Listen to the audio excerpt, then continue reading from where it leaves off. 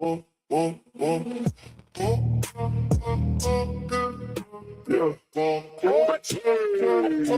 the porch, we seen it all. On the porch, we watch it go down. We watch it go down.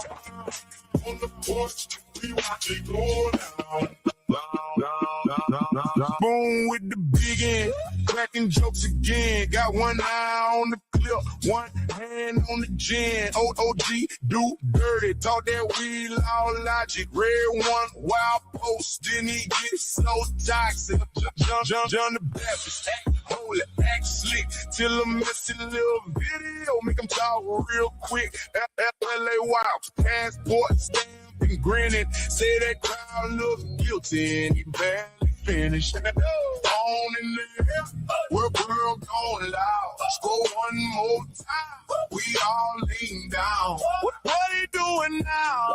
What she posting now? Feeling like we saw her right from the crowd. On the porch, we watch it go down. On the porch, we watch it go down. Say what you see, don't clean it up now. On the porch, we watch it go down. You watch it go down. Facebook, Uncle Tom said Instagram, evening flex. It's got a clip that'll wreck your neck. YouTube comments full of nah, bro, stop. Rumble got the raw cut and the T won't drop. Somebody yelling, somebody dancing, somebody lying, somebody clapping. We pause that frame and we all start guessing. That ain't love, that ain't blessing. In there, world gone loud. Scroll one more time, we all lean down. What he doing now? What she posting now? Feeling like we saw it right from the crowd. On the porch, we watch it go down. Up on the porch, we watch it go down. Say what you see, don't clean it up now. Up on the porch, we watch it go down. We watch it go down.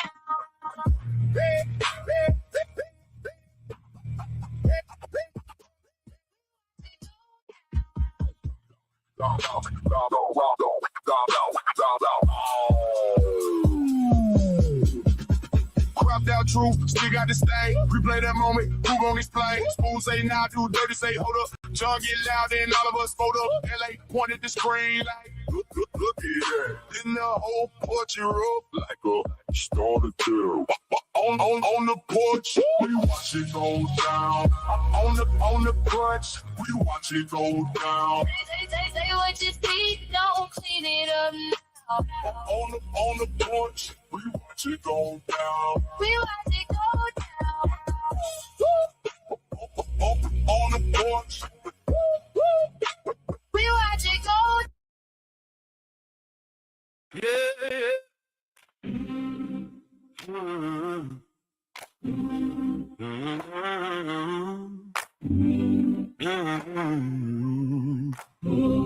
You walking tall like trouble no shoes. Got that chin up high like you on the pews. Mama said watch out for a proud man's call. Even the loudest boy got to hear the call. What makes you think you better than Jesus? What makes you think you above every? The same old duck, don't even watch you. The same old red can pull you through. What makes you think You better than from Jesus. you got on my knees? Me on my knees. What makes you think You better than from Jesus. wanna break that? Be free. Me on my knees. Sister with the band keeps time in the road. Deacon taps his cane in the morning glow. Choir lifts up like a river run. Everybody here needs mercy, son. What makes you think you're better than from Jesus? What makes you think you above history? The same old duck on your pretty white shoes. The same old race can't pull you through. What makes you think You're better than from Jesus. you're on my knees? Me on my knees. What makes you think you're better than King Jesus? Lord, break that. Set me free. Nigga on my knees. If I get too high, Put me back down. if I get too proud, Turn me around. I came in stained. I need my ways. Put a softer heart. What makes you think you're better than King Jesus? Nigga on my knees. Nigga on my knees. What makes you think You're better than King Jesus. Lord, break that pride and set me free? Nigga on my knees. What makes you think You're better than King Jesus. nigga on my knees? Nigga on my knees. What makes you think You're better than King Jesus. Lord, break that pride? Set me free. Nigga on my knees. Nigga on my knees.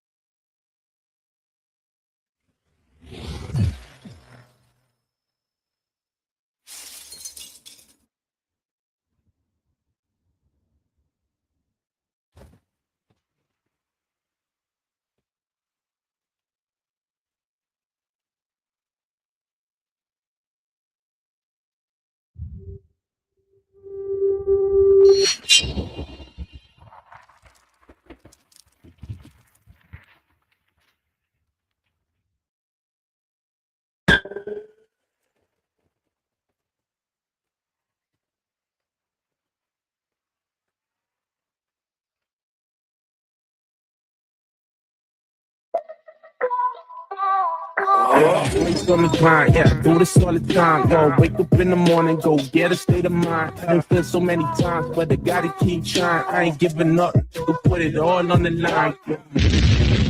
That is a fact. Nigga on his knees.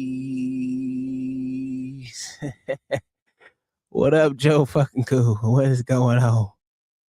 I make sure y'all know a nigga on his knees. Nigga on my knees. That shit was like.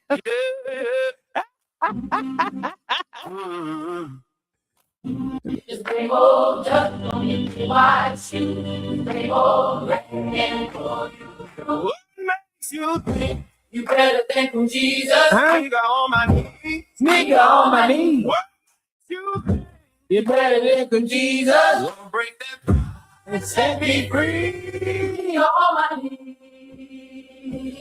Let's do it the Nigga on my knees. What makes you think You better than King Jesus. Lord, break that pride Set me free. On my knees. nigga on my knees? Nigga on my knees. That's a fucking fact, man. Nigga on my knee. Where John the Baptist at? I only made that shit for his ass. Oh shit, man. Listen, man. We here to have fun. We're gonna talk about this bets, the rig games. He said shake my head. It's been rigged. Yes, I don't think it's not just basketball. You got baseball out there. You got football out there. Everything is rigged out in these streets. But this is what's hot in the news today. Well, not today, but over the last at least 2-3 weeks. Especially when you turn yourself in and got $100,000 bail. Bond, all that shit. Yeah.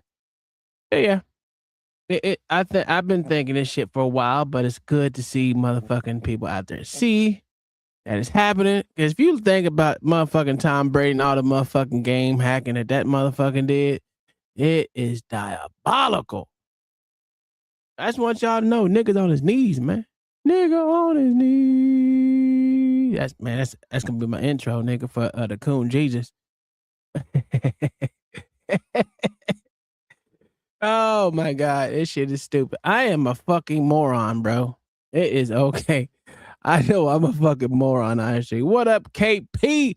Joe fuck Cool's in the building. We got no Chaser in the building, always here. That's about all I can see right now. But you know, as you come in the building, hit the like button, share it, let them niggas know a nigga's on his knees. What make you think you better than Coon Jesus? Y'all know what it is. Y'all know what it is. Let me show y'all Coon Jesus. Let me show y'all Coon Jesus. Y'all act like y'all know who Coon Jesus is, nigga. Where's that? Where is that? It right here. Coon Jesus. Boom. Coon Jesus. I welcome you all into the show. Welcome to be here with Coon Jesus. Right?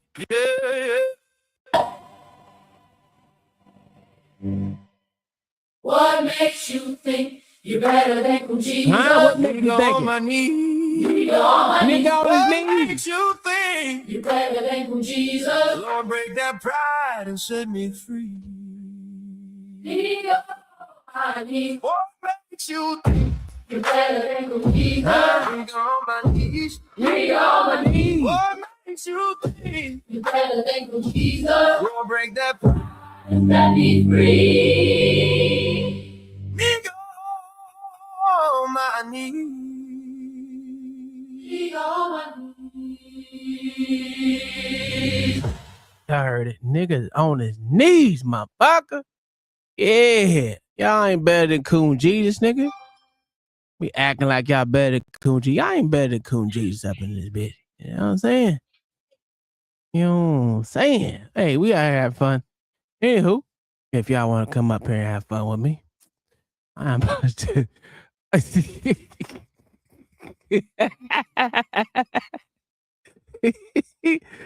Oh shit. Let me drop this link in here.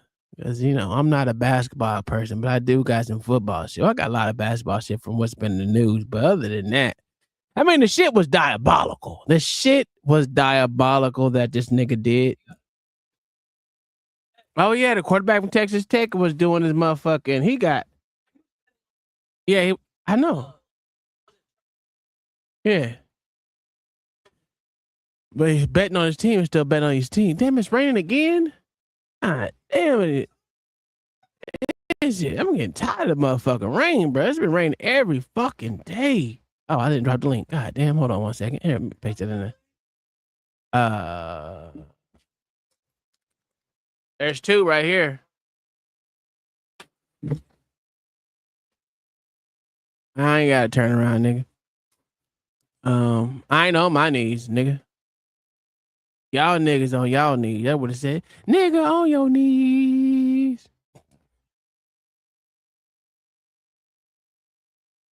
$2K box somebody too? God, what's going on in these streets? We got 2K out here fighting, motherfucker.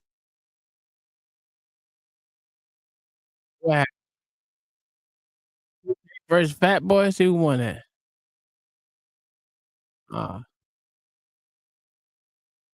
Oh, Fat Boy got his ass rocked. Oh, that's terrible.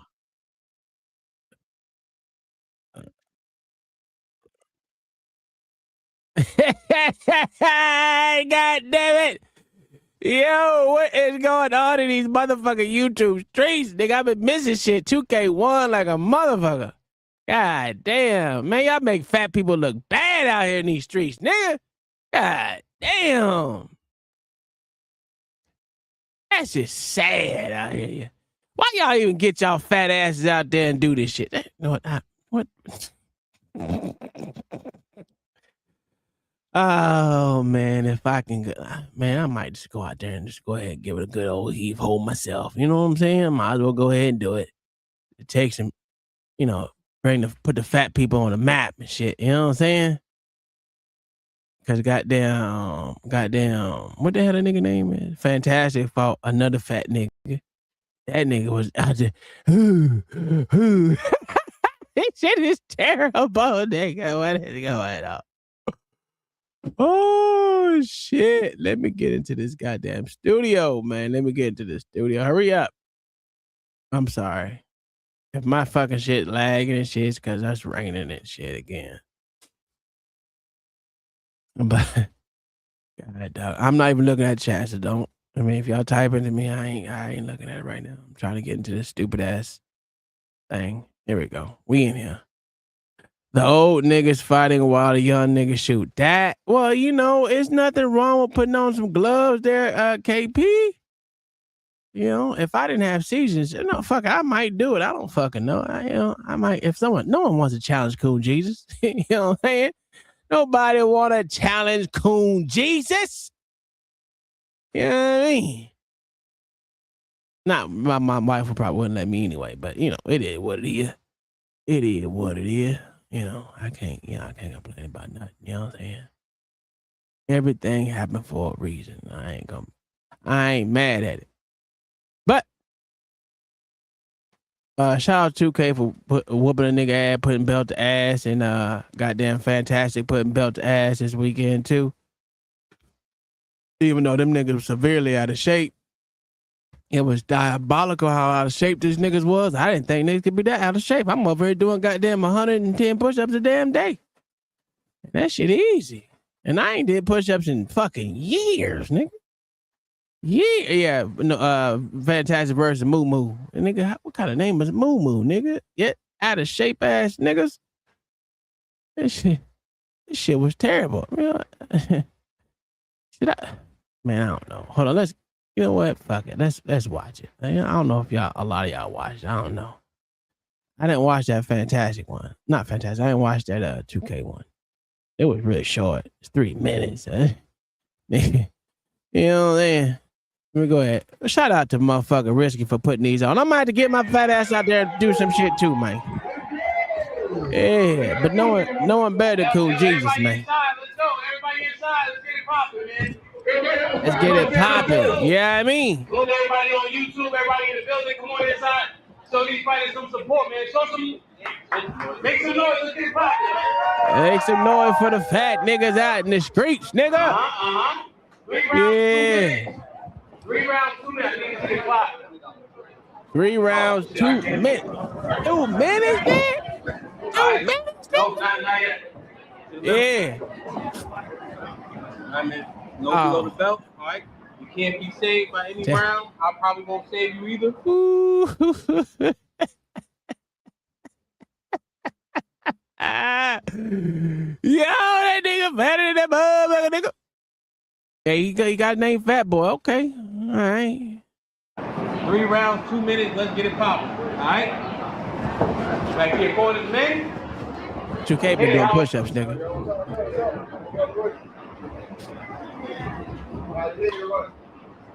Man, that's terrible, dog. Shout out to motherfucking Risky out here. Oh, damn.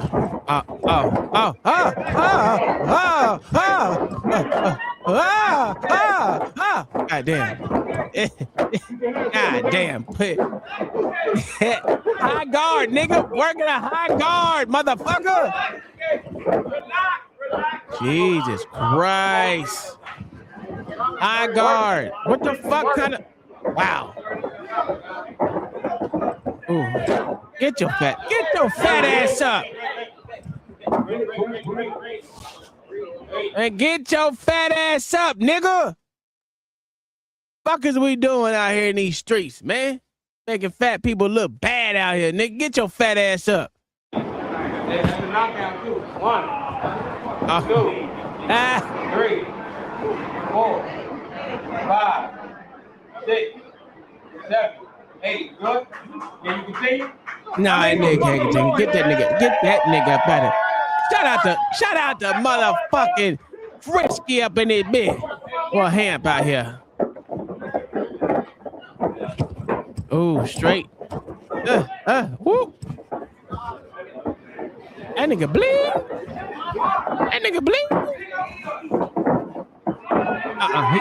Man, get that nigga up out of here. He ain't never had his nose broke before.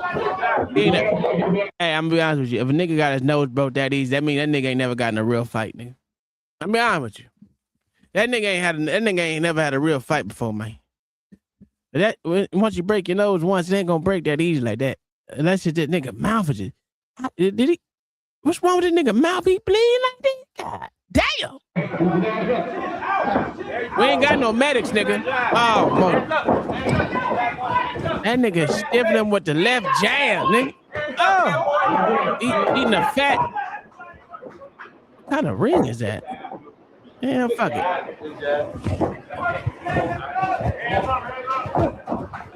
So they can't run, nigga, so they can't... Oh, goddamn. Oh, goddamn. Let's go. Yeah. And it's a long 2 fucking minutes, nigga.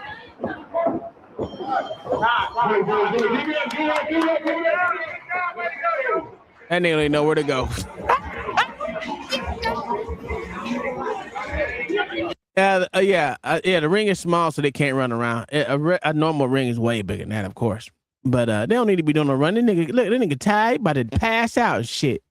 2 minutes, nigga couldn't last 2 minutes, nigga. That's how you know a nigga ain't did no push-ups in years, nigga. Yeah, I still listen. I did when I skipped 4 hours. I had to do 40 straight. I did 40 straight, nigga. Suck, but I did it. You know what I'm saying? No break, 40 straight through. And I ain't did push-ups in years, nigga. I only started back. What is this? What day did I start doing push-ups? Monday. I started doing push-ups again. Yeah. Yeah, that nigga nose broke. He was done. He was done. Lord, help this brother out. Lord Jesus, help this brother out. He couldn't take it. Oh shit, my song. Yeah. Yes, sir. You walking tall like trouble new shoes. Trouble new shoes, nigga. Got that chin up high like you on the pew. You on my pews, Mama nigga. said watch out for a proud man. God damn, that shit terrible. So y'all know we have USA versus whatever the fuck this team is. I don't know who is this. Bosnia and Herzegovina today. If you're watching soccer right now, score 0-0. But let's get into these videos of Malik Beasley out here motherfucking doing shit crazy out here, motherfucking throwing rigging games and you know what I'm saying? God dog, let me find the right one first. Starts off right. You need to start off right in the game. Nigga on my knees. You know what? Fuck it. We're gonna start with this nigga walking out of jail, right? He turned himself in. Where it starts off. We're gonna start him off right now.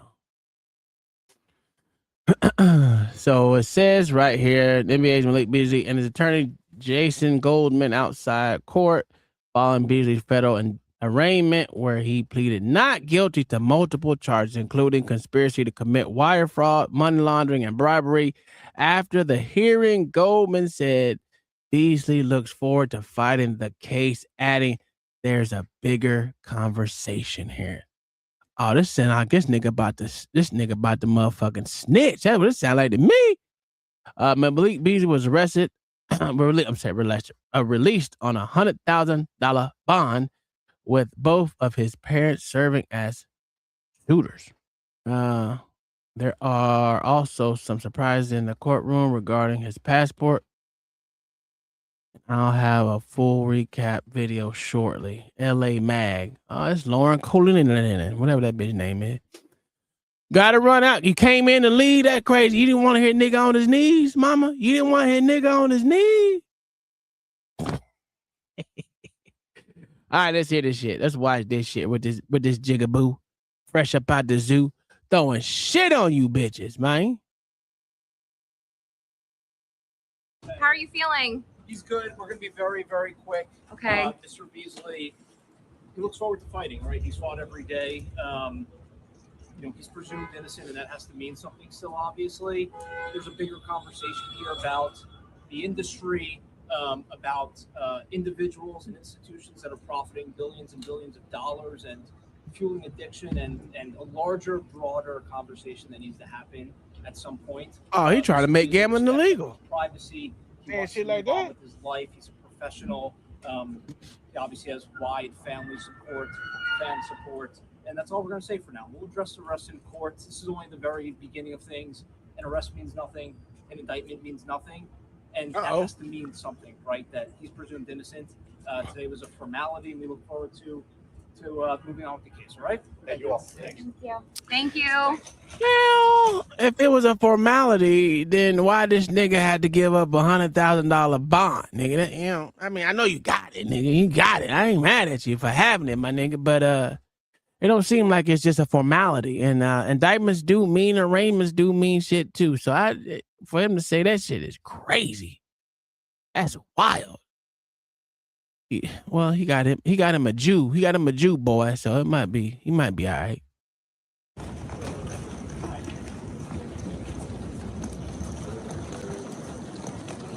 Why all these niggas carrying purses, nigga? This is crazy.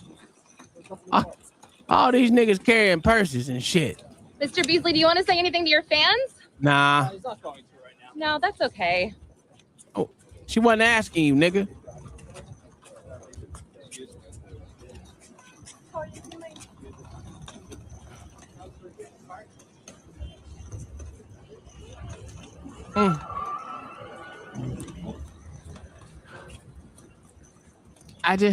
Why this nigga bring a suitcase to court? Nigga, did he turn himself in with a suitcase, nigga? And a fluffy bag? What the fuck is that on the front of that shit? What the fuck is wrong? Something is wrong with these rich niggas, man. Something wrong with these rich niggas, man. Can I get the Sophie Cunningham point? No. They all got this goddamn fruit bootyism to them. Yeah? Bye, Jason. Oh, those stupid ass demon things. Those little demon thing shits. Yeah, but that was him coming out of court. He got $100,000 bond. What up, KP? You know more than I do. What's going on with this nigga, man? Man, I don't know more than you do, man. These young niggas, wow, bro. I don't know, man. Niggas wearing man bags and all. Man, these niggas is gone, bro. It's up road these rich niggas, man. Give them niggas $5 over 100, and then they lose their mind, man. They start buying the shit they girl wear and shit. Man, hey, man. You ain't never wore nothing your girl wear? Hell no, man. That shit is against man code, man. So I bet all these niggas are sitting down to pee and everything, man. This shit crazy, bro. Man, when you got the water shits, you gotta sit down to pee, man, because you never know. That's not very often. These niggas is sitting to pee every day, man. These niggas is wild. So you ain't never twinsied with your girl?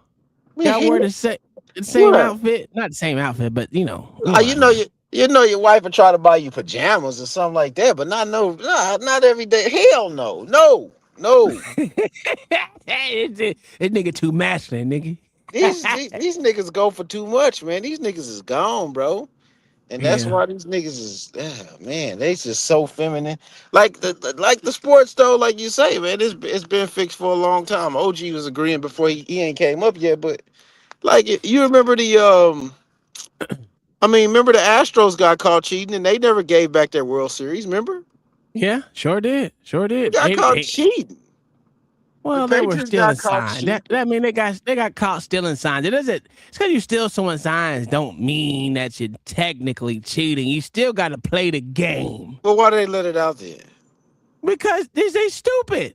I mean, I'm saying, man, that's just like I have a problem with the steroid shit too. Because you still got to hit the ball. You know what I'm saying? Just because you take steroids don't mean that you can hit the ball better.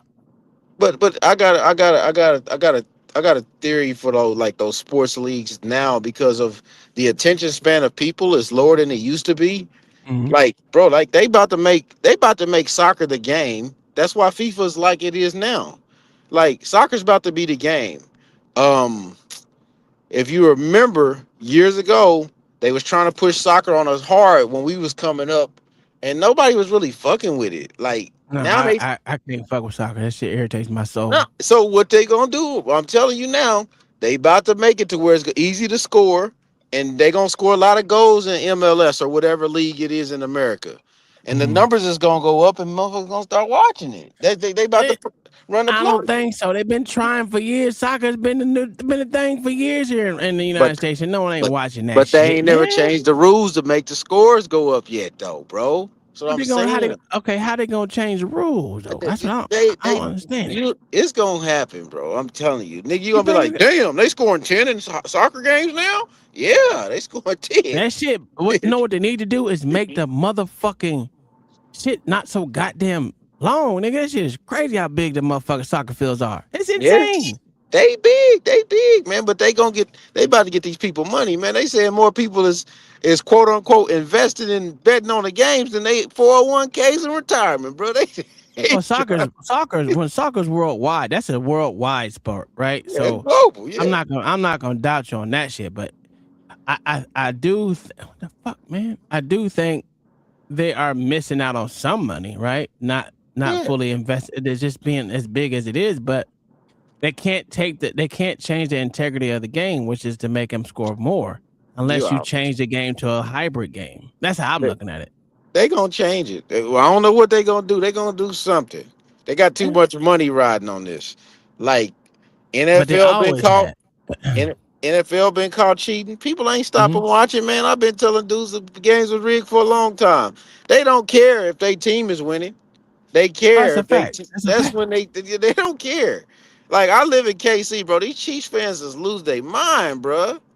Like, I'm watching the game. Like, hey, dude, watch this. It's about to happen. I'm a Bengals fan. I told the Chiefs fans they was gonna lose to the Bengals when the Bengals went to the Super Bowl. I said they about to beat them, man.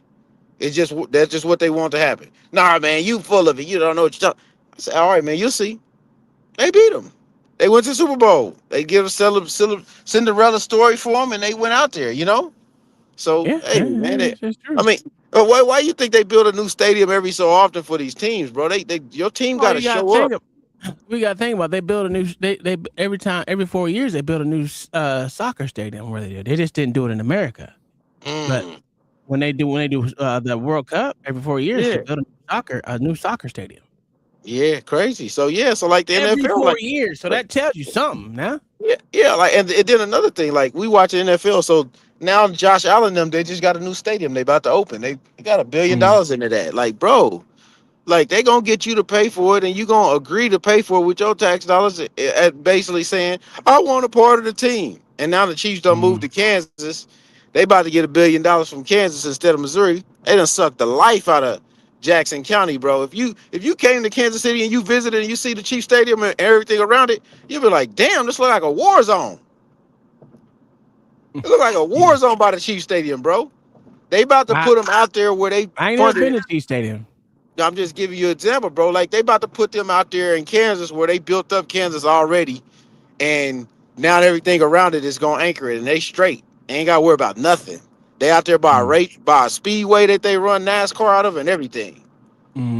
That's where they put them. You gotta understand, like, even outside of Jacksonville about to get a new stadium itself, because they're supposed to be playing down here in Orlando at the Camping World, when Camping World is trash, nigga. I hate Camping World.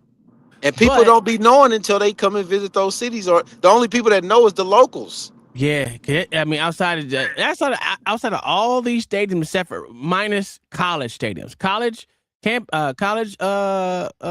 stadiums, great compared to other ones. You need me to send you this code or something, little boy? Yeah. I just got sent a fucking thing. It says you did something. Security alert. Yeah, he said this up to you. Yeah, but man, I just watch it play out. The NBA watching Malik Beasley do his thing, man. Hey, my man got the ball with 5 seconds left. That nigga sprinted like Carl Lewis down there to make that layup, boy. That shit was crazy. I said, listen, I'm not a basketball watcher like that. I watch football. I don't even watch football that much no more because, I'm gonna be honest with you, because of motherfucking Tom Brady. And I don't watch it as much no more because I can see the play, because like the next guy got to be almost as greater or the greater than the guy that you just ushered off the field. You know what I'm saying? Like, yeah, like the script, it's like watching, like we watch wrestling as kids, bro. I know what the fuck I'm watching, bro. This is wrestling. Yeah, that's a fact. Like, stop trying to tell me this ain't wrestling. And I've been watching wrestling. I watch Ric Flair and them, my nigga. What are you talking about? Hey, you said I watch Ric Flair like a motherfucker, boy. Yeah, man, they was selling it, bro. Nigga, he dancing all in the corner, falling all over the place from a slap. Hey, man, what are you talking about? Like, The falls would get me. The falls would get. yeah, bro. So like, I don't know, man. People believe what they want to believe. I let them believe in Santa Claus if that's what they want to believe. I Well, just understand that they fixed, bro. I ain't got time to be arguing with you. If my favorite team is my favorite team, but I know that they trying to run a play to keep this is 32 billionaires, bro, trying to keep their money going. What are we talking about? yeah. Well, you know what? Let's get into this video of Malik Beasley's ass doing his thing.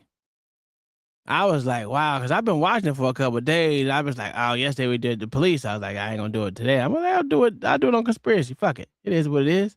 So let's watch the first game that Malik Beasley threw. So the indictment lists 4 games. This is the first one against Cleveland, under 3.5 rebounds. So the little fella is going to get his first rebound 45 seconds into the game. And then he's going to get a second rebound right here. So now Beasley's in trouble. So what do you got to resort to when your legit life is on the line? You have to put your back to the hoop and do anything you can to not grab a rebound. But gee golly, Mike, what the fuck do you do when you have 3 rebounds with 3 minutes left in the second quarter? Well, I would probably stop playing defense. So Cleveland is going to have numbers here, and instead of transitioning back on defense to try and prevent a 4-2, Malik Beasley is going to stand there and legit,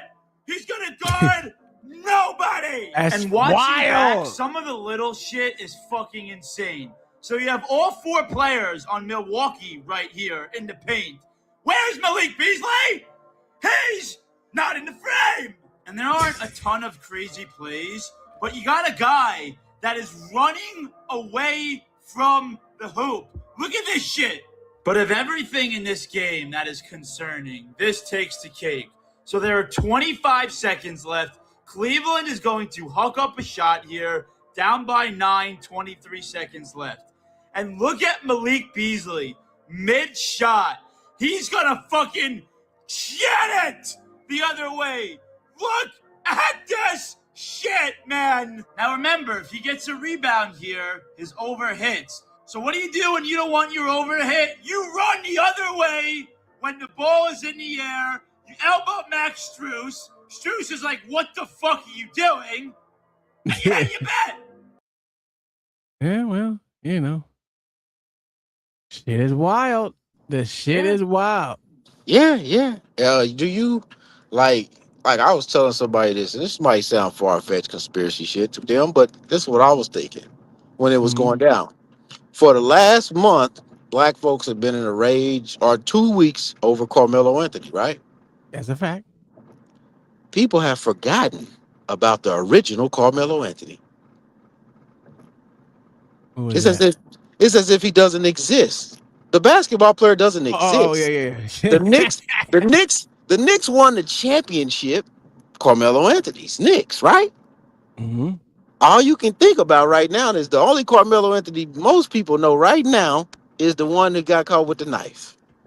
Well, it's because Carmelo Anthony, the basketball player, didn't win a championship. There. I understand that. But now the only Carmelo they will know, our kids they won't even remember the guy that played for the Knicks. He doesn't exist in their psychology. The infamous guy does. Yeah.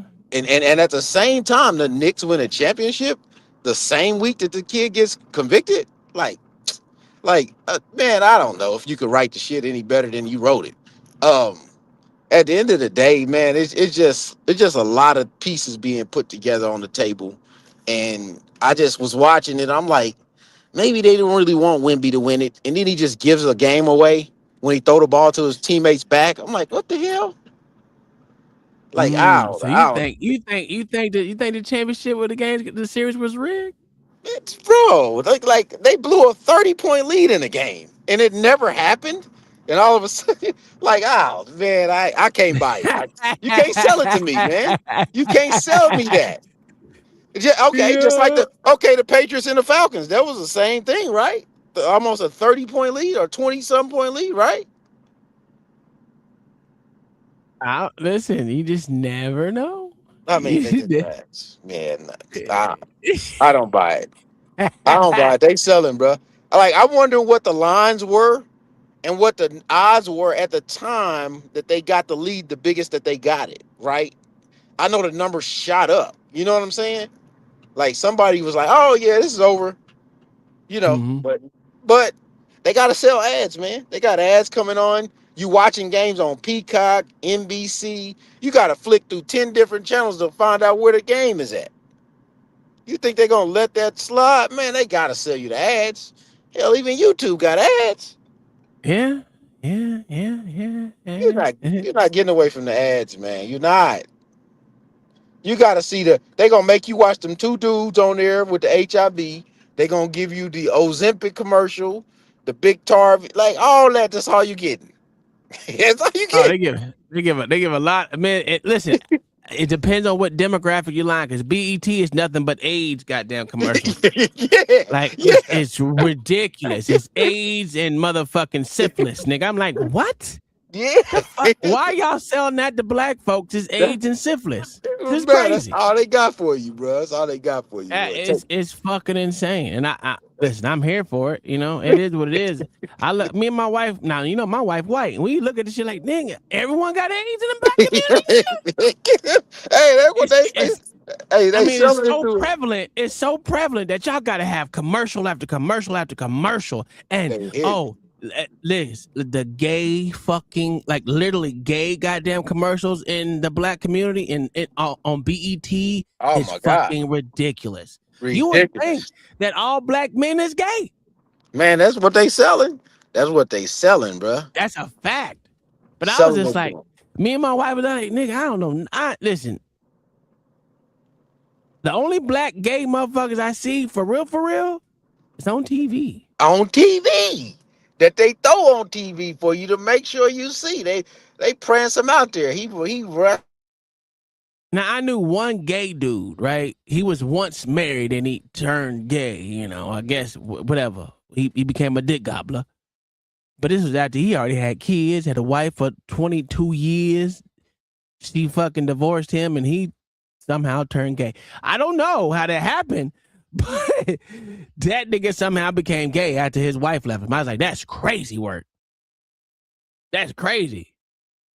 And it wasn't like he was some like real bad looking dude or something like that. You know, an ugly motherfucker when you see an ugly motherfucker. It wasn't like a normal looking dude. He can go get some pussy if he wanted to. I always want to ask, what made you become gay? You had 4 kids and a wife for 20-something, 23, 24 years. What made you say, I want to insert dick in my mouth? I don't. You know, I just don't understand what make a nigga do that. I don't get it. I don't understand it. Yeah, it's wild, bro. Wow. But you know, I'm gonna be honest with the motherfucking BET. If y'all listen, I'm telling y'all now, go turn on BET or not, Tyler Perry Network, or whatever you fucking want to call it, especially on that nigga. Ooh. Oh man. You gotta cut him off. It is bro, you gotta cut him off, bro. You don't get no hetero. You get no hetero nothing. It's all gay. Everything about gay and black women. Gay and black women. Gay and black women. Yeah. And I'm just like, woo, this is terrible. But you know, I mean, I don't know how many times I'm gonna say it. I don't know how many times Angry Man has said this shit. And motherfuckers don't believe me, man. Just cut it on. Look at it. I'm telling you now. They're gonna sell you some motherfucking AIDS pills, some goddamn syphilis, some shit. Hey Tom, why they try to sell you AIDS as if it ain't something that can kill you? Like they try to act like it's just something normal. You have like a regular sinus infection. Terrible. Or something. It's terrible. Like, what the fuck? Like, hey, bro. I don't know, man. But it's some funny shit. It's really it's not funny per se. I really don't think it's funny. Diabolical. There you go. It's motherfucking diabolical. I ain't never had a STD in my life, nigga. Yeah, bro. As many times as I went raw inside bitches, I ain't never had an STD. Ever. They make you look at it like, damn, boy, it's that prevalent out here. Oh man, this is wild. This is wild. Hey, how many of y'all in the motherfucking chat done had to clap before or something? Hey, I don't know. These motherfuckers these days getting everything. You see this that 50% of black women got motherfucking what they call it shit? Not gonorrhea. Goddamn, not crabs, just the other one. Herpes, nigga. What? I said, ooh. Half y'all got herpes, nigga? Y'all fucking the same motherfucker? This shit is crazy. 50% of black women got motherfucking STD or something like that. Let me see what it says right now. Let me look it up. What is the percentage of black women that have a STD, and what type of STD is that?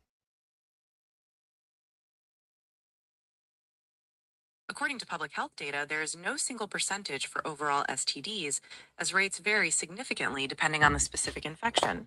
However, multiple CDC-cited studies indicate that approximately 45% to 50% of black women have experienced a lifetime history of at least one STI. The specific infections with the highest prevalence and disproportionate impact include chlamydia. Non-Hispanic black women face the highest rate of new chlamydia infections among any demographic group, often accounting for nearly half of all female cases. Gonorrhea. Case rates are consistently higher compared to other racial groups, often comprising roughly 60% of reported female cases. Genital herpes, HSV2. National health surveys show a higher overall seroprevalence in black women, with some estimates indicating a rate of over 30% depending on age and number of partners. HIV. While not the most common STI overall, the CDC estimates that 1 in 32 black women will be diagnosed with HIV in their lifetime. Get the fuck out of here. Yeah. Hey, it's not me lying. It's lying ass motherfucking Gemini. You know, shit, bitch be lying sometimes. You know, hey, here what it is. It ain't me saying that, but that shit. Like I said, I ain't never met a motherfucker. Oh, I knew a couple of bitches that had clap. I know a couple. Oh of yeah, I heard a couple people that had to clap. Yeah, I heard them. But I ain't never heard a nigga had no AIDS though. No, I haven't heard that one, bro. Guys on TV, and like I said, all the gay people I know on TV. And I'm gonna be honest with you, I see more white dudes that's gay than black. Yeah, I do too. But hey, man, it's one of those things where they pumping it so hard to people, man, they start to believe it. Yeah, I think it's a small majority. I mean, I never look it up. Let's see. It's almost like they pumping the alphabet joint to be like another religion to What's me. the average of black people that are consider themselves gay in the United States?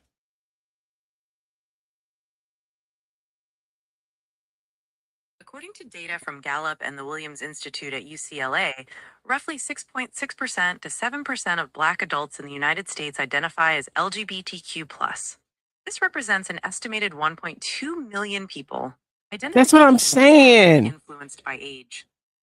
Among younger black adults ages 18 to 34, about 12.1% identify as LGBTQ+, compared to less than 2% of black adults aged 55 and older. Yeah. That's even worse. Because 2% of fucking 40 million, what is it like? Goddamn 10,000 or something, 12,000, nigga, I don't know. Even a motherfucking 6.6, or let's say 7% of black people consider themselves gay or a part of the LGBT. Come on, I'm telling you, I don't see it like that. Motherfuckers be like, every motherfucker is gay out there. Y'all crazy. What up, OG? Where I'm lying at, dog? Well, she's calling out the lies. I mean, if we're gonna go with Gemini's information, then that's a lot of people that have been out here telling a whole lot of lies. Oh yeah, that's why I don't understand why most of these motherfuckers, most of these women out here say black. You must be gay, bitch. Well, it's like what KP said it earlier, bro. Like he literally exactly what he said, bro. People didn't heard that shit so much on these panels and people going at each other. Oh, that's why black women is the most, you know what I'm saying, got the shits and all that, you know what I'm saying? And you know, people take that shit and they run with it. They hear a little fact or they hear statistics and they run with it the same way, just like that statistics, right? That statistics is saying that it's more older people in the black community that's gay than there is younger folk. No. 2%. Read the bottom of it. 2%. That means 2%. Still more. Well, not 2%. Yes, it was 2% more of those black people. Again, it's 2% less of those. It said compared to less than 2% of black adults age 55 and older. So it's 12.1% of motherfuckers from 18 to 34 consider themselves LGBTQIA plus and all the rest of bullshit. See, and I can't go with those statistics. But you got that's 12% out of 7% of out of about 40-something million, fam. Yeah. So let me ask you a question. Let's see what their numbers live. Can you can they get a statistic for the white and the Hispanics too? I don't even want to go to Asians. Let's just find out. Let's just find out if this. What is the statistics for the percentage of white adults that consider themselves part of LGBTQIA plus?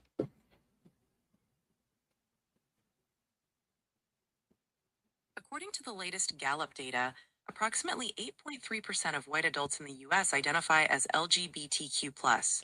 Identification rates are fairly consistent across different racial demographics, with 9.9% of black adults and 10.5% of Hispanic adults identifying as LGBT. Wait a minute. Wait a motherfucking minute. You just lied yourself. No. If you put those together and you take it, because again, when you ask in the Gemini Pacific questions, right, and it's only pertaining to one group, what I notice is that motherfucker try to give you a number that's crazy, but then when you compare it to other numbers, they always throw something in there. So now Hispanics, it's more them than it is blacks. It's 1% more them than blacks. Yeah, and on the other statistic, it was 6.6 to 7%. Now it's saying 9.9. So you might say 10% of black motherfuckers identify as goddamn gay. The fuck out of here! You're lying to us. So basically, so in this fact, listen to them statistics. That either means the black woman ain't the most gay woman out here, right? And it got to be somewhere in between. If they're a little bit more percentage than us, then that mean either they have more, the Mexicans have more gay men or gay women than the blacks. It's one of the because they 1% higher. I mean, you know. Yeah, you're right. It's got to be. Yeah. And plus, there's more of them in this country than us, anyway. So by the sheer raw numbers, there will be more of them gay than us. Just like if they're saying this is what makes no sense to me. Only 8% of white folks. The fuck out of here. The fuck out of here, nigga. You could spot a gay nigga. Listen, I was on the phone. My wife's doctor called me and said, "Your wife ain't did this. Your wife ain't did. She did. You a husband?" I said, "Yeah." And I was like, well, she need to make up her mind what she want to do. I'm like, okay, I'll let her know, if she want to do what she want to do, she don't want what she want. And I was like, hey, whoever called me, babe, this nigga sound gay to the motherfucker. That motherfucker, well, she needs to let us know. I was like, oh my God. And swear to God, the nigga sound gay. You could tell a gay white dude on the phone. It's terrible how gay he sounded. Tom said he could hit a moisture in the nigga voice. Man, right? it was sucking his teeth and every fucking thing. I was like, and she said, that was my surgeon. Oh, I said, he a gay ass surgeon. I wouldn't want him touching me. At all with his fruit booty ass. But he might not have been gay. He just sound gay. He could have been what they call it, what they call it when you just flamboyant straight person. Metrosexual. Or the new one now they be telling like they asexual. They don't have nothing or do nothing. At least it's weird. Yeah. It's more weird shit. We'll just say metrosexual because that's been around for years. What up, there, they always got something. That nigga talk. Let's get on this one. We're gonna watch this. This is the second video of this motherfucking what the hell this nigga name is? Malik Beasley. Beasley throws 2 props in this game. And this sick son of a bitch, he's got the balls to start clapping in the middle of rigging a game. And this don't really look like a guy that's trying to rig a game. He's playing hard. He's calling for the ball, shooting the shit out of it. And then Beasley gets his first rebound towards the end of the first quarter. So now we fast forward to the middle of the second quarter, and Beasley, he needs that second rebound, so he's going to leave his man, and check this out. He's going to completely cut off Cock Lopez, and he's going to get himself a second rebound. And then like 2 minutes later, he's going to get gifted another rebound. So he just looks delightful right now. And then rigging your under in points is pretty easy. What do? Just get the ball, pass it to the open guy. That's as easy as it gets. So now we go to the second half. Beasley has 3 points, 3 rebounds. So yeah, why not throw up a few shots? You're up by 30. Scariest part about this whole thing is how easy it is to rig a game. Just pump fake, kick it to Dame Dollars. Seems like a good plan to me. And he's playing hard. He's doing the rah-rah shit. He's a phenomenal actor, man. So now we're halfway through the third quarter. Beasley needs 1 rebound. Now it's a blowout, so we could potentially miss the whole fourth quarter. So what does he do here? He's just going to kind of coast. He's going to hang around. He's going to go get himself a 4th rebound. Cha-ching! And now you're up 40, so all you got to do is not score, so just pass the rock. I mean, he's still moving and grooving. He's just fishing and swishing. And then he even gives a little fist pump. And then you're up by 50, and your night is over. And you just successfully rigged 2 props, man. All right, so we're going to watch Malik Beasley go. What do you think about that, John? OG? Because you the basketball head. You the basketball head. Yeah, that wouldn't be it. But was he going off of what they was doing in the underdog betting and stuff like that? The website? I don't know. Then if he going by that, then he might that might have some factual validity. Yeah, I think he going by Prize Picks and DraftKings and all that type of deal. Yeah, because some of that shit he could have made better decisions at that time. He had free layups and shit. He was out there yeah. So I can see that. I can see it. If they going by that. He was out there stat padding. Yeah, I mean, bro, them niggas be winning big money, bro. Especially if the money can't get tied back to you. I mean, I forgot what the limit was on that shit, bro. Especially when you doing like individual betting on these sites, bro. Like how many points they gonna get, rebounds, assists, all that shit, bro. That shit, bro, can win people hundreds of thousands, bro. Yeah. And I don't know what he betting, so I don't, you know what I mean? I can see it. All right, so this is the third game right here. And they said they indicted him on these four games at least. They got him with 4 games, but the way he was taught, well, his lawyer was talking like they about to be out here snitching. And I'm like, oh, it's gonna be interesting. Kings versus Suns, January 16th, 2024. De'Aaron Fox's Kings have a massive 22-point lead with just 8 minutes left in the game. Fox will purposely help his team lose, resulting in a massive profit for his handlers who are doing live betting on the underdog Suns. Yeah, it's on the underdog. Fox, sidestep 3, Durant with a block. Suns on the run. Buck trailing, back to KD, beyond the arc. Fox resorts to one of his favorite tactics, literally faking a shot in order to easily give the ball back to his opponent. Watch closely.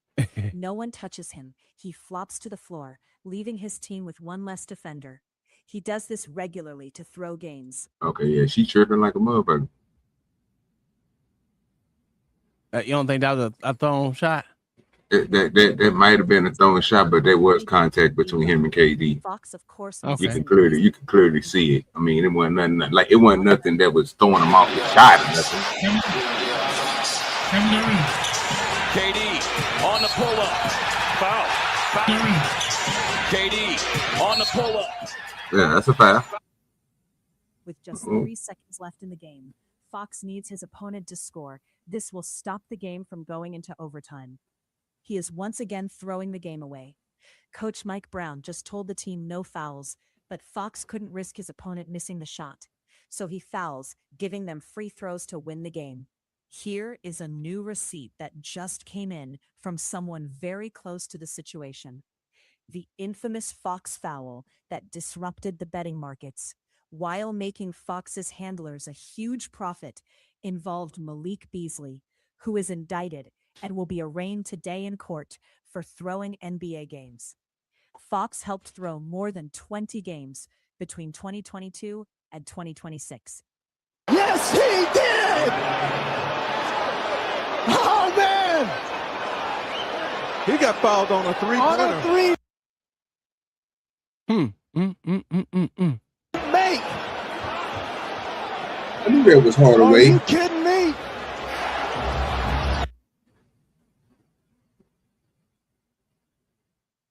Oh shit! I would have took the shot. Nigga, he was holding him.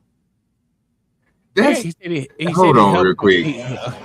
He said he helped them to throw games. So they're playing against each other right now. Fox versus Beasley. I was about to say, bro, because nigga, that right there, that nigga grabbed the shit out that nigga. Is Bro. that De'Aaron Fox that played for the Spurs? That's what I'm trying to figure out. Like, I don't know who the hell they talking about. Because Fox played for the Spurs. Let me see. So I'm trying to figure out who they talking about. Are you kidding me? That is Fox for when he played for Sacramento. Are you kidding me? What year was this? Well, it said between 2023 and 2026. I don't know. I told you I don't watch basketball like that. Oh, I'm about to say, bro, that nigga playing with the Spurs. And he was injured before he. That was when Fox got reprimanded by Mike Brown before Mike Brown got fired from Sacramento. Okay. Sacramento. Okay, I see what you're talking about. Because I don't know. We don't go to this one here. This is the one I guess I don't fucking know. I done fucked up my whole rotation. I ain't gonna lie to you, Spoon. I mean, I can see it. I can't. I mean, they got to give me a little bit more information if they want me to believe it. But right now, I mean, I can still see with the premise they talking about the money and shit that they talking about making. I want to hear that part. Like, well, that's the part I want to hear. I want to see if it's millions of dollars or just if it's small increments like 2,000, 3,000. I ain't gonna bullshit with that. But if you talking about a ring of just betting big, you know what I'm saying, 50,000, 75Ks and shit, then I'll be like, okay, I can see that because that shit can add up to millions. Cunningham looking, finds Hardaway. Hardaway back to Cunningham. Final seconds over to Beasley. He lost it out of bounds with 0.4 of a second remaining. So they kept saying that he missed two wide open. Well, that one he fucking turned it over, but he's had 2 turnovers when he was wide open on this shot. He was open. Was looking to shoot. Cunningham looking, finds Hardaway. Hardaway back to Cunningham. Final seconds over to Beasley. He lost it out of bounds with 0.4 of a second remaining. He was open. Was looking to shoot. I don't know. That could, that was a playoff game, wasn't it? Yeah. Because I thought I seen that shit. Yeah, it was a playoff game. Oh, he said, okay, so he got nervous. Well, see, there was breaking. This white dude I was watching, he was breaking it down. And let me show you. Let me put this in there because I'm not a basketball person. Again, I told you I'm a moral football nigga myself. And yeah. I hope the trial is like televised and they play these clips in court. Crazy how this was the last play of his career. Remember this? He had just hit. I remember this game. I don't remember if it was in the playoffs. New York was up 3-2. He had just hit 2 big threes in this fourth quarter.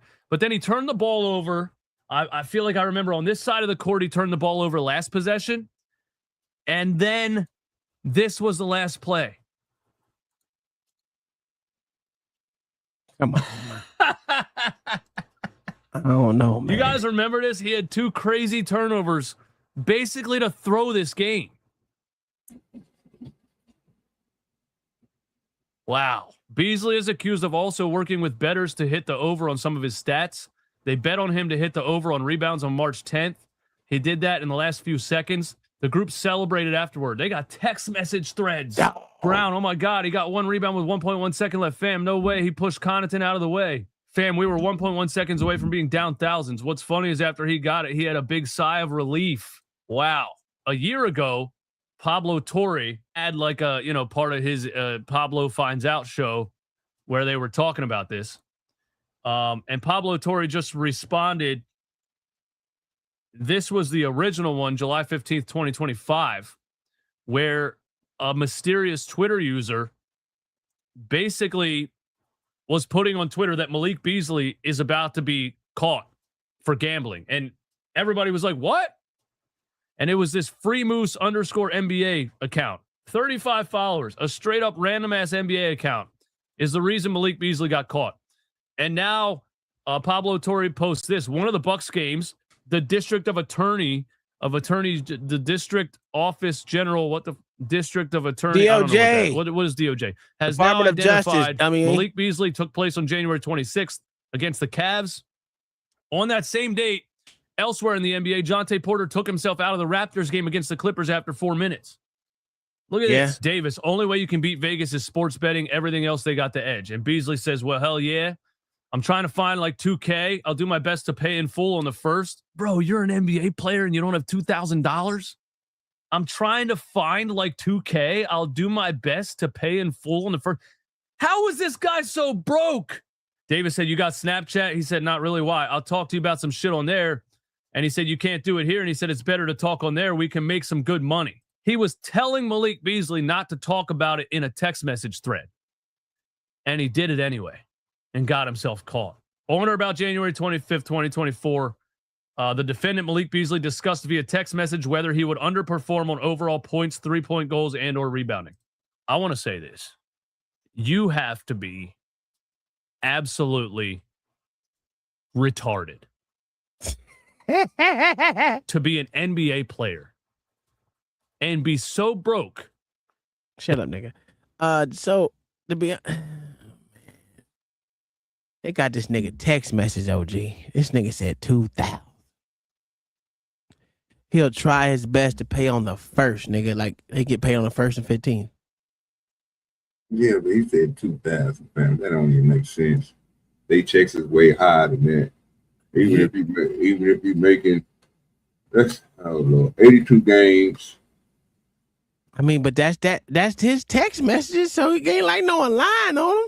He said I don't know. I don't even know, fam. That don't even make sense. But if that nigga was trying to make money off of $2,000, that's not a lot of winnings. That's no. That's not that much money. I thought you were gonna at least put 75 or 50K down. You small betting. That's stupid. I think if you small bet it, it keeps it underneath the radar. I would think that's probably why he was betting small. Think about it. When you start putting 50 and 60K on something, I mean, you got more eyes on that shit. And especially if you betting on your own games. You should have a nigga betting for you personally, if that's the case. So if you playing, let's just give you a max of 76 games out of an 82 game season, and you betting 2,000, that's not enough money for you to bet. That's stupid. Because you controlling the goddamn gamble, right? But you only giving yourself 2,000. So nigga, you ain't doing nothing but doubling your shit. You know what I'm saying? That ain't a lot, fam. I'm thinking, nigga, shit, nigga, you put, like I said, 10,000, 8,000, shit, fuck it, at the most, like I said, 75, playing with the big boys. And I'm not thinking he doing it himself. I'm still thinking he got somebody else giving him money. Yeah. Bro, so that way he won't be involved. These niggas retarded. You know what I'm saying? Statbot CEO with $2 said John the Baptist giving Tom that work again. The funny is, he ain't here. That's the crazy shit. But hey, thank you for the $2 and shit. We take our support we can get over here. We struggle streaming over in this bitch around here, around these parts here. So I should give you nigga on my knees. Matter of fact, I'm gonna get that to him, OG. Let that nigga know. Where is that? Oh, I can't find it. There it goes. Yeah.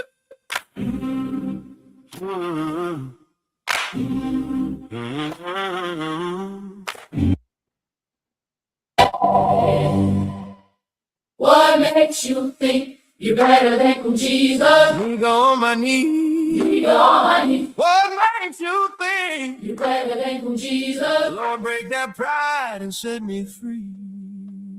Nigga on my knees. What makes you think you're better than Jesus? Nigga on my knees. needs. Meet all my needs. What makes you think You're better than good Jesus.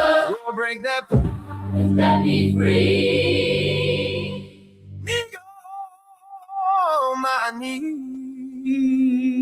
Meet all my needs. It's a fact. Nigga on his knees, man. Yeah, you need to I'm gonna tell you, I need you to splice that video where what's that one song? I think they say getting going, getting low for Jesus. Yeah. Need to splice that with that song. Just put that over that song, nigga. And you be right on point because that's the last thing they do is fall on their knees. He was supposed to be betting through other people. Well, if he didn't, that'd be stupid. I don't understand if he wasn't betting through other people. That would be the dumbest thing a nigga would do. Well, he would have to because he can't bet in his name. Yeah. Well, it's like yeah. Who else did it in baseball? Was it Mick? No.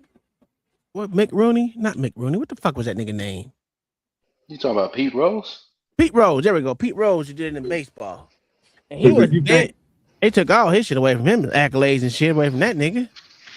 So you can make a quick thought. You could turn that into a quick business. I'm gonna say this with the quickness and the Jordan was right? betting supposedly. That's why he No, motherfucking quit. No, what I'm saying is, I'm just saying you could turn that into a quick business, right?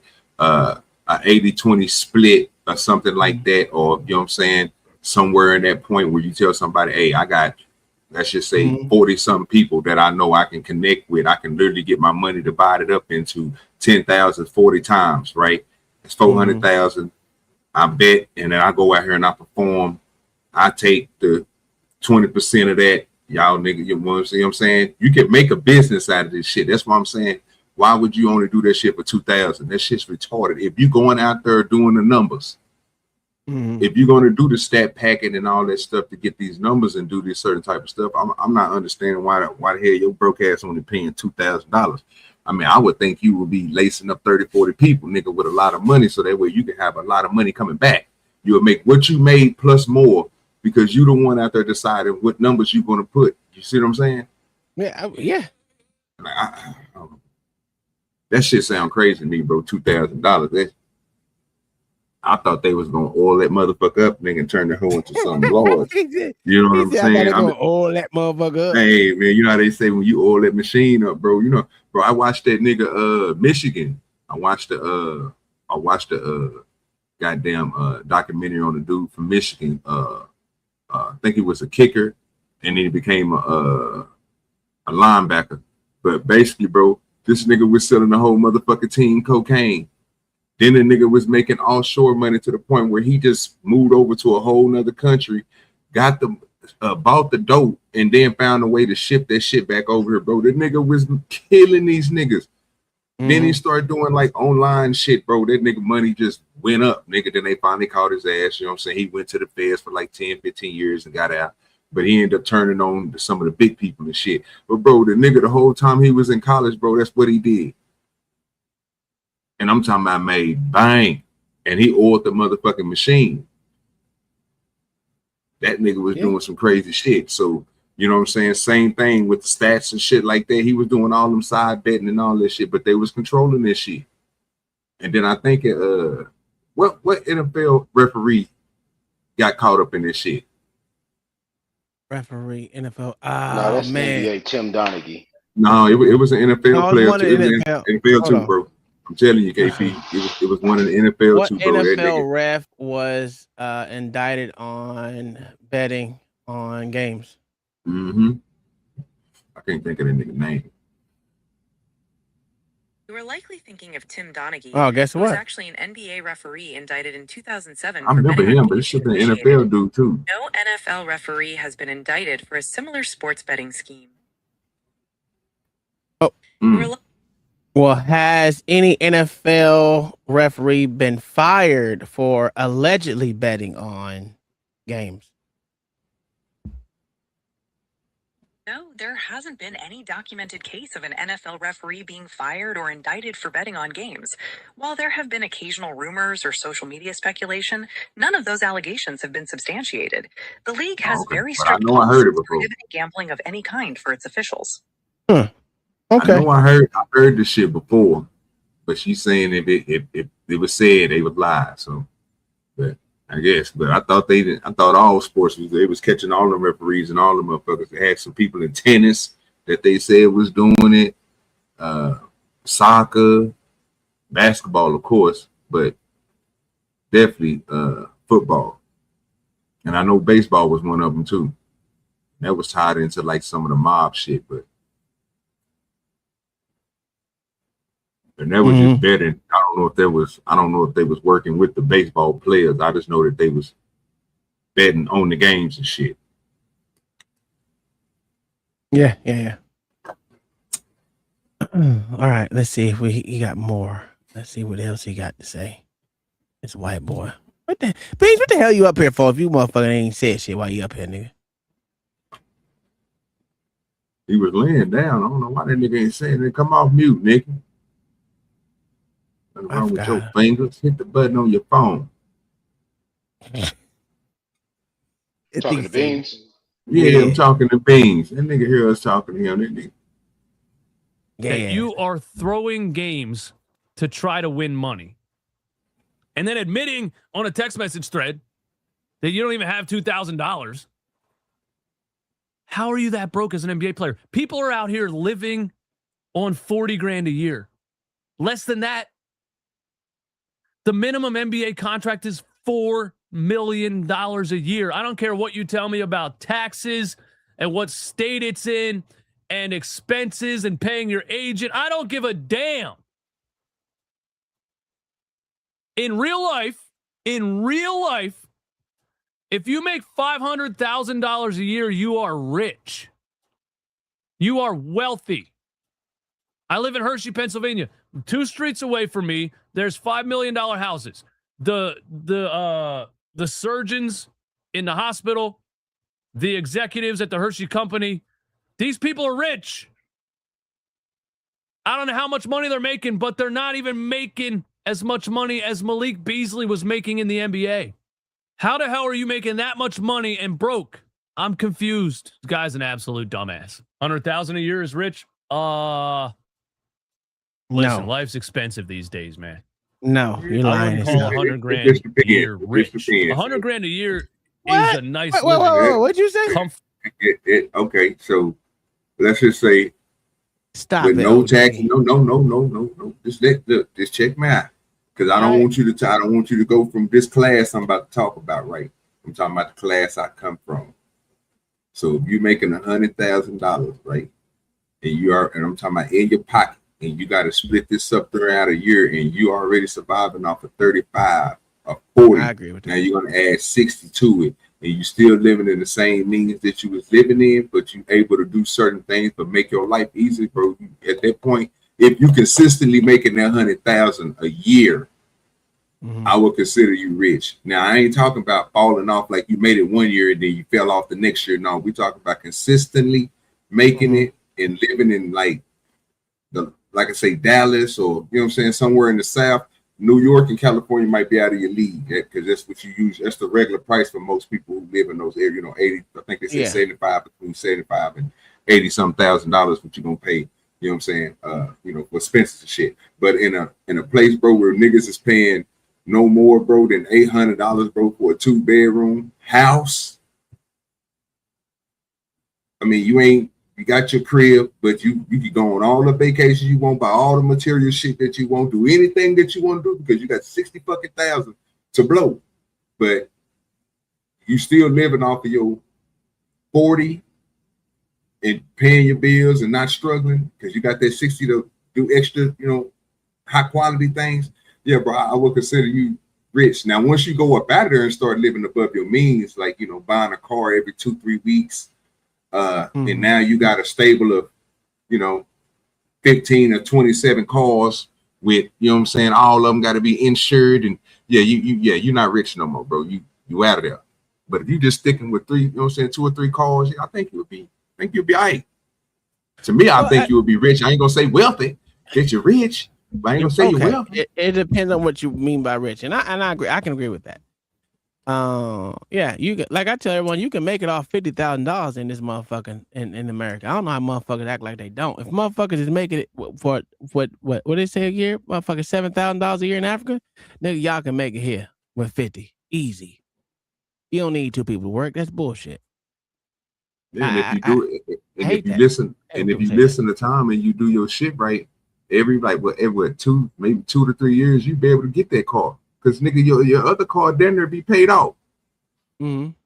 You ain't got too much kill yourself on shit, bro. You can just pay that shit off, nigga. Do it in small. I ain't saying pay it all at one time, but pay the increments, say your little money, because you got 60,000 or 50,000 to splurge.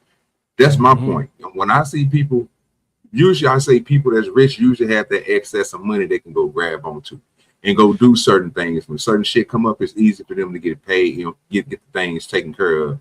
Because they not in living have gone up in here in Florida, just like it's gone up in Texas a little bit too. You can find all these states easily where life of quality of life is not that. I mean, not quality of life. Expenses of life is not that expensive, and motherfuckers just choose not to live there because there may not be nothing to do. You got to find your own things to do, like fishing.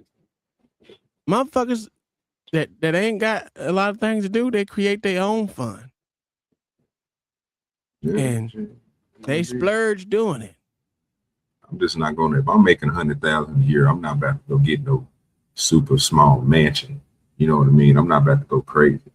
And that's how you go back broke. You know what I'm saying? So West Virginia, Alabama, Tennessee, Texas, super affordable. Absolutely. Florida, some parts of Florida is super affordable.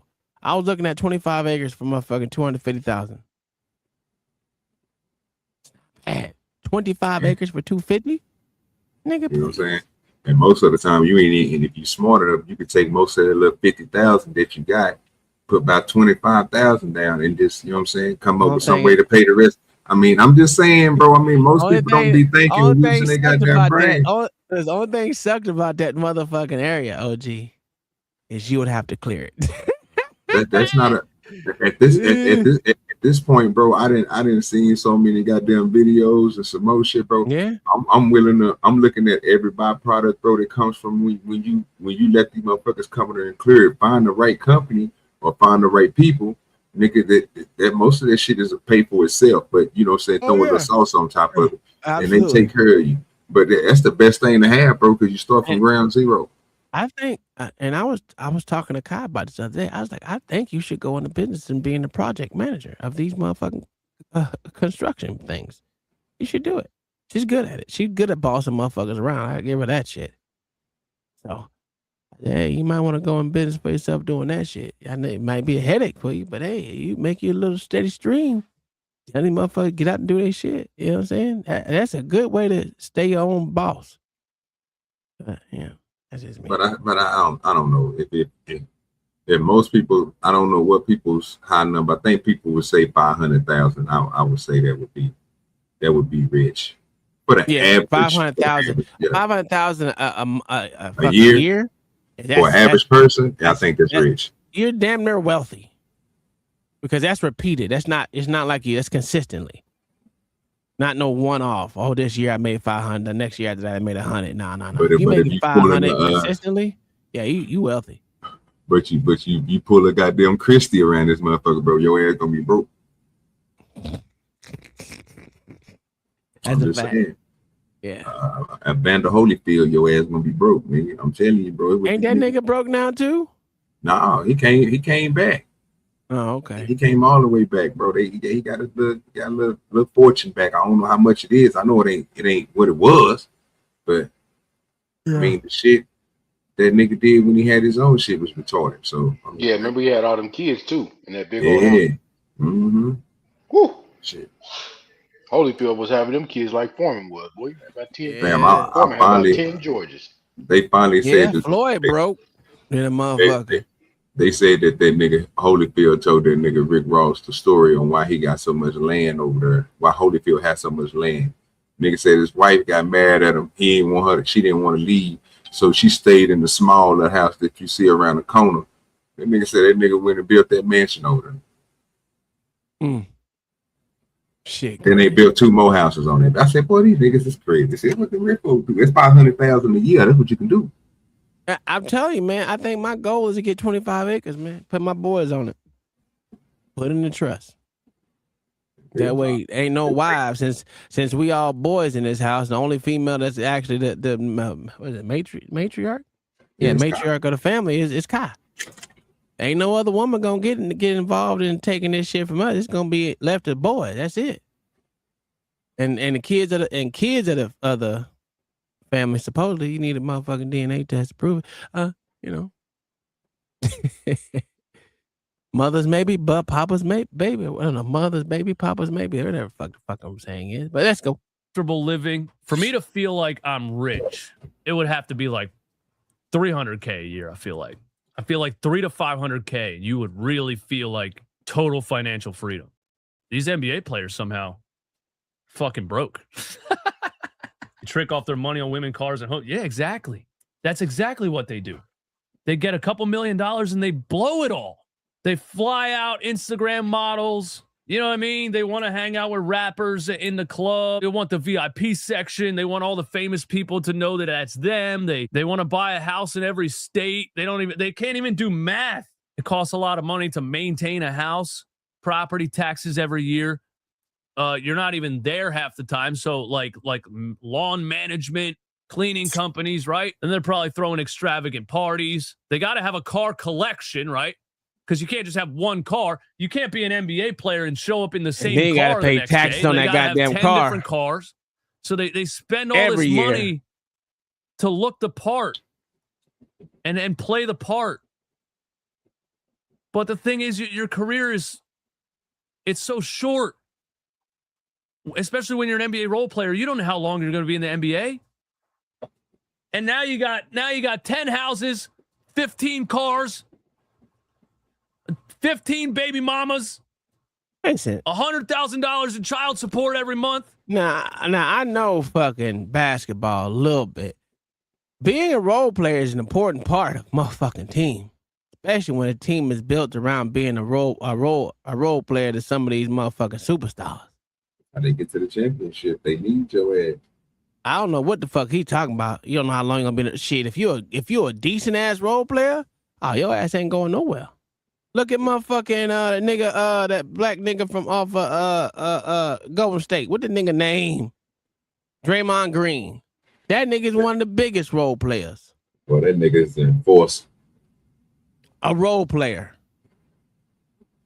They don't look for him for fucking shot major buckets. Get the fuck out of here. This nigga over in the back. They used to. No, they didn't, nigga. They had Clay. They had motherfucking Steph and that other nigga and Iguodala Amos. What the fuck was that nigga name? Iguodala. Yeah, Iguodala. Whatever the fuck that nigga name is. Yeah, Draymond the truth at role play. That's a fact. I don't know. Listen, he a role player. They ain't let that nigga go for nothing. That nigga be saying some of the dumbest shit, make the team look bad and every damn thing, but they ain't getting rid of that motherfucker based off what he say. He the heart and soul. I'm telling you, he the heart and soul of the team. He the enforcer. Yeah, absolutely. Yeah, bro, when you need a hard foul, you need somebody to do something stupid. They sick that nigga Draymond on you like a pit bull. He gonna go fuck around and do something stupid. There was another one like that. He played for Detroit. That nigga with a soul patch in the middle of his head, the motherfucker gray. What the fuck was his name? He had a white patch in his hair. Damn it. It's not Rasheed Wallace. Rasheed Wallace. Oh yeah. Woo! But she got buckets though. He'll go out there and give your ass 27. That's what I'm saying. That motherfucker was an enforcer too. Shit. That nigga wasn't taking shit from nobody. She was out there kicking ass. Well, that whole Detroit team, bro, was pretty good. Even Tayshaun Prince was pretty good. I mean, all them niggas was, except for Rich Hamilton. He was a 8 to 12. Rodman's always been a role player everywhere he went, but he will literally he mind fucked a lot of people. So yeah, that nigga was cold. Yeah, Rodman could have played a cold ass too, but he just nigga shit. He found out he can make a lot of money rebounding, and pushing niggas around. Ain't nothing wrong with that. He What up, Lord played. ADS? I'm gonna be honest with you. Robin is probably him and that nigga Robert Horry. Robert Ory, yeah. I was about yeah. to say Robert Ory too. Bro, this was smart ass niggas out. Oh, another nigga, bro. That y'all. Hey, you know how many rings Robert Ory had? I think he got He like got a 8 lot of rings. nigga. Hey, Somebody Robert hooked Ory, me. Rodman, Derek Fisher, Ron Harper. Yeah, him too. You'll never think of this nigga JaVale McGee. And nigga got some rings on him, brother. Yeah, he did get some rings, man. Hell, I think he won some rings and his mama won some. I'm telling you, fam. I mean, bro, some people just snuck through that some bit. Played the game smart. They say, Yeah, fuck that it, I don't nigga, need it. Robert Ory has motherfucking 7 rings. Nigga, he got 2 with the Houston Rockets, 3 with the Lakers, and 2 with the Spurs. That nigga was a championship getter. I'm trying to tell you. I'm just saying, fam. He played his part. That's what we saying. You know what I'm saying? No one speaks of him like he's one of the greatest out here in these streets. That's a fact. Because he's a role player and he know how to play his role. When you need a bucket, when the time is on the timing of the essences, kick that bitch out to Robert Ory. You're gonna drain that bitch. Hey, ask Gemini how many rings do that nigga JaVale McGee have? All right. How many rings did JaVale McGee have?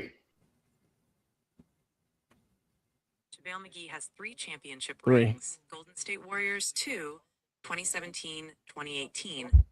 And the Lakers. Los Angeles Lakers 1, 2020. Okay. Yeah, they for sure, right. Lakers did win in 2020. I be forgetting about that championship with LeBron. Yeah. AD. But that's what I'm saying. I don't know what this nigga talking about. That nigga, listen, I don't even like basketball that much, but I know a role player get money out in these streets if you're a good role player. Fuck out of here.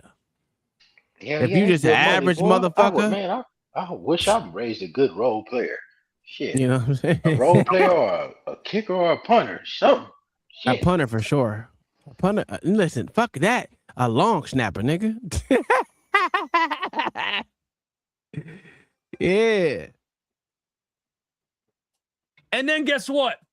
You get bought out and you're done. Now you got how many millions of dollars a year in expenses and you're bringing in $0. You see what I'm saying? No. That's how shit like this happens. Why can't people just stay humble, man? Why can't people just stay humble, man? If YouTube ends up making me millions of dollars, flexing on I'll you, still bitch, be nigga. right here. You're a liar. You're a fucking liar because if YouTube gave me millions of dollars, I'm flexing on you niggas. With my non-flexing. Nah, I don't think. The money never really. I ain't gonna lie, man. I like being copacetic. You know what I'm saying? I don't need a whole bunch of shit, dog. As long as I get what I want, as far as like my guns, and my guns don't even cost that much. You know what I'm saying? I got my whole little collection. You know what I'm saying? I don't collect like shit. I did the whole time when I had 7 cars, a car for every day of the week. I did that shit already. So it didn't get me it did give me a lot of ass. It didn't get, you know what I'm saying? But whatever. I mean, that's just more motherfuckers. Like I said, you got insurance to pay on all them vehicles. You got to pay tags on all them vehicles. Something go wrong with that vehicle, that one vehicle, you got another one to go into, but you got to get that other one fixed. It's just money. It's stupid. I don't like cars. I don't like cars like that, Rob. I'm not going to invest anything in cars like that. Fuck that. I mean, I don't mind. You know what I mean? I like cars, but I'll take 1 or 2 that I can sink money into and change and modify, then a motherfucking get a whole fleet of them bitches. Nah, I'm good. It's just like extra money that you got to pay out. What you say?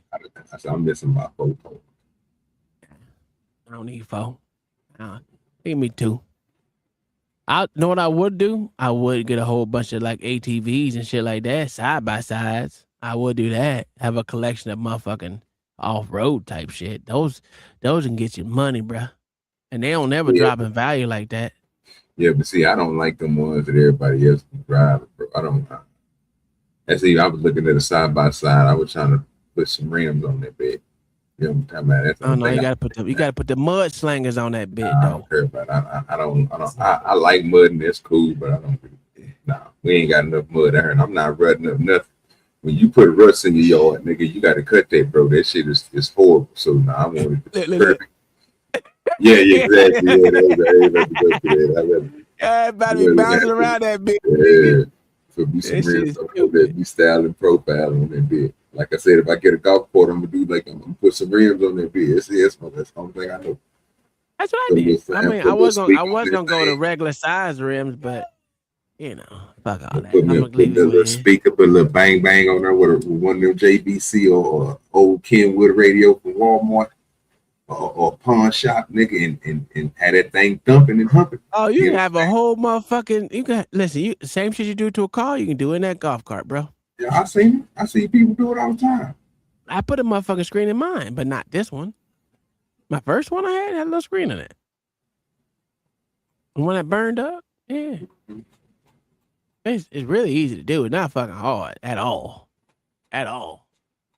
Motherfuckers be thinking shit is hard, but it's really not. It's just how much time you willing to spend to do the shit. But what else we got? Let's switch courses and go.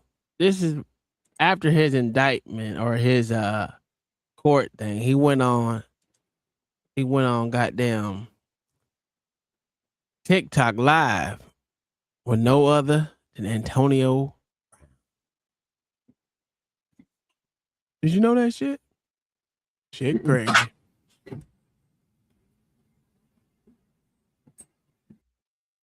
Nigga. How you doing today? Nigga, get off my... No. Nigga, you on your own dick, nigga. You going federal. Not me, nigga. I'm chilling. You not chilling, nigga. You just got indicted. How the fuck you chilling? Somebody save me so you can see me, y'all. Nah, nigga, we need to have a real conversation, like. Belt the body. I'm going to belt the body. What the fuck, Malik? I'm pissed, bro. You got too much fucking talent, nigga. Like, the fuck? This is not normal, nigga. That nigga Antonio Brown look terrible, The nigga. fuck you thinking, Lee? Leak, how many thinking, kids you got, bro? What the fuck? No kids? I got 2, nigga. That nigga Antonio Brown look like a derelict, nigga. God damn, nigga. What the fuck wrong with these niggas, dog? Ooh, boy. What's wrong with your boy, OG? And that boy going through it. Yo, this shit terrible. God, man, being out the NFL and done that nigga dirty, boy. Yeah, see, that's Antonio Brown. That nigga look like a motherfucking cokehead, nigga. He might be one. Shit, I don't know. It happens to him all the time, brother. I mean, Damn. You can't leave that booger sugar alone, nigga. Oh, what up, John? Oh, my bad. There you go. What up, John? What's going on with you, man? Shit, chilling. What up? I made a whole song for you, nigga. Yeah. Mm-hmm. Made a whole song. Yeah. Serious too.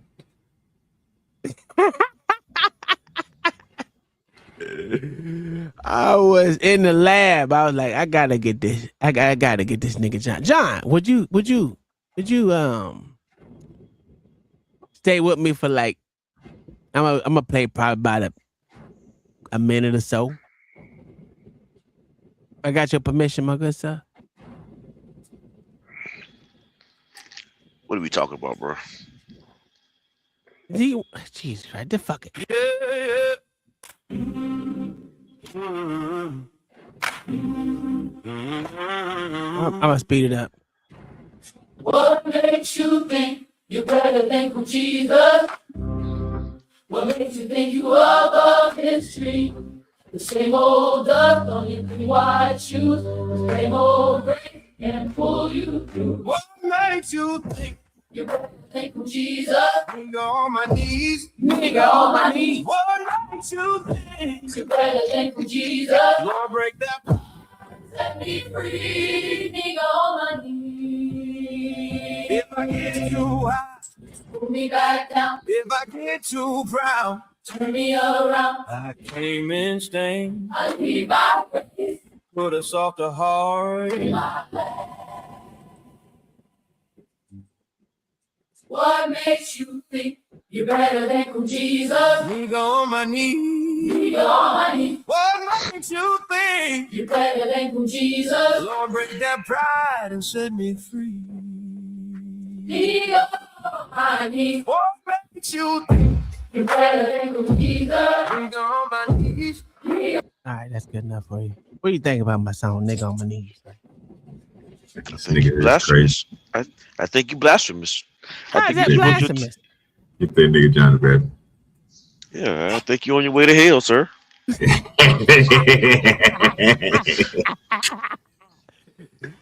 How do you say that's blasphemous? Because it was always it was talking about taking away the things from a person and setting them free, sir. That was not blasphemy at all. Better than Coon Jesus?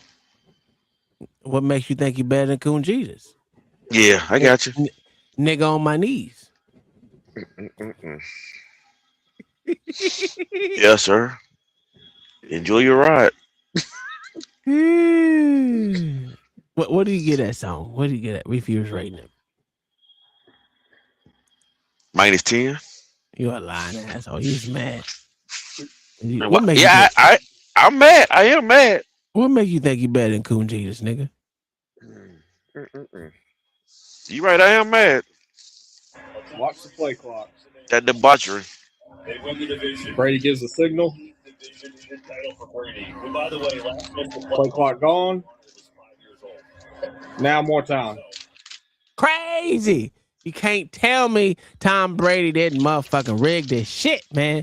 And there was so many fucking goddamn things like this his whole goddamn career.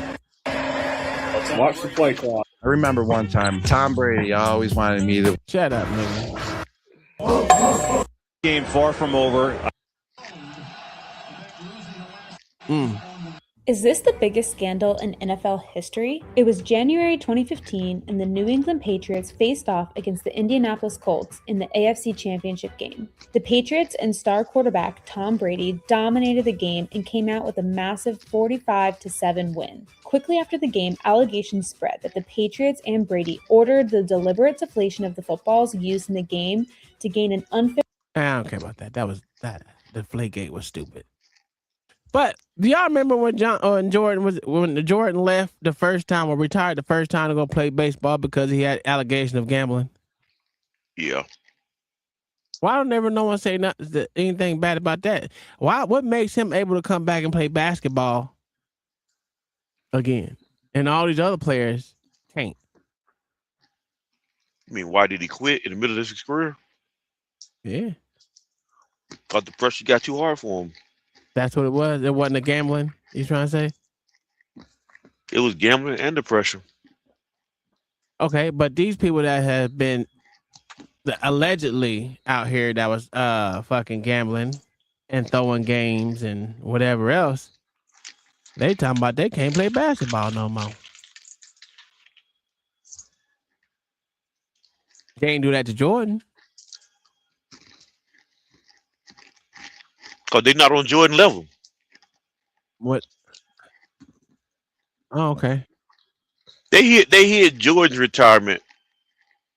They made it not about gambling. They made it about I think it was his dad. Mm-hmm. Because they didn't want to ruin the NBA's image behind Michael Jordan. He was too great of a player to destroy him and destroy the league. Killing him would be killing the league.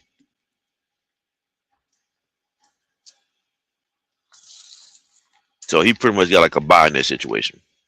And out, I guess you said out.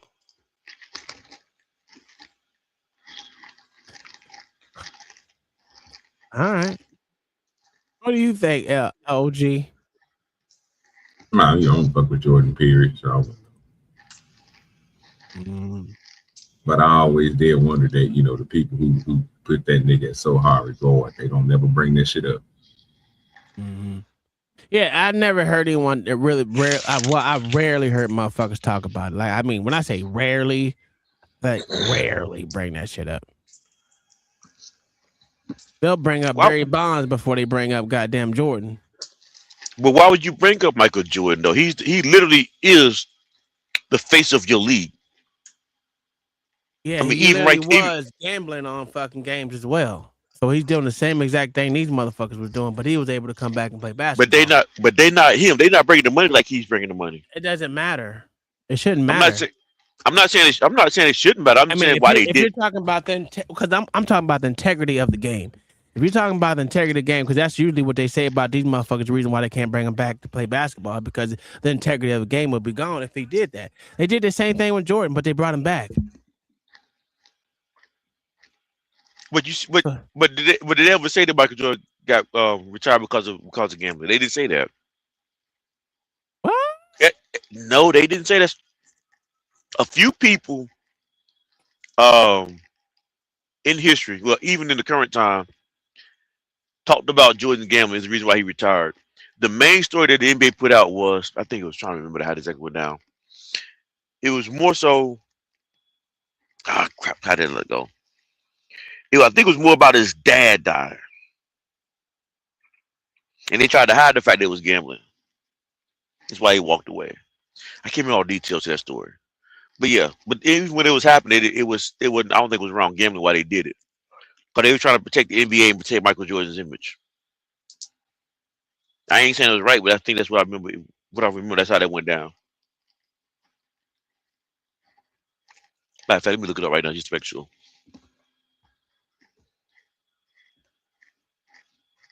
That's what it said. It says that conspiracy has been thoroughly debunked.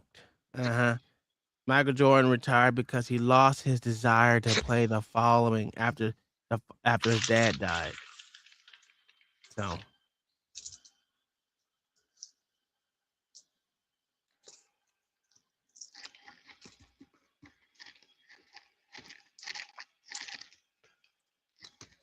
Oh, he wasn't gambling on his game, though. It said he was gambling at high stakes golf and casino gambling around the time, not actually gambling on the games.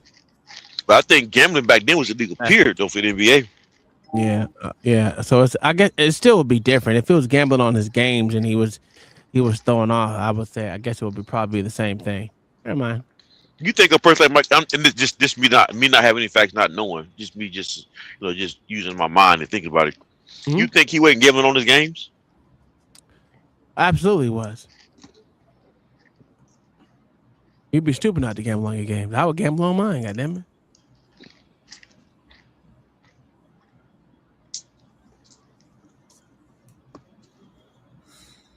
Would you not gamble on your games? I didn't gamble, so yeah, I wouldn't gamble on my games because I didn't gamble. Why not? But I don't like gambling. Why don't you like gambling? I don't like part away with my money. I'm with you on that one. We do it on here from time to time. It's no more like $5-10 here and there. But yeah. I'm not doing that consistently though. I'm a 50-50 chance type player. Like a 50-50. That's why I don't do fucking numbers and shit. I don't do numbers. I don't do fucking touchdowns, or if this nigga scores seven rebounds, gets 7 rebounds and scores 12 points. I ain't doing none of that shit. I don't know. Listen, basketball has too many fucking variables. Well, they all have a lot of variables, but I don't like gambling on variables besides wins and losses. Nigga, that's it. The rest of that shit is just too up in the air for me, motherfuckers. Because you get caught up like that, and that's how motherfuckers lose their whole life savings on shit like that. Gambling on variables. That's not my thing.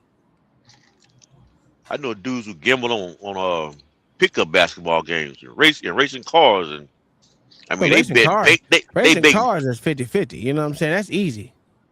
And they betting paychecks. I'm like, this is crazy.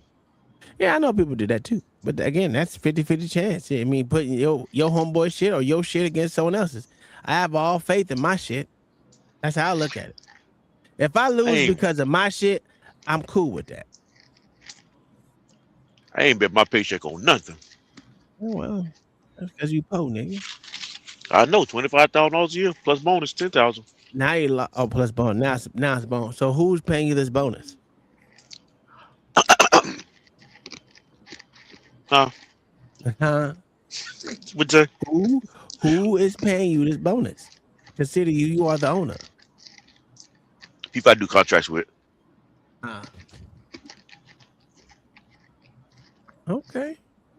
They're back barking if you want to go back and yell at them again. Oh, he was. Just so you know. I don't really need to go out there and mad at the dogs for doing what they're going to do, which is bark. All right, this one was Terry Rozier. I didn't know he was indicted too. He got indicted too. Yeah. Chauncey Billups, is he going to jail? I ain't see Chauncey Billups. I think he was doing betting in his was house. gambling at houses. Yeah, and poker games and stuff. Yeah, poker games and shit.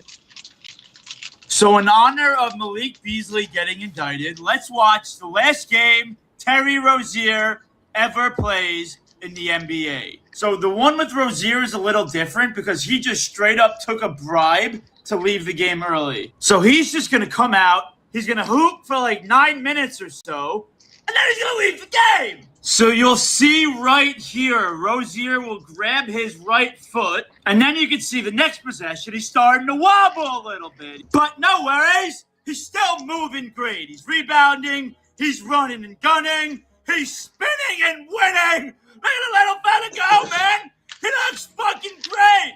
And all of a sudden, after Brandon Ingram hits his free throw with 3 minutes and 51 seconds left, that right foot flares up again. And then a few possessions later, B.I. hits a three, and we'll go to a TV timeout with 2:26 left in the first quarter. So now we come back from the TV timeout, and the little fella is on the bench. And it looks like he's just chilling. I can only imagine how much is going through his head. And then all of a sudden, with 20 seconds left in the first quarter, pan to Rozier, and it looks like his shoe is untied. And then the next possession, with 12 seconds left, you'll dead-ass see Rozier take his shoe off, and he will hold that right ankle. I mean, this is bad shit insane, man. And now we go to the end of the first quarter, and we go to another commercial break. And then in between commercial breaks, this one's going to be tough to see, but you'll see like 3 trainers or so walk towards the tunnel. And then start of the second quarter, what do you know? Who is nowhere to be found on the bench? Mr. Terry Rozier. So in honor of Malik Beasley getting indicted. That's crazy. Let me see who all got indicted. Who all got indicted with Malik Beasley for scandals and bribery and gambling? Are you fact checking any of this shit, or no? You just don't care. Am I fact checking what? Is you fact checking any of this stuff, or you just don't care? Unsealed in Brooklyn on June 29th, 2026, charged 5 other individuals. Oh, Davis, 5. Former NBA player Paolo Zamorano, current NBA player agent William Brown, Robert Gorodetsky, Ernesto Plasencia. They're facing federal charges of wire fraud conspiracy, bribery in sporting contests, honest services wire fraud conspiracy, and money laundering conspiracy for their alleged roles in an illegal NBA betting ring. So I don't know. Terry Rozier don't play basketball no more? Well, he got brought up in some charges too, so I don't know. I guess not. I guess they wouldn't be letting him play while he's facing them charges. Well, I just want to know all this shit that this nigga saying. It sound good, but I mean, is he getting this from transcripts from court, or is this nigga just making this shit up? Well, he got from the stuff with Malik that he did on there. He got it from the transcript that they released. Not transcripts, but the indictments itself for Malik Beasley, because he did the whole thing on Malik Beasley. You can. But this Terry Rozier, this Terry Rozier shit, I don't know none of. He did one on him, but I don't know nothing about that one.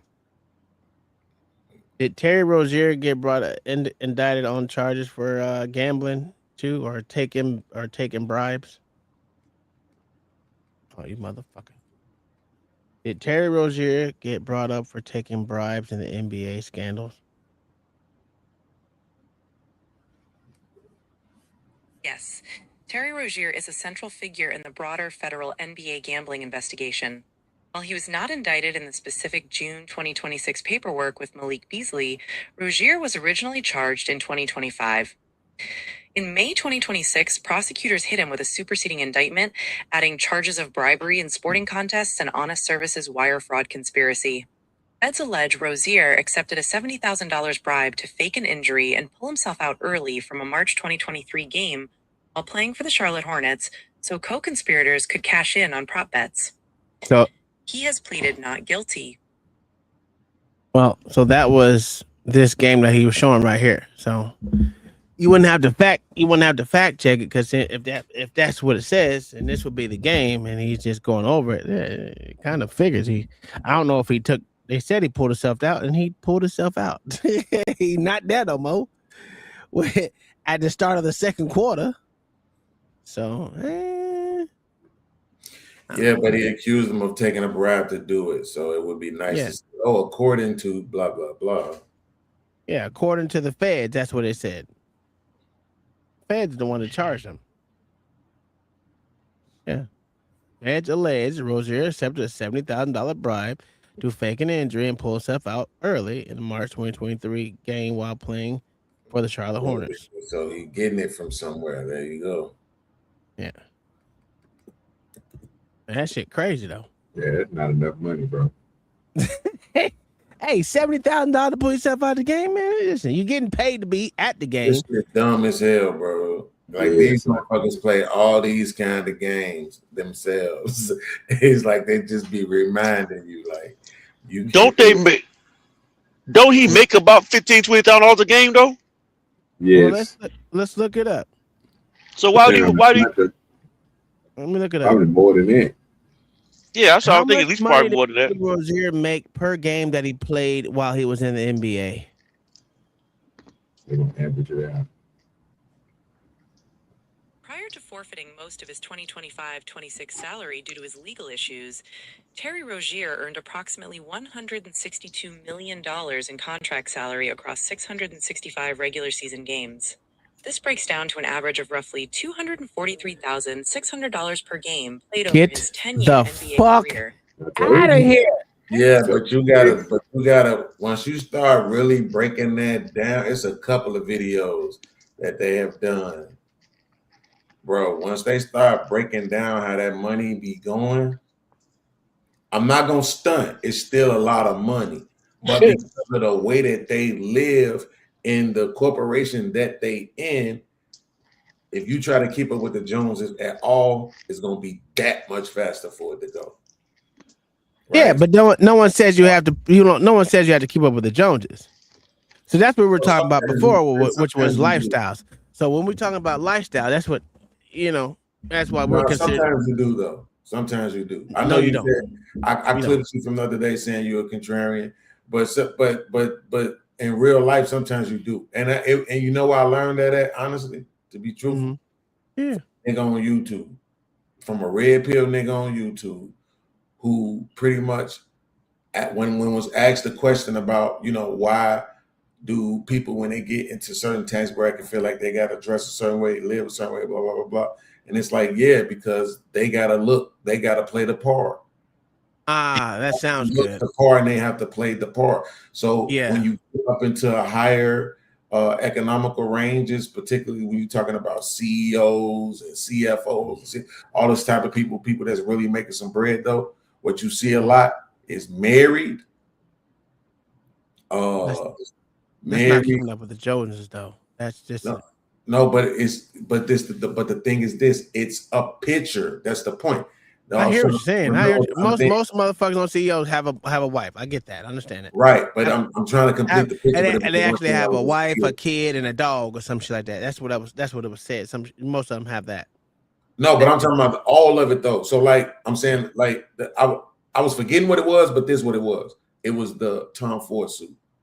So it's like you in this executive room, and everybody in here got on Tom Ford or better, and you in there with J.C. Penney, shit ain't gonna work out for you. It's not gonna work out for you, no matter how much people want to pretend that it will. Why do you think that? Why do you say that? Well, the way it was explained to us by the person in the position, they won't take you serious. So Let me ask you a question. Let me ask you you don't this even look the question. part. Okay, yeah, that sounds good. So let me ask you this question: the motherfucker that wears the most ugliest goddamn what the fuck is he wearing? Goddamn cardigans and goddamn polos. I'm talking about my main man, ugly motherfucker, Bill Gates. And everyone takes that nigga serious. Oh, Bill Gates. Yeah, absolutely. And let's not even talk about the weirdo motherfucker who used to run X. That motherfucker was a weirdo. He never wore a suit. But see, this is what I'm saying. You just said Bill, like you be using the worst examples, respectfully. Bill Gates, you mean the owner of the motherfucking company who can set the standard? Okay, yeah, it may be different. But we talking about people that's playing in that circle, that's making the $100,000 to $400,000, $500,000 a year range. And the thing about it is that money be going places, though. It really do. When you look at the numbers on that, it show you a majority of them people, even making that much money, still can be labeled as living paycheck to paycheck. Oh, absolutely. I get that. 100%. 100% get that. Yeah, they're gonna live in a certain neighborhood. You're not gonna make that kind of money and live over here where the house is $130,000. You're not gonna. I wouldn't. So my whole thing is, me personally. That's why I said that money shit don't play effect. Like when you said your thing is, if you had billions of dollars, you wouldn't live off of billions of dollars. You would live off some and then you get the rest away, or whatever you said, because you said you're a philanthropist or whatever the fuck that bullshit was. I will keep my billions and I will still live modestly. Just because that money to me doesn't mean as much as what it means to other people. It just means I can do whatever the fuck I want to. But I probably 95% will be still doing what the fuck I'm doing now. Talking shit on YouTube because you know what? I enjoy this. Well, see, that's the thing, though. Is okay, so I don't even want to ask, but at the same time, what year is your truck? 2026. What year was it before it burned down? 2022. So again, you ain't had no 2004.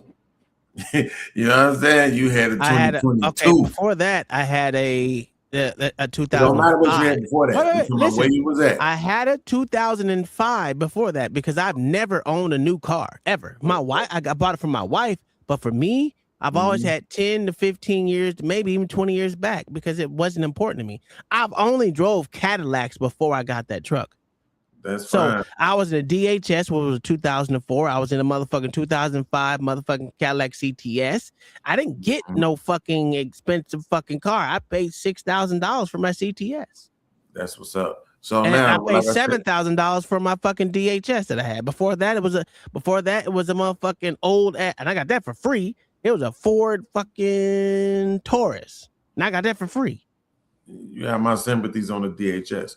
But again, the thing is where you were at, right? You had a new truck, and then now guess what you went and got? Another new truck, right? Year to date. Yeah. So I'm just saying, like, that's what people do. It's just what they do, bro. Like when you start realizing you giving so much of your time and energy to it anyway, you might as well enjoy it.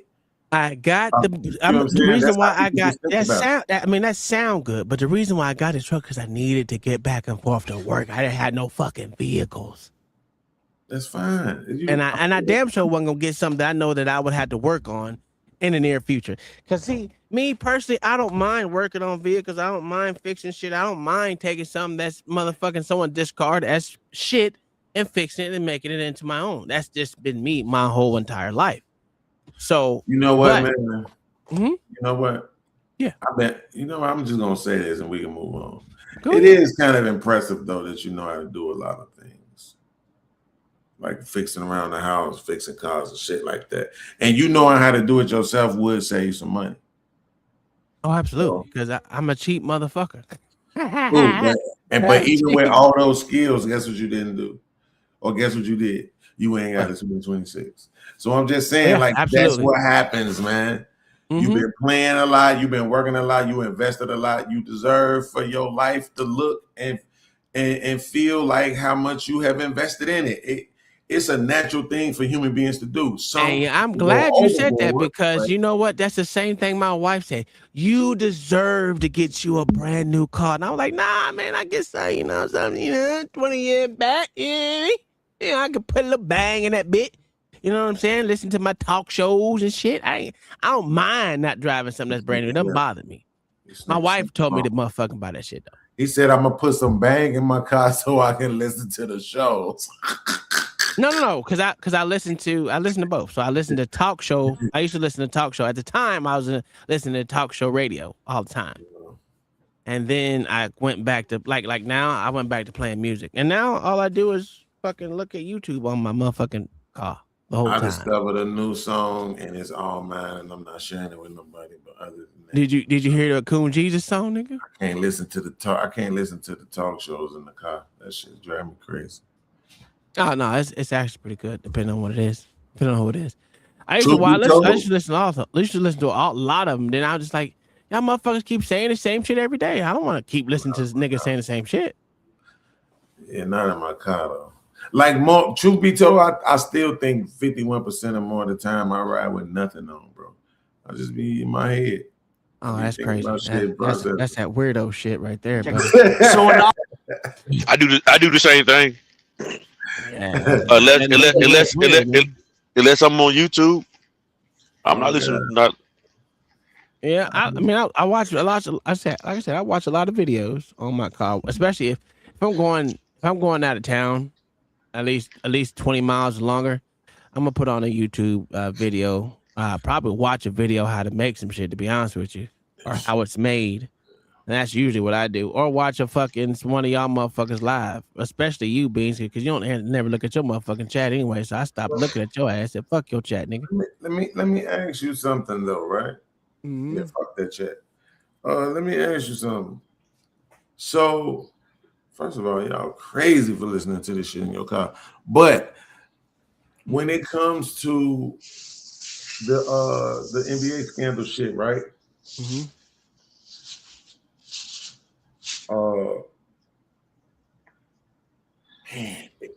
It seems to me, because me and my uncle argue about this all the time. I always say that sports is rigged, but I specifically just be talking about basketball and football. Yeah, both of them. Yeah. Now here's the thing though. So they punishing these niggas. First of all, is somebody telling, and two, why? Why can't they do the same shit y'all do? But I want to know who is telling first, because that'll let me know whether or not they should be saying something about it. You know what I'm saying? If like this say, if it's somebody that you wouldn't be able to hide it, like it was gunned, this shit was gonna come out, then it's like, yeah, nigga, we gotta make you look bad in public.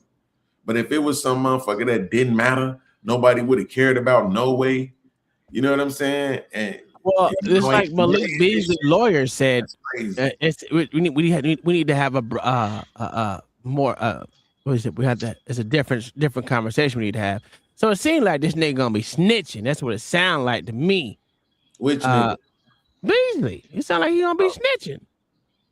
And that's what I think gonna happen. He gonna let the cat out the bag and tell us who all been motherfucking gambling out here. Only way he would do that though if he facing years though, right? This shit, nigga. crazy, If I'm facing a half of a day, nigga, I'm snitching on niggas. Nigga, what you doing? They doing this shit right in front of you niggas, and you niggas still conservatives, still Republicans. What does that mean? This shit is crazy, bro. This whole motherfucking economical probe they doing into black men with this bullshit, bro. Real talk, I'm just saying. B, I want to know what point you trying to make right now. They doing what to black men and conservatives? What they doing?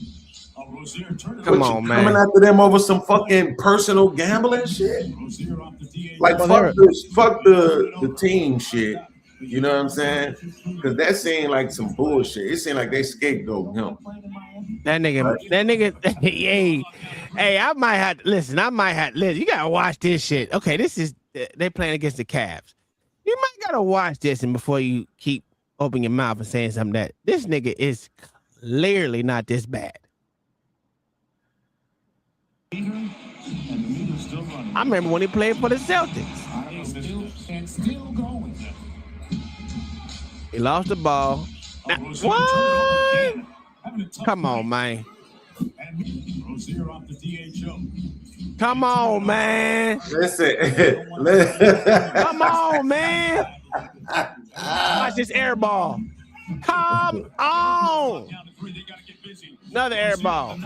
Oh, he hit the rim. My bad. Rozier contested three is short.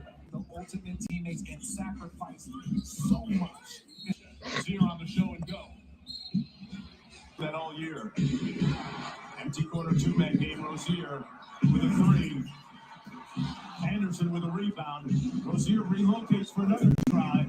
Well, that was awfully shitty. Come on, man. You trying to say players can't have bad games? Nigga, hell no. That nigga can't have a bad game like that, nigga. Get the fuck out of here, dog. And you can't tell me that nigga ain't gambling as much. He ain't that goddamn bad. Man, that follow through, he wasn't trying to miss it. Oh, that's what that You see how meant? long? Yeah. You see how long he had that follow through? Yeah, that's what that meant. Yeah. Okay. Yeah. All right. That mean you trying to hit it. Uh-huh. Yeah, all right. So what you said? What is black? They trying to take black man down, but the black man ain't doing it to help him out. Beans. I'm not listening, man. You're not telling me nothing new. This is the crazy thing about it. I have suspected this shit the whole time. I Right? think motherfucking Tom Brady's worse. Well, I'm just saying. I know I'm saying, but this is what I'm saying. I've expected this shit the whole time, right? It's just that they're getting blamed. Do you see what I'm saying? Like they saying it like they doing it on their own, as if the NBA don't do it its own version of the same shit. Even if you just go with the refs, there's no way in 2026 you could tell me that you think those referees don't be controlling games. Oh, that's a fact. Especially the referee that's been going on this year. This year was a blatant motherfucking cheat going on. Oh, it's been on. It's already proved that years ago that the refs was involved in cheating. A ref with the jail behind that. I guess that was like early 2000s, maybe. Yeah, it was Albrighty or something like that. Yeah, they've been proved that part. Yeah. Hey, what'd you get for Father's Day, John the Baptist? I went to the driving range with my family. They took me steak 48 for dinner. They took me shopping. That's right. You did say you went. What the fuck is Steak 48? Is that a good restaurant? Yeah, it's a steakhouse. Yeah. How cheap was your steak that you got, nigga? I got a. Your wife? Wait. Your wife ate at Steak 48? Nah, she ate. Well, she ate a steak 48, but she got a vegan meal though. Oh, she back on her vegan thing, or she doing both? Like she might eat a little meat every now and again. Yeah, she does both. Okay. Yeah, her protein count was low, so she had to include more protein back into her diet. Didn't I tell you that's what was gonna happen? I said that was gonna happen because that's when I was pretty much doing the same damn thing, you know. And my iron's already low anyway, so they always motherfucking make me want to fucking. I gotta. Yeah, so they also took me shopping, buy some clothes for. I guess they got tired of me looking ragged, I guess. Oh, okay. My wife and kids got me an ice cream maker. I don't need that in my life. I do not need that in my life. I'm over here making sorbet. Hey, you never had fruit? It's fresh fruit. You make your fresh fruit, you blend it up, freeze it, You can get out and you motherfucker. Oh, that shit is bomb, nigga. God, I, that shit is I do good. not need ice cream maker in my life. How much I love ice cream? No, I don't need that. I said I don't do the drink. I don't do the milk thing. So I've been doing the sorbet shit, which is pretty much how I drink smoothies anyway. So, except I don't put protein in my shit because I don't like protein like that. I don't. And my daughter be making homemade ice cream too. Mm-hmm. With I guess she'd make hers with milk though. Yeah. However she Does makes your it. wife drink milk? No, we don't drink milk in our house. What do you drink? We don't drink milk. We ain't brought milk in probably about every now and then we might keep some what's that almond milk in the house. Yeah, I got But almond milk. but we really don't need to drink that. We really don't need to drink that either though. I should be asking Zuma. Zuma be the motherfucker. That motherfucker a health nut. That motherfucker be getting all kind of it. You look at this page, that motherfucker got all kind of fruits and shit in this goddamn fridge. That's it. I need something. I need some kind of meat up in that motherfucker. This is Kalen. You think Caitlin Clark is they cheating over there with Caitlin Clark? They can't stand that girl. They cannot stand her. So you think she needs some protection over there in the WNBA? Nah, that's part of basketball. You gotta play with this competition. Women's basketball, the fouls are harder and every damn thing else over there than do in the NBA.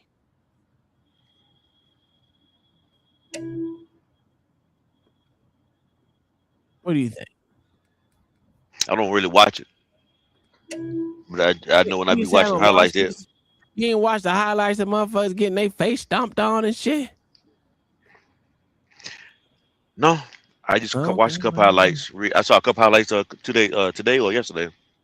Oh, okay. How they was fouling her. They were talking about how she's not respected in the league. Well, she's not. Well, Coach JB put it to the grass. She hasn't progressed in her fucking game. At least that's what they say. And I was like, oh, okay. All right, whatever. But that was kind of suspect. Go ahead. Now, when I hear they say her game is improving, they just don't like the fact that it's a white girl that's doing it. You think it's hate? Is what you're saying? That's what they're saying. I mean, that's what they say. You know how media always try to spin a narrative. So I'm not sure that I don't know that you're going by what they're saying. You trying to spin a narrative? What? I'm saying they say the media is always trying to spin a narrative. You never know if they tell the truth or not. But mostly they're saying the WNBA females don't like her because she's white and she's getting all the attention. But they could be them trying to spin a narrative for Caitlyn. But I don't know. That's just what they say.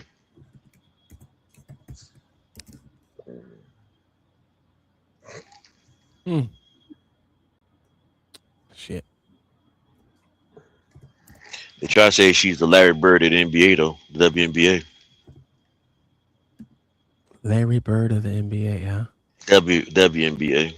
Oh, okay.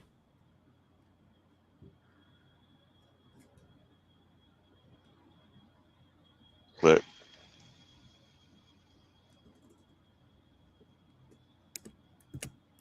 okay. I don't know. Y'all part watching more than I do. I really don't watch it that much. So iron crystalline nano is a premium iron supplement with the highest quality, safety, and potency on the market. 8 ounces liquid, cost $23. I gotta look into it, man. All my shit is low, dog.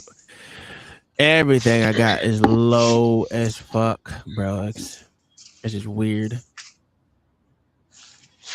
It's weird. I had to take a lot of supplements and I had to change some shit. And I just hate taking pills, bro.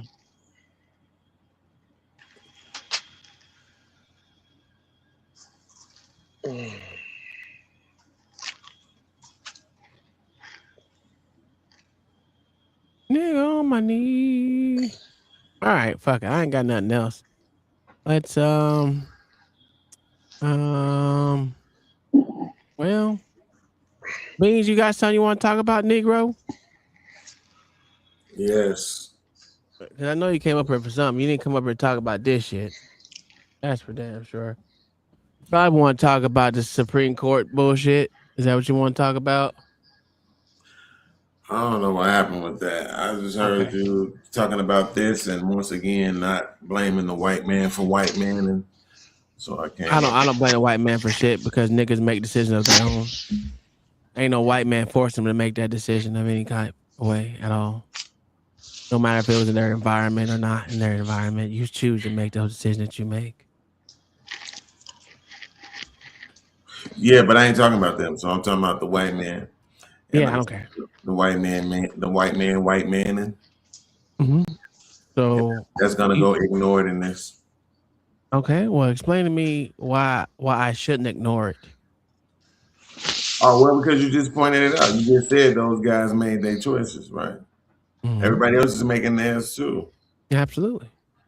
If should we have a problem with them guys rigging games? I don't really care if they rig games, but right, but that's not what I bet. I'm gonna be honest. Like I said before already, I said if it was me, I would bet on my games too. So to me, no, you shouldn't have a problem with it. But I just think if the integrity of the game, if they want to speak on the integrity of the game, they got to motherfucking look at the refs too and every damn thing else, and the motherfucker shouldn't be allowed back into the game. Period. So unless they're being consistent on that, then I don't, Right, that's the phoniness of it. Is that it's not consistent. Right. You can for some reason they can sell you lottery tickets. You can go to Vegas. You can go to these casinos and everything. But if you just sitting in your house amongst friends and y'all just start gambling with each other, somehow that's a crime. Yeah, but that's always been a crime. It just didn't happen with these black people. That's irrelevant. What the fuck you mean? What the fuck you mean? That's irrelevant. It's absolutely irrelevant. No, the only not. thing that No, it's not. the only thing that matters is that you are punishing them under the umbrella. To your point, I'm glad you used that word of the integrity of the game, and yet you are harming it yourself in your own way with the goddamn refs and everything else.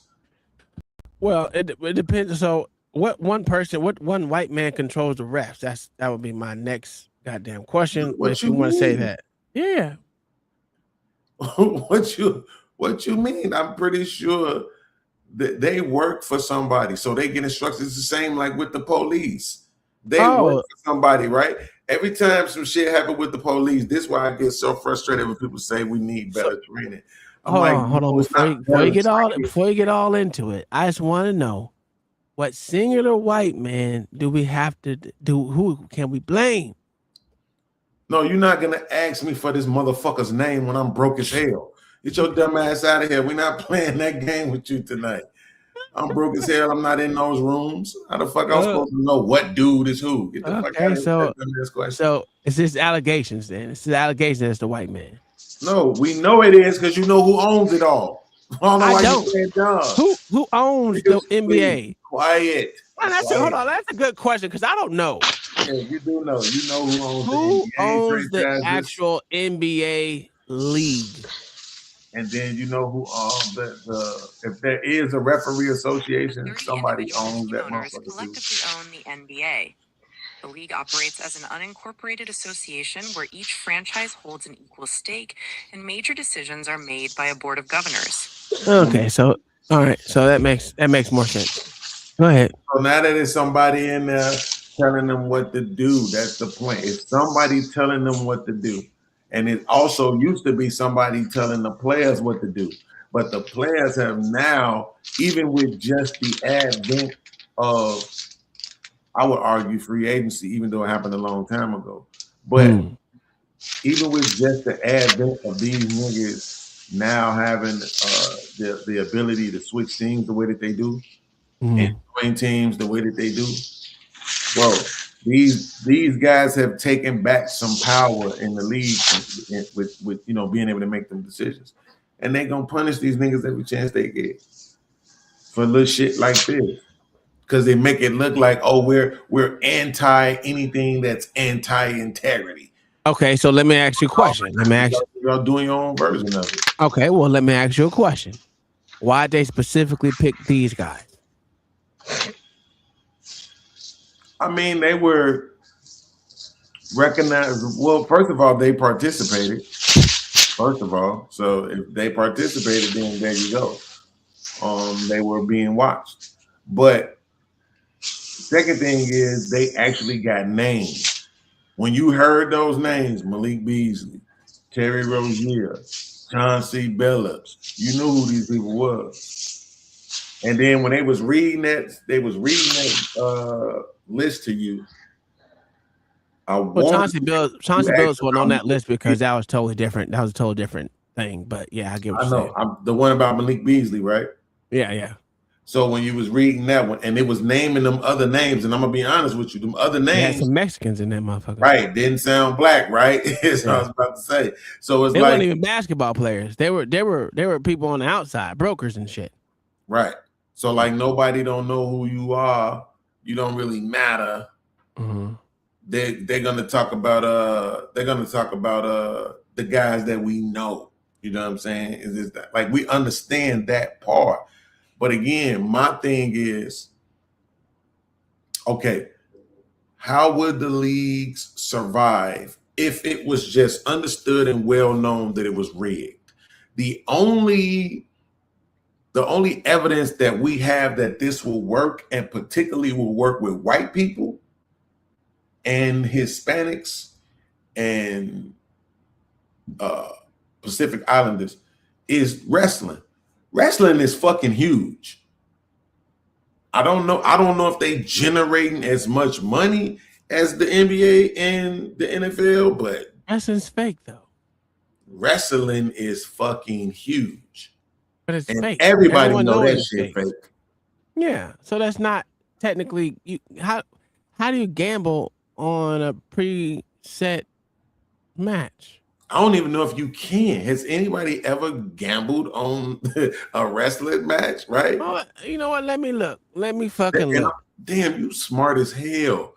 You just brought up the piece. Is there gambling on wrestling like WWE and anything like that? Can you gamble on those specific leagues?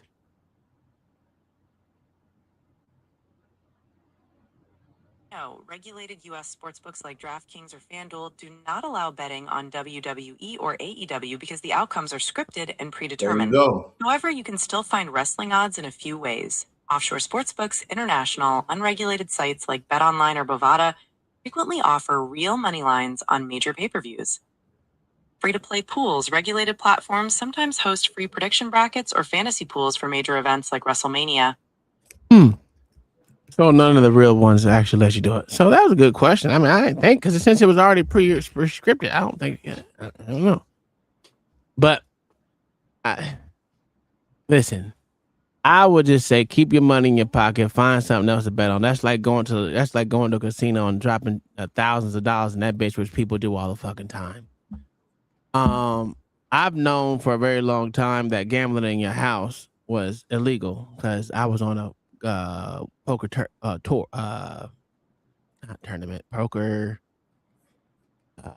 league in San Antonio, which there was a lot of different houses, and boy, they get elaborate. With their gambling things, tournaments and shit like that, and it's a lot of money, and them motherfuckers go all night, and you know. But this is why I said you smart, because you brought up the gambling part immediately. They can't let you know that they scripting this shit or that they controlling this shit, because there you go, you lose the integrity of it, and who will want to bet. So this is what I'm saying. They're gonna make an example out of these niggas, you know, to pretend as if they really give a shit about the integrity of the game, when they really just trying to save, you know, the ability for people to gamble and waste their fucking money. Well, that's what keeps. Just be honest. That's what actually keeps the motherfucking game alive. Because all the gay shit they pushing, it kills fans. You saying the betting is? Yeah. Betting was what's keeping it afloat. Well, I ain't gonna say afloat, but it's keeping people interested in it. I mean, well, yeah. I don't know what percentage. I don't know how much power are you giving to that though? Because I'm not saying that it ain't happening. I will put it this way. I'll put it this way, and it's anecdotal experience of what y'all talking about. The way they move football from being physical contact and going to this and bringing all this gay stuff in it. Yeah. It's pushed more men like me out of it from watching it, and then bringing in more women who and they get women involved by doing this fantasy football and gambling. That's how they get more people involved in this. Just like people who really just watch football for the entertainment of watching football. Okay, is fucking huge. Fantasy football is fucking huge. It is. Yeah, and that's not even nothing that you get paid from, right? No, yes, you can. What? But you can't. No, you can't. No, they got fantasy football. They gamble on. They got my barbershop is big on it. They got it. Oh, that's what a gambling money go to the fan. Oh wow. Yeah, that's what I'm trying to tell you. Like, that fantasy football is crazy. NBA, right. Because you got to remember, pure football fans, we don't bet against our teams.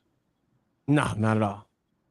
But now this new age football, your team is irrelevant. You want the best. You're trying to put together the best team, the best players on a team that's not a real fucking team. Yes. You bet on individual players. That's why I say you're betting variables. I don't like that shit, bro. You know what's crazy about this past NBA playoff? I actually was right for the last 3 rounds. I was wrong in the first round because I was rooting for Orlando just because of Banchero, but they went up 3-1 and then still lost. But I was right about it. Ended up being New York versus the Spurs, and I was right about New York getting a revenge on the Spurs from '99. But I just don't be having a problem because me and my uncle, we always talk about shit after it happened on the sports side. I was telling him this shit, but it's like I told him I just can't pull the trigger, bro. It's so difficult for me to go, especially to go online and just put my money in somewhere on a bet, bro. That shit's hard to do. It's just hard for me to do. Wait, hey, let me ask you a question. Have you bet online before? Never. Not. Okay, I only bet when it's a 50-50 chance. That's it. Yeah, and you bet in person. Yes, absolutely. Right. I only bet an actual individual. No one. Right. Yeah, I'll probably bet on a game. I'm gonna say, and the most I've done it is since I've been on this channel. In my lifetime, I probably bet it probably 20 times on games, and it's always on this channel. But would you buy this computer screen, John the Baptist? Buy this computer screen? Nah, not at all. It's crazy as fuck.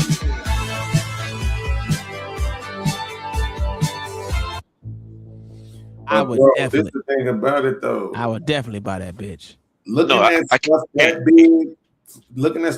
big, too long, smaller. Like I've been looking ever since I set up my TV to be my screen in my on my computer.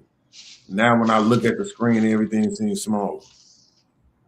So right now I am on extra long. So mine is like, what is this, 49 inches long? No, this way. Yeah. Ultra. It's called ultra wide. Ultra wide screen. Yeah. And I split this shit up in 3 different things. You know how I do it here. It's crazy. And all you had to do was oppress other colored people around the world. Yeah. Well, I actually have 2. I have another one over here. That's 40 inches. And then I have both laptop screens I don't use all at the same time. And then I have this one my wife bought me for. When did she buy me this shit? This little bitty screen right here. It's like 12 inches and shit. Or 14 inches or some shit. It's pretty nice. I use it as do you think it's possible that if we really like outside of like entertainers and stuff is I don't know if we can. Oh, I'm absolutely bragging. I always brag on my shit. I'm a vain motherfucker. I'll keep telling you I'm very vain. Zoomer R said in the movie Idiocracy, when the main character Joe visits the St. God's Memorial Hospital, there are slot machines sitting right in the waiting area.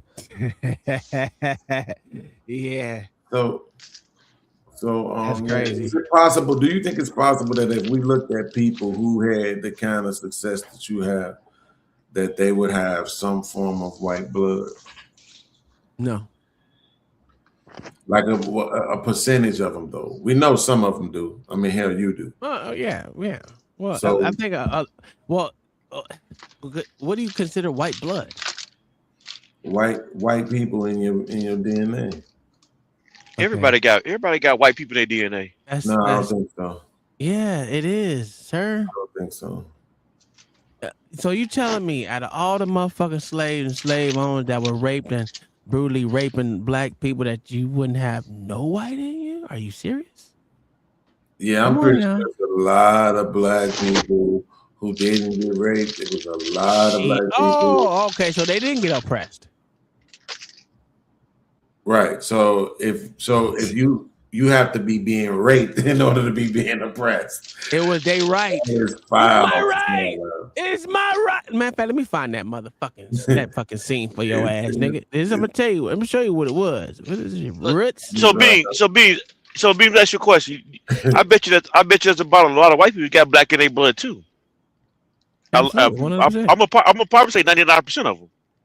Not at all, right? So again, think about this. Now watch this transition that happens because they can't defend it any other way. So we just made the argument about slavery time. No, we didn't. So let's stay in slavery time, right? So what happened after slavery time? They invaded this motherfucker with white people who had never touched a motherfucking black person, right? And kept invading, and then did another one of those in the 60s, in 1964, right?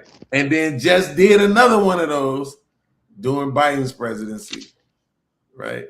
Bringing in all of these white Europeans into the country that had never touched black people. So no, sir. It's the majority of these white people ain't got nothing black in them.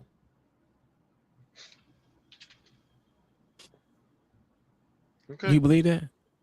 Absolutely. Because I just broke it down to show you why it makes sense. Nah, I really wasn't listening, but listen, man, I get it, man. I was reading up on ADHD earlier, right? I really do have it, nigga. I was reading up on it earlier, bro. Like it's bad, bro. You gotta get that ginkgo. Ginkgo Galabo, whatever the fuck it's called. Exactly. That shit they swerving down work. I'm about to start taking all this shit. I'm gonna see. Man, that shit don't work. I got my little ginkgo package. Okay, well, don't say it don't work for me, motherfucker. It don't work for you. Well, nothing works for me. Casting aspersions on my hopes and dreams. Hell wrong with you? I don't know how that's gonna make you feel, but all right. I want to give me some. I want to give me some of that ayahuasca too. I need you to grab me some of that because it's down there with you. Huh? And you got clearance. Clarence? I ain't got no fucking clearance. Yes, you do. Oh, clearance. Yeah, I do. Yes. So I need you to grab me some of that ayahuasca. What is that? Well, how am I supposed to grab it? Where am I supposed to grab it from? I think it's some kind of priest. I'm not sure. Because from what I heard, you're supposed to take that with the priest person, like, or whoever it is, the herbal doctor or whatever who gives it to you.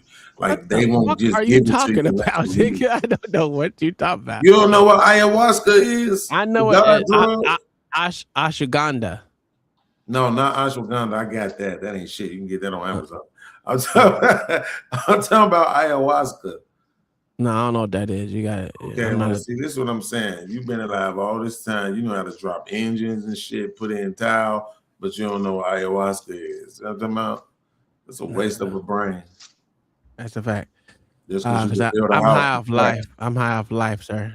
So why you talking about him? Tell me what it is, because I don't know what it is either.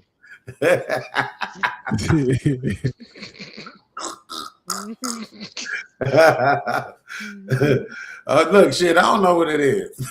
I just know it's a drug that you got to take with the motherfucking priest, herbalist, doctor ass nigga. Like you don't take it by yourself. You got to take it with them. It's supposed to be the God drug. It's supposed to be the drug that takes you to see God. It's a hallucination. Hallucinate. Oh, you talking about that? Hallucinogenic. Yeah. Well, it's called. It's not. What the hell are you calling it, nigga? It's ayahuasca, nigga. That's what it's called. Is it? Okay, whatever. It better be, because I've been saying it for 5 years. If they've been making a fool out of me, I'm gonna be pissed. Hey, motherfucking cool, hit the motherfucking link, nigga. I don't know nothing. I'm not a druggie. Y'all the motherfucking druggies. Y'all motherfucking tell me what it called, nigga. I don't know. Hey, Hallucinogenics. That's what it sounds like you talking. That's not what it sounds like it is. What you called it again? Ashwagandha? You What is saying that shit. ashwagandha? You keep saying ashwagandha. Ayahuasca. Right, ayahuasca. Adaptogenic herb used in traditional Indian medicine to help the body manage stress and anxiety. It is also known to Yeah, boot. That shit lying. What'd you say? Ashwaka? I'm gonna have to start taking that to see if they telling the truth. What now? What'd you say it was called? Ayahuasca. Ayahuasca. Ayahuasca. What is ayahuasca? Ayahuasca is a psychoactive plant-based brew traditionally used by indigenous Amazonian communities for spiritual and healing ceremonies. It contains DMT and an MAO inhibitor, which combine to cause intense hallucinations and altered states of consciousness. Okay. Hold on. Yeah, it just Where do you get this they just getting ayahuasca high. at? It is traditionally prepared and consumed in the Amazon rainforest region of South America, primarily in countries like Peru, Brazil, Colombia, and Ecuador. In recent years, it has also spread to specialized retreats globally, though its active ingredient, DMT, remains illegal in many countries. Can you get DMT here in America legally? Under federal law, no DMT is classified as a Schedule I controlled substance, making it illegal to manufacture, buy, possess, or distribute in the United States. However, there are two narrow legal exceptions. Religious exemptions. The U.S. Supreme Court has granted specific theological exceptions for a few registered churches, like the União do Vegetal and Santo Daime, to use ayahuasca legally in their ceremonies under the Religious Freedom Restoration Act. Local decriminalization. A few cities, such as Denver, Oakland, and Seattle, have decriminalized or deprioritized enforcement for certain natural psychedelics, though they remain illegal at the state and federal levels. That makes sense. That makes sense. Everything they said makes sense. Denver, Seattle. Let me ask you. Can you go to Mexico and buy DMTs? No, DMT is illegal in Mexico. It is classified as a Class I controlled substance under Mexican health law, making its production, sale, and possession a criminal offense. All right. Well, what country outside of Mexico and America can I closely acquire such DMT drugs?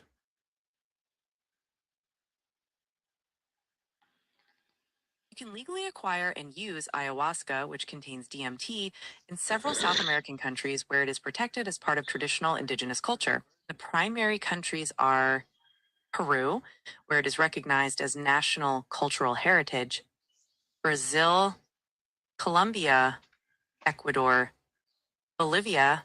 Additionally, countries like Portugal have decriminalized the possession of all drugs for personal use, though manufacturing and selling it remains illegal. So there you go. Go talk to Fatty, nigga.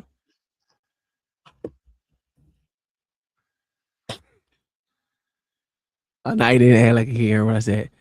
Steve Howard, $2 said, good evening, Uncle Tom and chat family. Beans for mayor. I don't know what town he's going to be a mayor of, but nah, they don't want me. I can't do that one. Shit, they gonna try to get me up out of there. Shit. Actually, you will fit right in right now because socialists are in.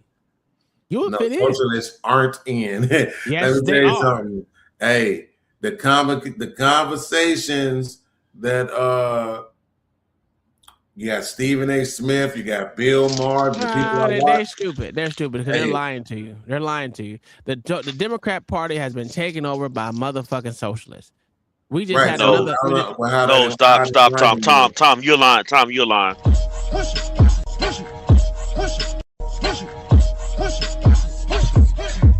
money. Go get the money. Go get the money. Go get the money. Go get the money. Go get the money. Go get the money. I got it. Push it. Push it. Push it. Push it. Push it. Push it. Push it. Push it. Push it. All right. Tell me I'm lying, John the Baptist. So in a few areas like New York, Seattle, socialists Colorado, Seattle, Michigan. Portland, Michigan, Minnesota. Look, the list continues to go on and on. Yeah, but the problem with this is though, it's only in certain areas within those states where like certain cities where those inside those states that happen. It's predominantly taken. Listen, they have to be in bed with these socialists to get even on the ticket right now because these motherfuckers keep losing, sir. But you go ahead and tell me. Go ahead and push your narrative that the Democrat Party ain't being taken over by socialists. Yeah, I'm gonna give you all the socialists. I actually think it's going to transition to being a socialist party. Me and myself were talking about this today. It is. I think it's in the stages of becoming a Democratic Socialist Party. I think what's going to happen is I think it's going to be a split. I think it's going to be a small. It's going to be a small chance. It's going to be a split into two parties, or they're going to actually more Democrats going to leave and go independent. All right, I'm sorry, John. So this time, go ahead. You know what I was trying to say before he interrupted me. So Stephen A. Smith and Bill Maher, both of them have been talking about this and talking about it from a scarcity point of view.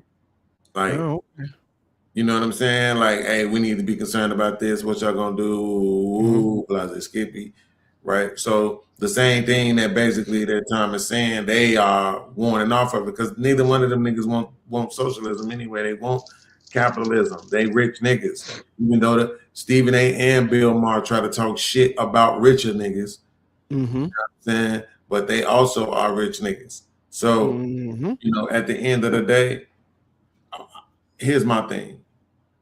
Is it gonna work? I don't think so. Right? But at the same time, I didn't think a motherfucking Taliban was gonna be the mayor of New York either. Oh, that's a fact. And he's the mayor of New York right now. And he's getting other motherfuckers hired too. So I don't think it's gonna last. But Seattle is failing though. Yeah, but that doesn't matter. Is it? Yes, it is. But they're bankrupt. They're literally going bankrupt. Yeah. Literally.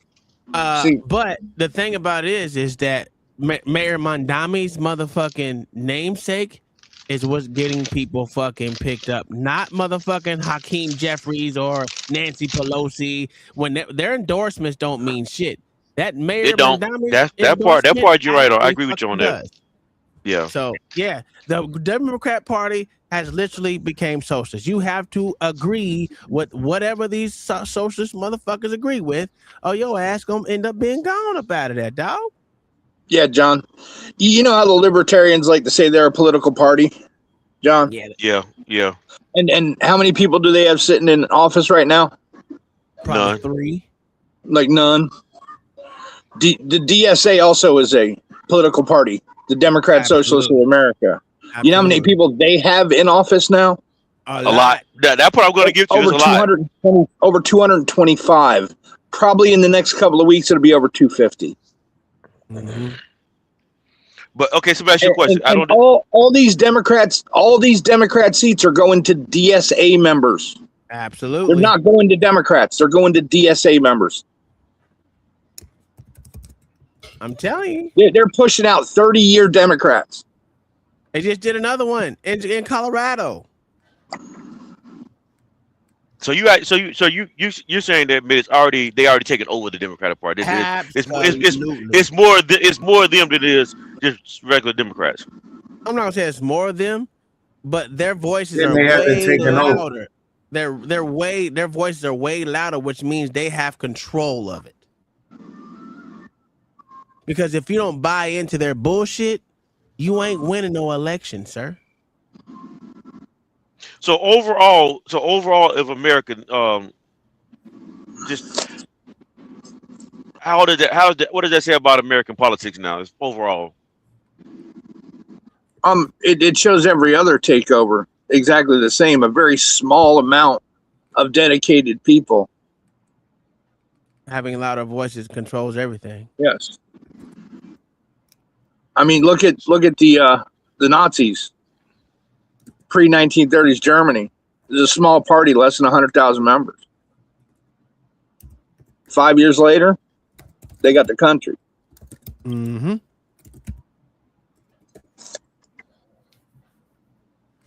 But you know, you gotta look at it like this: whose namesake is worth more weight? They want to get motherfucking Hakeem Jeffries out of there. Well, Hakeem Jeffries, he never had any weight anyway. Yeah, it did. It did hold weight for a while. The position itself has weight. Yeah, and he only had a position like maybe what, 4 years? 3. Well, yeah, it's still the leader of the Democrat Party in the United States. Yeah. You know, I'm not saying that he wasn't, but I don't think I think he only got that position because there was nobody else to give it to. It was a lot of people to give it to. They just chose him because he's a nigga. It was a discount Obama. They thought he was Obama light. Okay. Timu Obama. That's what they call him. That's a fact. Now I've heard that name several times too. So yeah, I mean it's kind of hard to argue with that, yo. What were you gonna say? I mean, it's a dedicated party, man. The DSA is a dedicated party, and they're moving.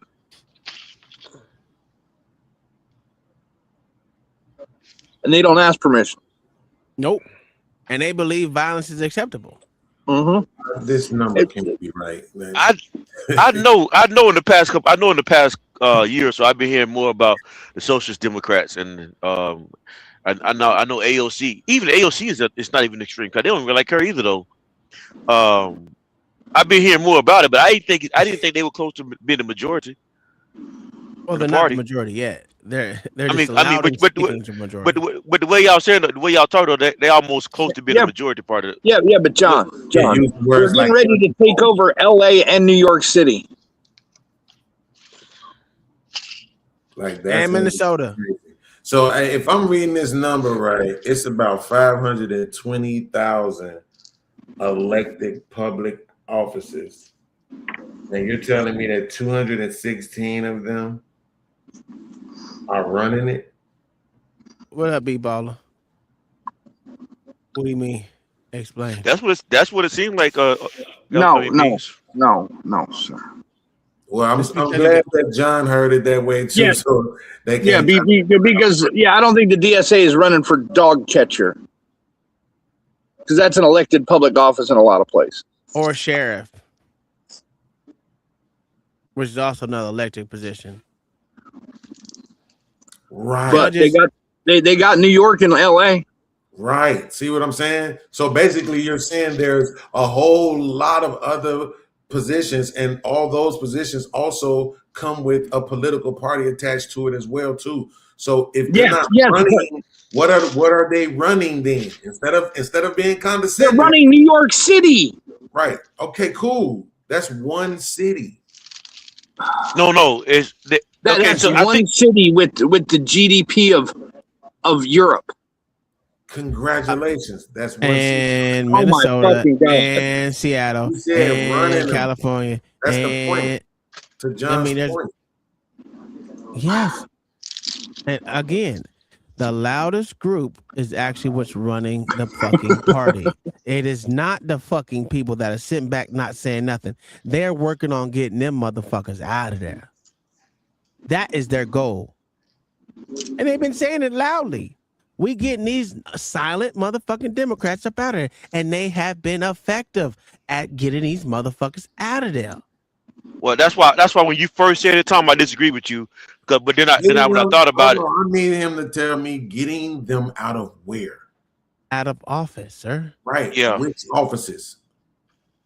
Elected officials, like it could be. Well, let's say the board member, the city boards, goddamn mayors, all these city positions but city position leadership positions in the city. for damn sure. And mayor, lieutenant mayor, all the motherfucking positions that hold weight, they're getting the motherfuckers up out of there, sir. This is nothing new. Do y'all ever watch the news? No, but I hear some things when I'm watching. I hear some things when I'm scrolling past the shit on YouTube, right? But so here's what I'm just trying to make sure I understand, right? Because if you're just looking at elected positions, that's a lot of different positions that are elected, right? I know, right? But those positions don't equal leadership.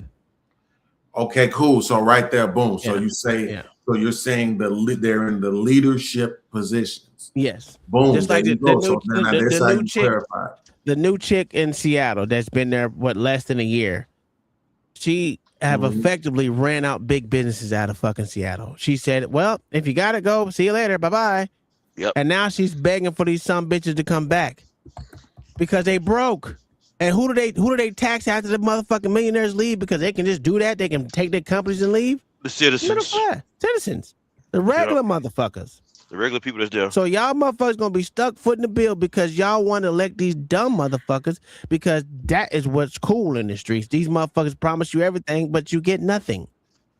You get something. You get higher taxes because all the tax incentives that y'all propose and push through, thinking that everyone that these motherfucking millionaires and billionaires are gonna actually pay their fair weight in this shit just to help you niggas out just because. No, they gonna do what they can. They ain't gonna keep going over and beyond. They're not gonna make sure they're broke to make sure y'all niggas can be able to. Thing though, right? I'm just saying, y'all. I mean, I clarified it for you, didn't I? Right? So,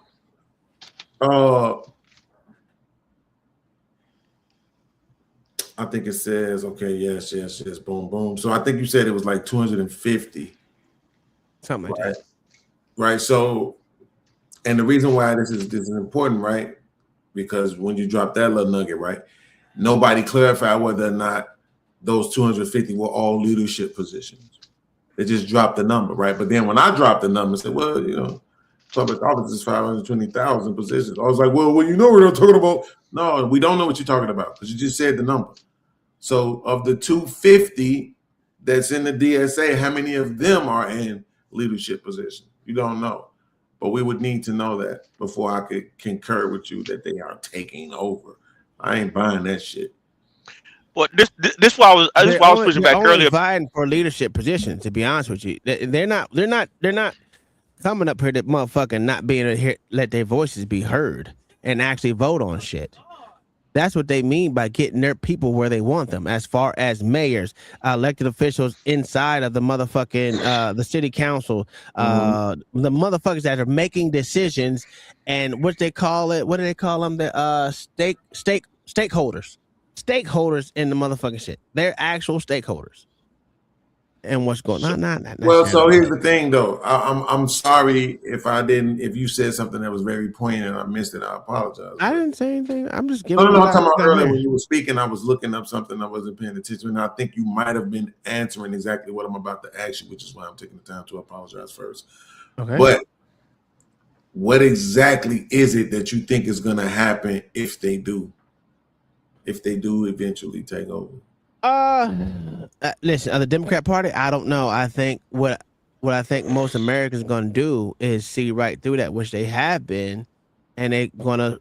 Some of them are leaving and going independent, so they say, and what that's going to do is force them to either or. Trump, they can't keep using everything as we want to get Trump out of there. That's not going to work anymore after this time. I should have clarified what I was asking. What I'm asking is, let's suppose that your wet dream don't come true and it don't fall apart. What happened? I don't say it's not going to fall apart. I never said it's going to fall apart.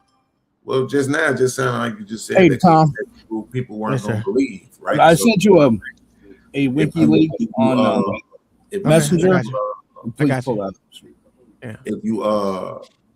If you just say, oh yeah, people gonna see through it. Like, no, what if the people keep voting for them? Like they voted for them this time, got them in. Well, let's be honest with you. A lot of more people are going to pay more in taxes.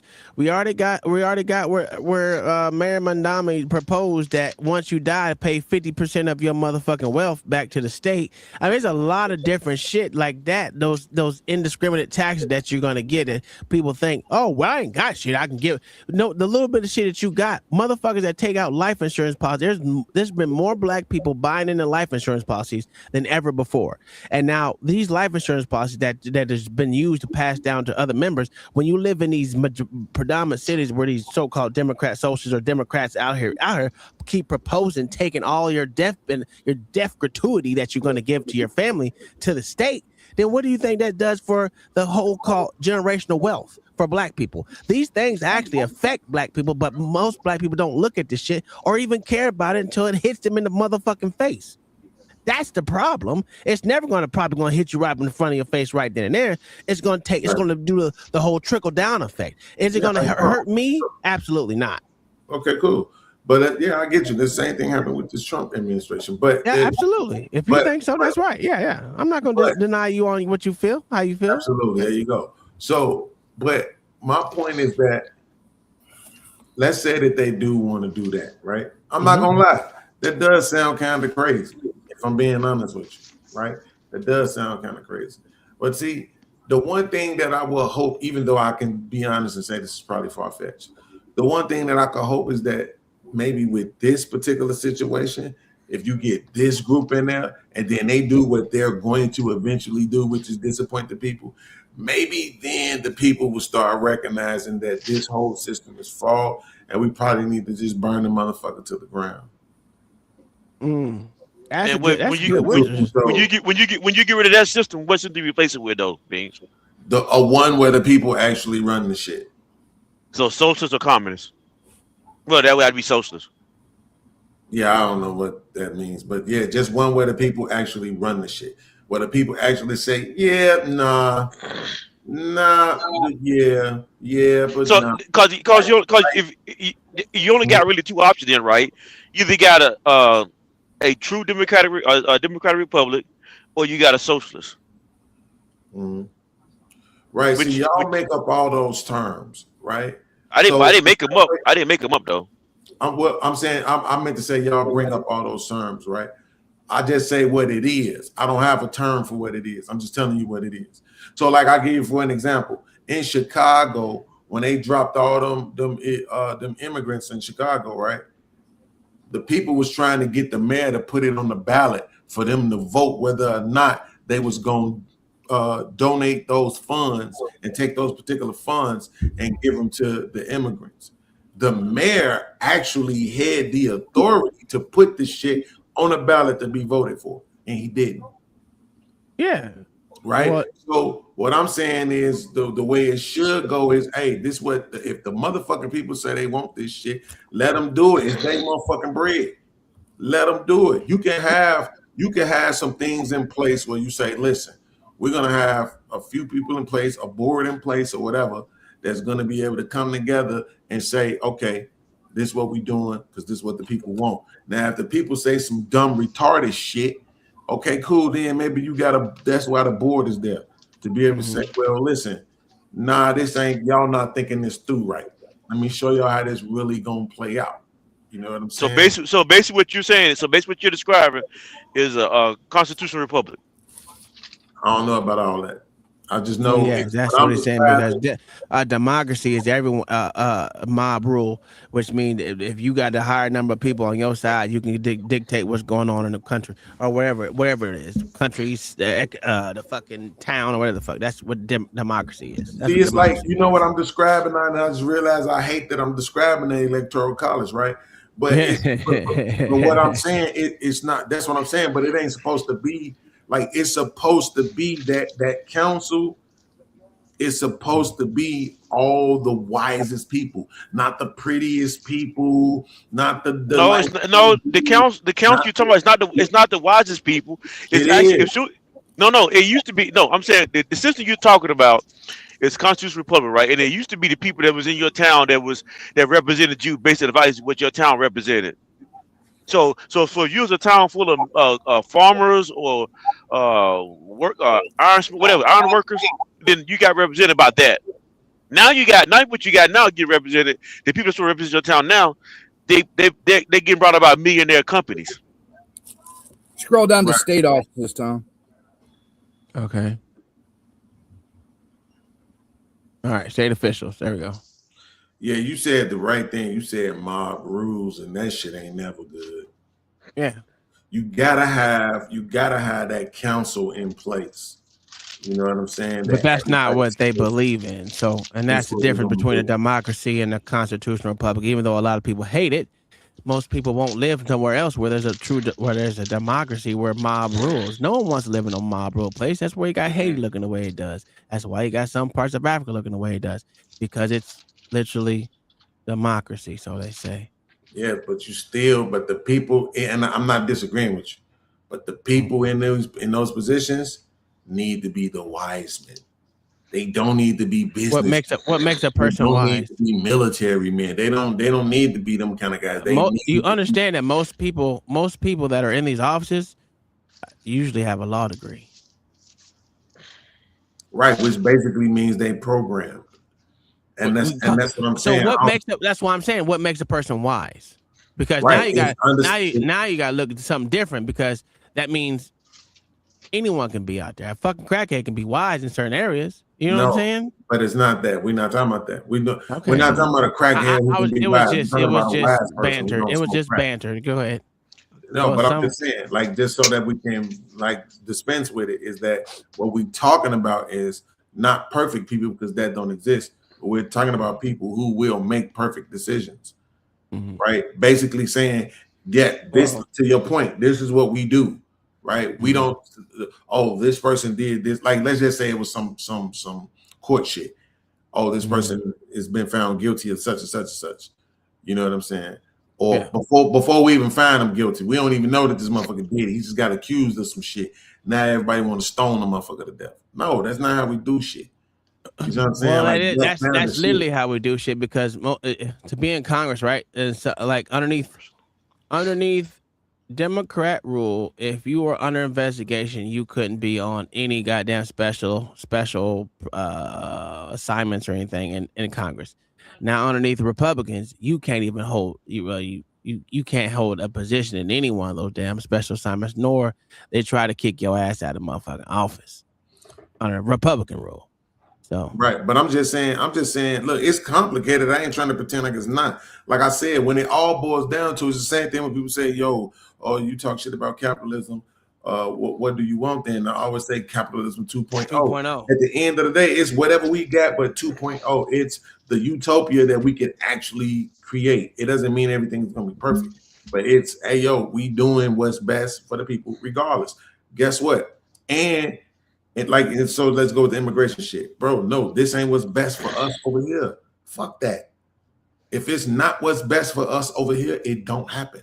It don't matter if it's what's best for the businesses. But that means it's gonna be changing. See, and that's the difference, right? It's gonna be changing every fucking I would say every year or every 2 years, that's not gonna lead into a stable thing. That's gonna bring more chaos if everything keeps changing. What are you talking about? Because everything does. Well, the thing about that's crazy, because everything doesn't change every year. That's why everything doesn't change every year. Shit stays the same for a very long time. Administration. No, it doesn't.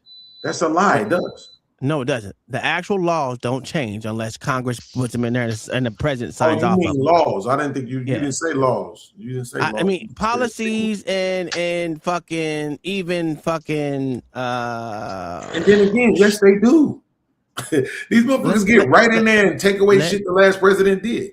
They do that all the time. That's what's called a executive order. It's called executive order. Let's call it happens. Executive order does not mean it's a law, so it's not changing. It's not a law. That's a policy that this president had, but it doesn't matter. That's going to change regardless. But they can't make that a fucking law unless. What? You calling it a law, but that's what I'm saying. Let's call it the reason why. Okay, so let me put you like this: the reason why this shit is affecting most people that you like that happened now is because it became a law. Okay, let me ask you something. It wasn't. Does that It include wasn't the just a shit that policy. happened with It the budget? became a law. What about the budget? Does that count? Yes, that counts as something that becomes law because a president signs a budget into law. Okay, cool. So this is what I'm saying. Every other motherfucking presidency, that shit changes. Well, that's These motherfuckers because keep we changing shit. But the budget is something that's always going to change, right? We're talking about laws. The laws, what I mean by motherfucking like not having boys and girls bathroom or playing Okay, whatever. but see, this is what I'm saying. Wait, look, you keep saying that, but the laws don't affect everybody either. That's what I'm saying. Don't pigeonhole us to the laws. Okay, That's- well, that's if you talk unfair about to the policies, conversation. policies are going to change unless you know what happens. To be honest with you, Donald Trump is the one who fought that went to the Supreme. Well, fought all these motherfucking allegations, but fought all these motherfucking people off because they were mad at him for wanting to put in his own policy, his own executive order. So what did he do? He has to fight those shits in court. And once those shit goes up to motherfucking the United States motherfucking Supreme Court, whatever, the Supreme Court, they're either gonna ride with him or they're gonna motherfucking bring it back. And then they said that they could that any one of these what the fuck are these kind of judges called? These motherfucking activist judges can stop anything the president do. These bitches wasn't elected, so that went up to the Supreme Court. That got struck down as well. So a lot of shit that they keep trying to do to Trump, he keeps taking to where it's supposed to go. Because these motherfuckers think these judges or whatever think they run the president, which is not how it's supposed. That's not how it was intended to be set up. Now I agree with you. Shit changes all the time, right? But the overarching thing, it doesn't. The overarching stuff does not change. It's just like the electric cars haven't changed. Just like the popular vote.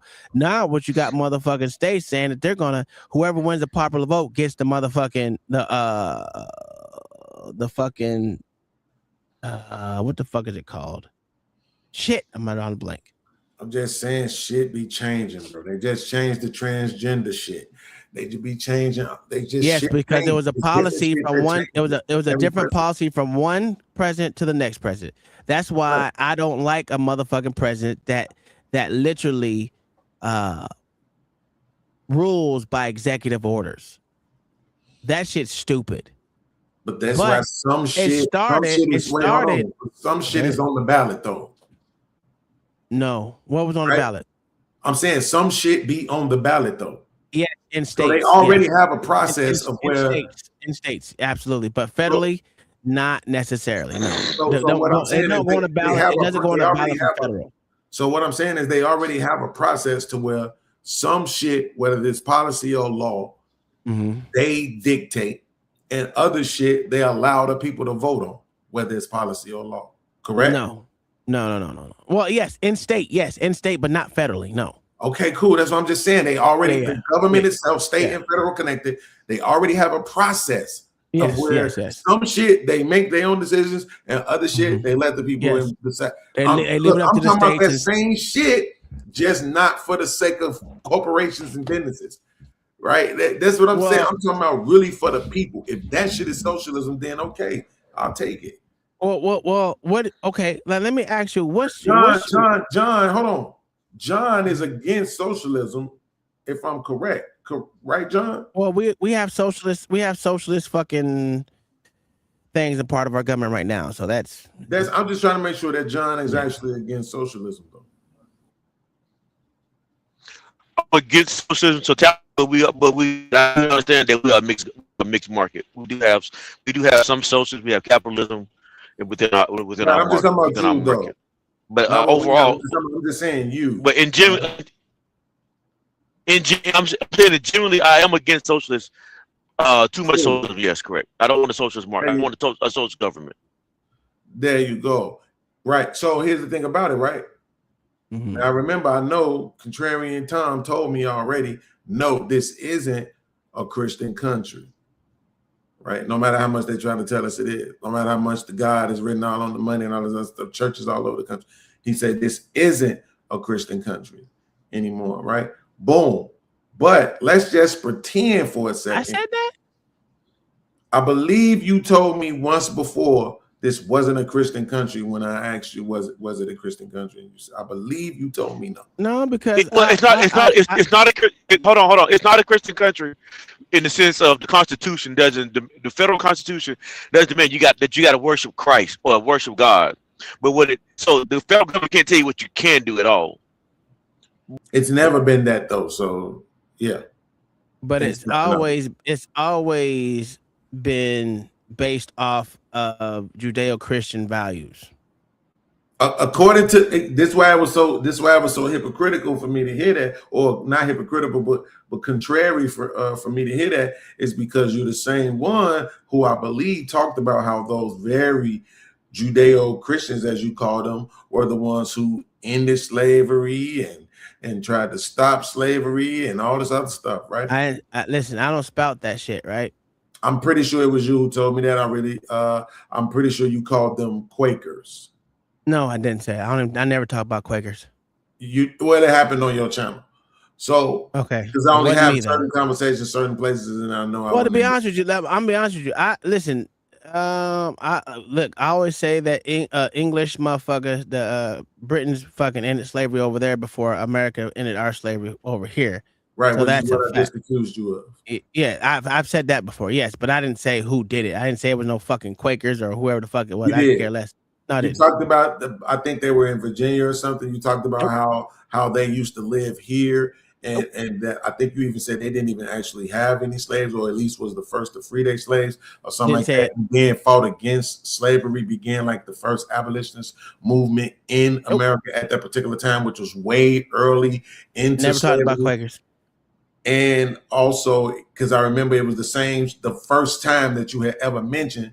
I think these might have been the same shows, but I might be conflating that a black dude was the first one to have a forever slave. So yes, I did. Now that we did have, I didn't say the other ones too. No, I ain't talked to nobody else about that. I'm sure. But I'm gonna be honest with you, I never said anything about Quakers because I really don't know a lot about Quakers. I really don't. So I wouldn't talk about something that I have very little to know about. Absolutely. Besides the basic. Looking it up and everything as we were talking about. Okay, well, if I did, I just let it. Yes, sir. Would you just let it go? It's okay. It wasn't me, but the point is it a Christian country or not? Yes. When it's based off of Judeo-Christian values, I would say it's a Christian country. But I will say this as well: is that religion is not baked in. Religion is not baked into our fucking constitution, just like a language is not. Now, I've said this repeatedly. We should stop with the bullshit and put English as the number one language in America outside all these bullshit other ones, because 80% of motherfuckers over here speak English. Matter of fact, let me look that up because I don't know. I don't want to lie. Let me find it. And so here's the bigger reason why. What is the percentage of Americans speak English? The Bible absolutely speaks about socialism, right? In the way that we think of it. So it's weird that John says he doesn't. When including those who speak another language, but also speak English very well, about 91% of the population speaks English proficiently. Okay, so 91%. 77%. Yeah, 91%. There you go. That's why I think that it should be that shit. And that doesn't take money to do, right? I'm always talking about shit that doesn't take a fucking bill to do. This can be written in on any one of these fucking bills that the president signed. And I said Trump missed a fucking bullshit ass easy win for everyone in the motherfucking America to say, hey, America is an English speaking country. That's something simple to do. That's why I said there's nothing but pussies in the Republican Party, and the Democrat Party is full of shit. They're both. Okay, I'm glad you got that off your chest. Now let me address what Beans just said. Oh, okay, go ahead. So Beans, you said the Bible. I should social club. The Bible represents socialism. First, ask your question. In your mind, how does the Bible? And I'm not saying you're wrong, right? I just want to hear your logical reason what you're using behind it. What does the Bible support socialism? The Bible talks about taking care of the poor and everybody sharing with each other. It's a lot of about that. I want to dispute you right now. Does it? Now, what you're saying that is you telling the government to do it or the church to do it? That's a good question. Is that it's supposed to be the church? Hold on. At face value, it sounds like it is, but it's not, right? And I'll show you why. So let's say the church is supposed to do it. Go ahead. Well, so that's what I'm saying. That's my argument that it is the church supposed to do it, not the government. The church, when when Jesus came, he said, I'm coming to set up my kingdom, not this Absolutely. kingdom. So therefore, he's not God. Jesus and God themselves are not worried about the government, what the government is doing. So therefore, Absolutely. so that's why I'm saying that. So Even though although okay, there's some aspects. You got it out. You got it out. Let me respond to you. You got it out. Okay, go ahead. All right. So here's the thing about that, though. What is the church? A body of believers. Absolutely. So that what is the government? Body of individuals. A body of government is organized by the world. I guess you can say it that way. It's not by the Leading world. fish. I'm saying according to scripture, government represents the world. No, it doesn't. And the The church government represents the country. No, listen what I'm saying. No, hold on. Don't get too lost. It's unnecessary, John. All you had to do was repeat yourself, right? I said who is right the church, and you said body of believers, right? What's the government? It's not a body of believers. We're not a body of believers of Christ. It's the same people. It's those exact same people.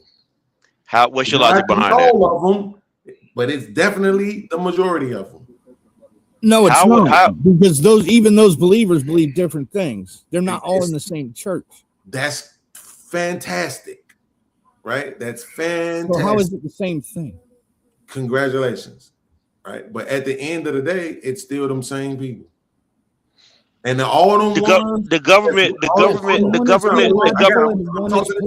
And John, all the ones that believe that's reading from that very Bible, it's the majority of them as well. It's that Bible. No, okay. So this what I think you're doing right now. I'm gonna ask you a question because what I think you're saying. You're saying that believers operate the same way they operate in the government, and so therefore they're believers. No. That's not what I'm saying. Therefore, okay, John. Do you know any politicians? I know some politicians. I don't know a lot, but I know some. Go ahead. Absolutely. Are they believers? Some of them claim. Some of them say they're believers in Christ. Yes. Yes. So yes.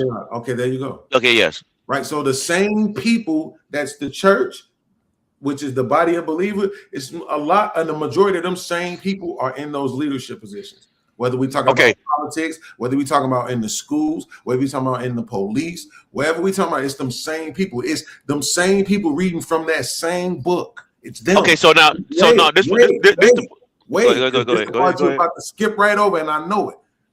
The lawmakers are some of them same people. The policy makers are some of them same people reading from that same book in this quote unquote Christian country.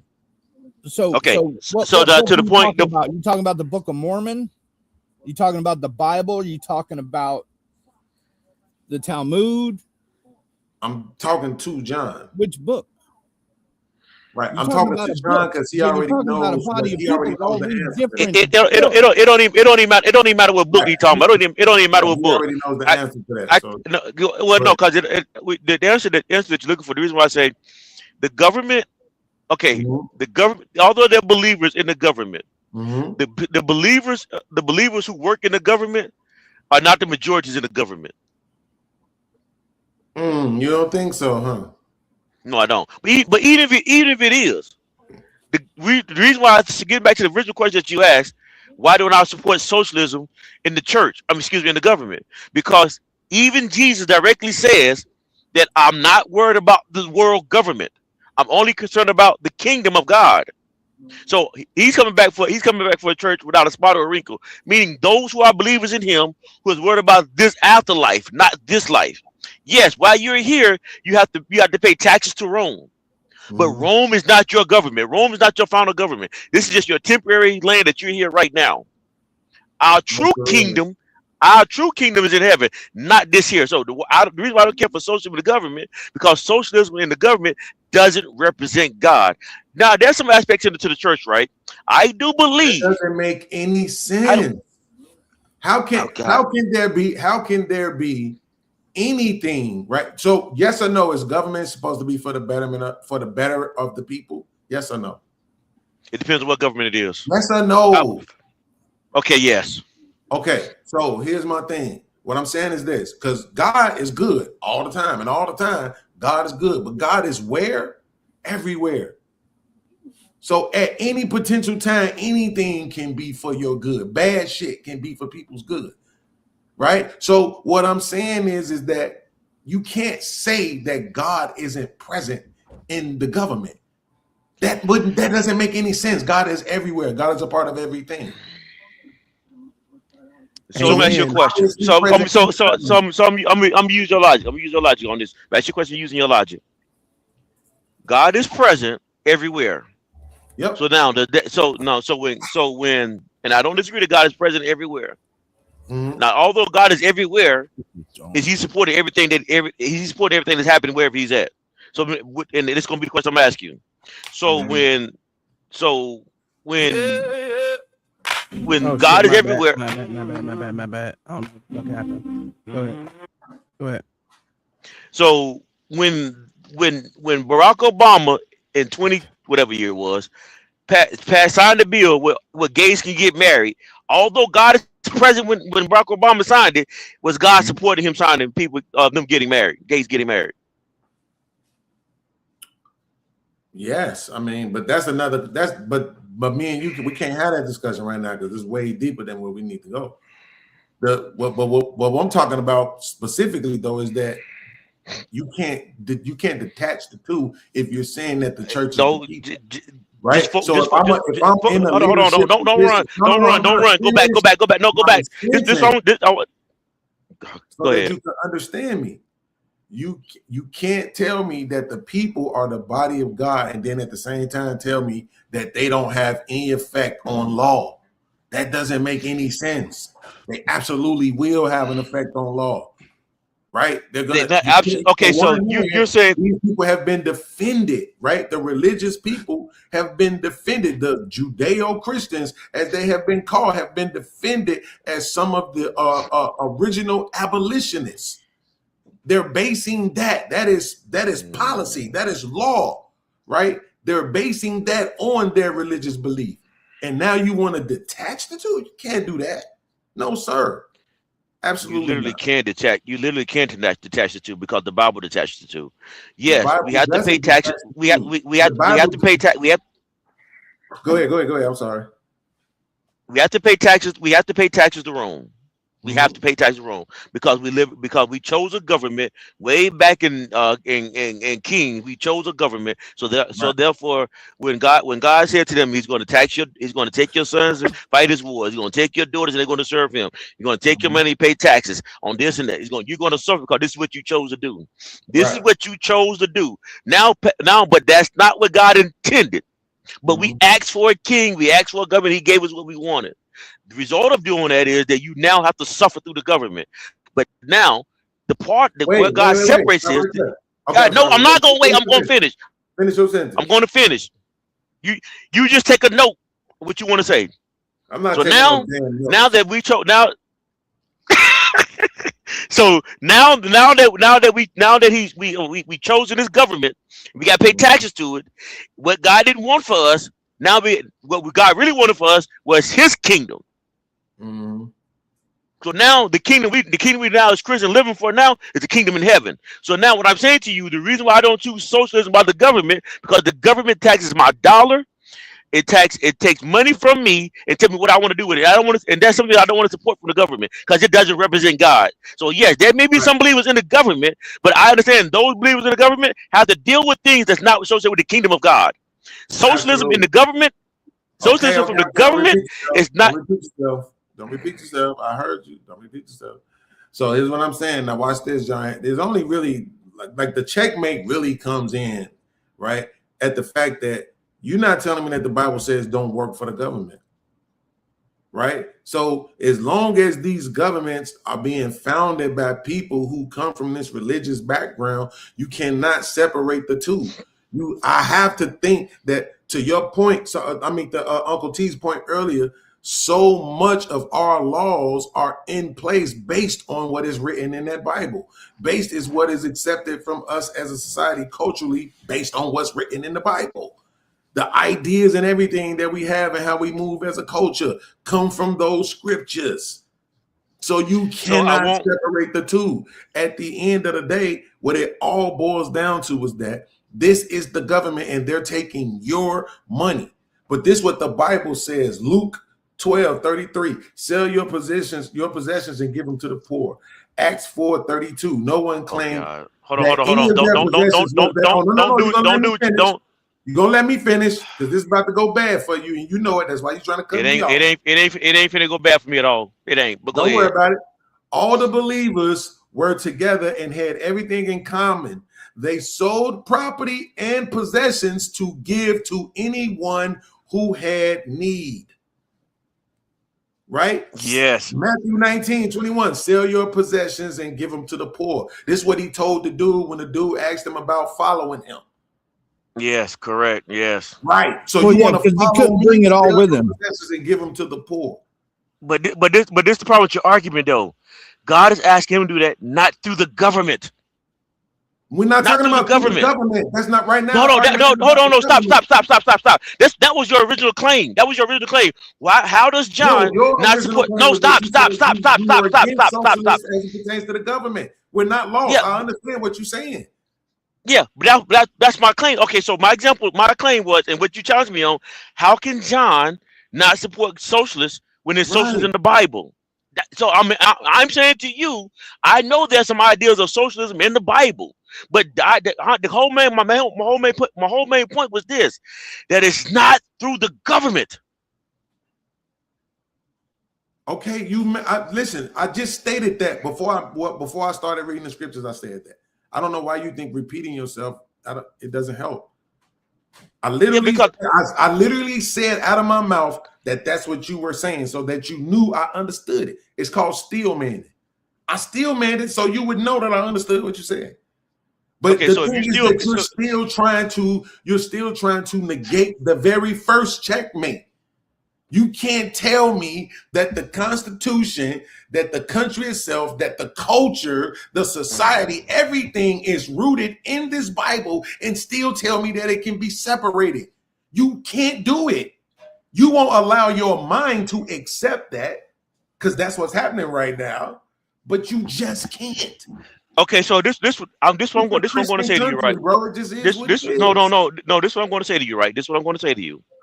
I understand that when the Constitution was written, I understand that when the 13 colonies, each one had a reference to God in the state constitution and also in the federal constitution. The federal constitution didn't say anything about. They just recognized God 4 times. They recognize God. Don't really say that you have to serve God. They just recognize his name. They mention his name. The 13 colonies recognize God, and some of them had some professions to Christ. Not all of them, but some of them did. Right. Now, I would agree with you that instituted into the 13 colonies or the Constitution, there's some ideal of some reference to God. If that's what you're arguing, yes, it does mention God. But what I'm saying to you though is, although the country may recognize God, God's kingdom is not based on what America does. Okay, so that happened whenever, I forgot, 250 years when America became, what year was that? What year am I trying to say? 1776, right? There you go. 1776. That's what happened in 1776. Now, as we move from 1776 and the country begins to move away from God, because maybe God was heavy on their mind then, but I can tell you right now in 2026, it ain't close to God. Like it ain't representing God anymore. Cool. I agree with you. I got you. Cool. Let's go with that. Cool. Let's stay right there. Let's go with that. Fine. Wait, hold up. Wait, before you go, because I know Mayo was trying to get in. Before you go ahead, go. Was he? Okay. Yeah. Mayo, go ahead. Say what you're gonna say. Yes, we are a religious country. Would be a theocracy. Correct. And we are not a theocracy. We have different leaders that follow different books. We have leaders that follow books that others don't believe in, don't believe are the truth. We are not one religious people. Correct. Yeah, but that. No, he's correct. He's correct. We're not a theocracy. We are not. Whoa! I gave you your time to shine. Like, why do we like? Oh, yeah, he's So, right. here- Okay, I'm gonna move forward. Here's my thing about that though. Even if you look at majority of these people that come out and speak it, they say, "I want y'all to understand this is a Judeo-Christian country." They've always been saying this. This is nothing new. To say now, I can tell you that the government is based, some of its laws based off of, values based off of religion. So we can't say that. But having a set individual religion, no, they don't have a set individual religion. But this country was founded on basic Judeo-Christian values. So to extrapolate that from the conversation, it would be a lie. Yes, but don't we have just as many laws that go against those same values today? Yes. Yeah. So the point is moot.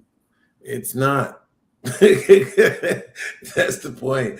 It's not. It's everything that you had, all that stuff that existed, the Constitution, all that shit that's there. You have all that history that's there, and then you still have a majority of the people participating not only in this particular religion, but in a political way. Right, everything is from when you go to court, you putting your hand on the Bible and swearing these niggas, God bless America. They don't do that anymore. It's God all the time, everywhere. It's just too much of it. It's way too much of it. It's way too much. They don't use the Bible. They don't use the Bible. I don't even know why we gotta pretend like it ain't. And John thing is always, these people ain't real Christians. But I mean, I can say that about all you niggas. At the end of the day, it's like, yo, this is what they say they represent. Allow them to have that. Fuck it. Right? So it just is what it is. My thing again, though, John, is not that because of the fact that the entire government has to be written in a way that aligns with the Bible. The point is that they're there, though. If you would have showed me in the scripture that it says God or Jesus or God or anybody said you shouldn't work for the government, that would be different. But now, if I'm a Christian person, the policies of my faith are supposed to go to my job with me. So if I'm a lawmaker, if I'm a policy maker, if I'm any of that, that stuff's supposed to come out of me. That's what's supposed to come out of me. Now I'm a Christian, but I'm over here voting for them to do this thing that they know gonna poison the water supply and give 10,000 kids fucking cancer. But that's actually been beaten in the Supreme Court. Remember that lady who wouldn't give marriage licenses in Kentucky to gay couples? Yeah, that was struck down. Yep. What does that mean? I'm not understanding. Meaning her religious beliefs couldn't follow her to her job in the government. Yeah. Right. So what happened? And that's why we can't even say. That's why you can't say Merry Christmas. You gotta say Happy Holidays or some stupid shit like that. That's why now they trying to make. Can I find out what happened first, but we move on? We got gay marriages right now. What happened to she had to give these motherfuckers their goddamn licenses. Okay. So she has to give them the licenses. And then the next move that's about to happen is preachers about to go to jail for preaching about to go to jail for hate speech now. That's what's next now. That's what's next. So should that happen? Based on her religion, she should have quit then, right? Yes, she should have. No, she should know what she don't necessarily have to quit. Don't necessarily she had to quit. I mean, she had to fight him. She had hold on. No, she should have quit. No, based on her religion, she should have quit. If her values were that strong, listen to what I'm about to say. She don't have to. I didn't finish what I was going to say, sir. Okay, you did finish because I heard what you were saying. No, I didn't. I didn't I'm gonna tell. I said you finished. Oh, okay. That's how we do it. Okay, go ahead. Go ahead. My bad. Go ahead. No, all I'm saying is, if you look at what she was, because she fought this shit all the way to the Supreme Court. So if her fucking values were that fucking strong and that she believed in Christianity or whatever the fuck it was, she shouldn't have been working there, considering she would have to give these motherfuckers something that went against her religion. That's all. So no, I got you. So that's what I'm trying to say. I knew this point you was gonna make, but I still had to let you see it out though. I don't think that you have to quit in that situation. I think you just refuse to sign it, and whatever happens to you happens to you. So like, if you get persecuted, if you get sent to jail, whatever happens, then you suffer for it. Then you actually going one step further. I think quitting I think quitting makes it easier on sin to win. I think So sometimes we need to. God dang it. Fuck? Yeah, she was actually jailed for 6 days for contempt of court because she refused. And that's what I think should. I think that's what she should have did. I'm glad that's what she did, because you should suffer for your beliefs, because that's when you suffer for your beliefs. It shows your conviction that you truly believe this. Just quitting sometimes makes it easier for them. Okay, I get what you. I get Right, what you're but saying. you saying that, but they still got their licenses. Yes. No. But the point about the fact her. that They got not from her, deputies. she stood strong on what she believed in, and Right, she but why suffered do I for want it. to work for a place that's doing the thing that I'm against? And she's gonna have to give it to them every since now, right? She's gonna have to do Wow. that. So wait, I would, if in her situation, I would literally go to jail every time they did it to me. Every time that somebody gay come in front of me, I'm not signing your license. I'm not quitting. You got to put me back in jail again. Wait. Okay, cool. So let me ask you this, John. I just want to check something real quick. So Have you if the been put in that company you was predicament, working John? for right now, you found out the shit you was delivering was going to poison 10,000 motherfucking kids and get them cancer, you would just not take those loads and you would keep working for that company? I'm gonna get rid of anything that I found that is illegal. That's going against my moral belief. I'm gonna stop doing that very thing. Specific question so that we can get a quick answer. You would keep working. Yeah. So no. What I'm saying to you in my situation, because I'm independent. I pick up loads from a lot of people. Absolutely. So then the question is, would you keep working with that company?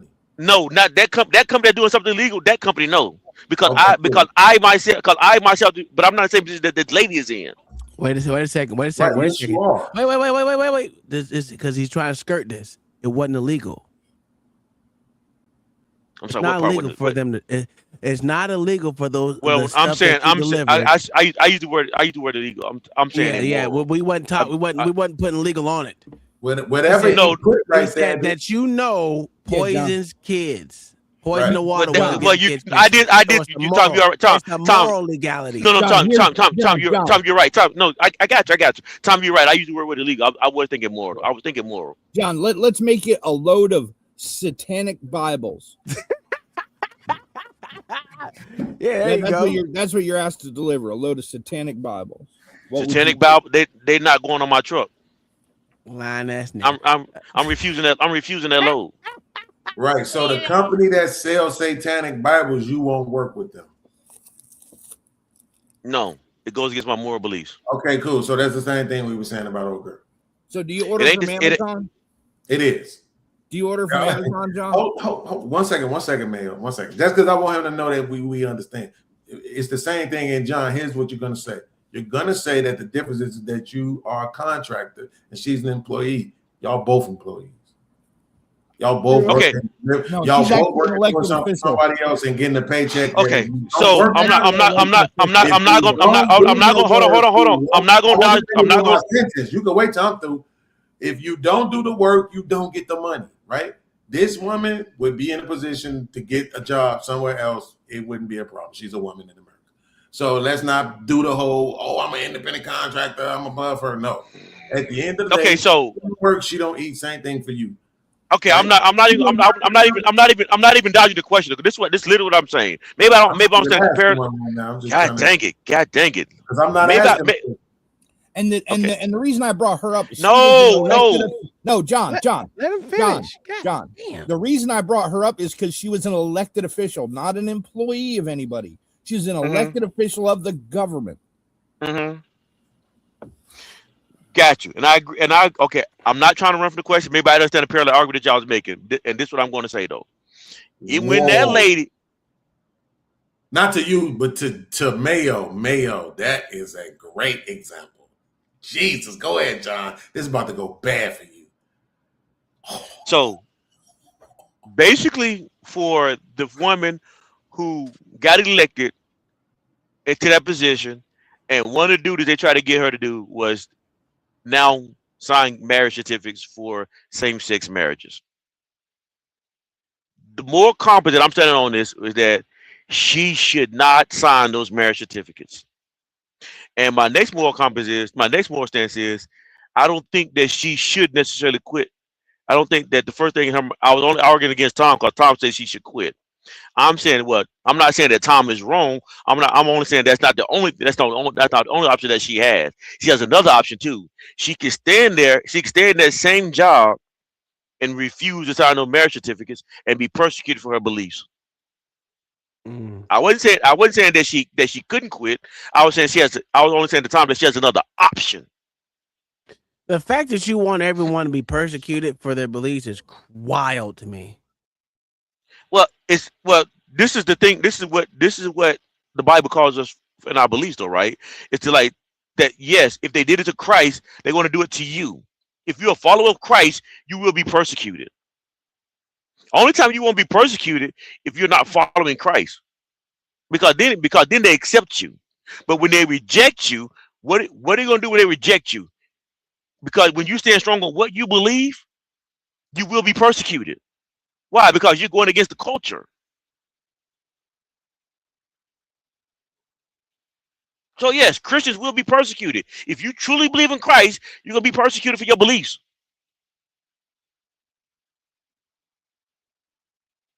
Again, I said, John, I do have some belief in that, but I don't believe that's the case for all people. My bad. Hold on. My bad. I was muted. John, just so you know, this chick, okay, when this happened to her, like they said that she got held in contempt for 5 days, and then the deputy clerk started issuing the licenses on her behalf, right, without her name on them. She it's not saying whether or not she left or just got kicked out of there, but she definitely don't work there no more. But then she got sued by the affected couples and had to pay $100,000 in damages and $260,000 in legal fees, right? Yes. So to your point, she had to really suffer for her beliefs, right? Yeah, she failed to get reelected in the next election. Okay, cool. She failed to get reelected. So she was trying to keep the job. Yes. Which means if she was trying to keep the job, then she was going to start issuing those licenses regardless to her religious moral belief. No, she never issued a gay license. The deputies did. That's because she didn't work that. She never put her signature on a license. I know I should have read it because you niggas with this incomplete ass story. That don't okay. If she failed to be reelected, so you saying she kept working there, but she never did the licenses? Yes. That's insane. Well, she was a clerk there, so she didn't have to fucking sit at the window and do shit. She had other people under her to do that. She just wasn't putting her name on it. Right.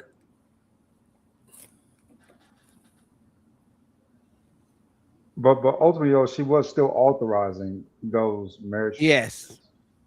Okay, so she just modified them so that they no longer mentioned her name. Yes. I mean, I'm not gonna lie, it's the smarter move. I'm not gonna pretend like it's not, but bro, I'm just saying. Like, to me, yes, okay. I guess I just gotta give grace to you. Can pick and choose.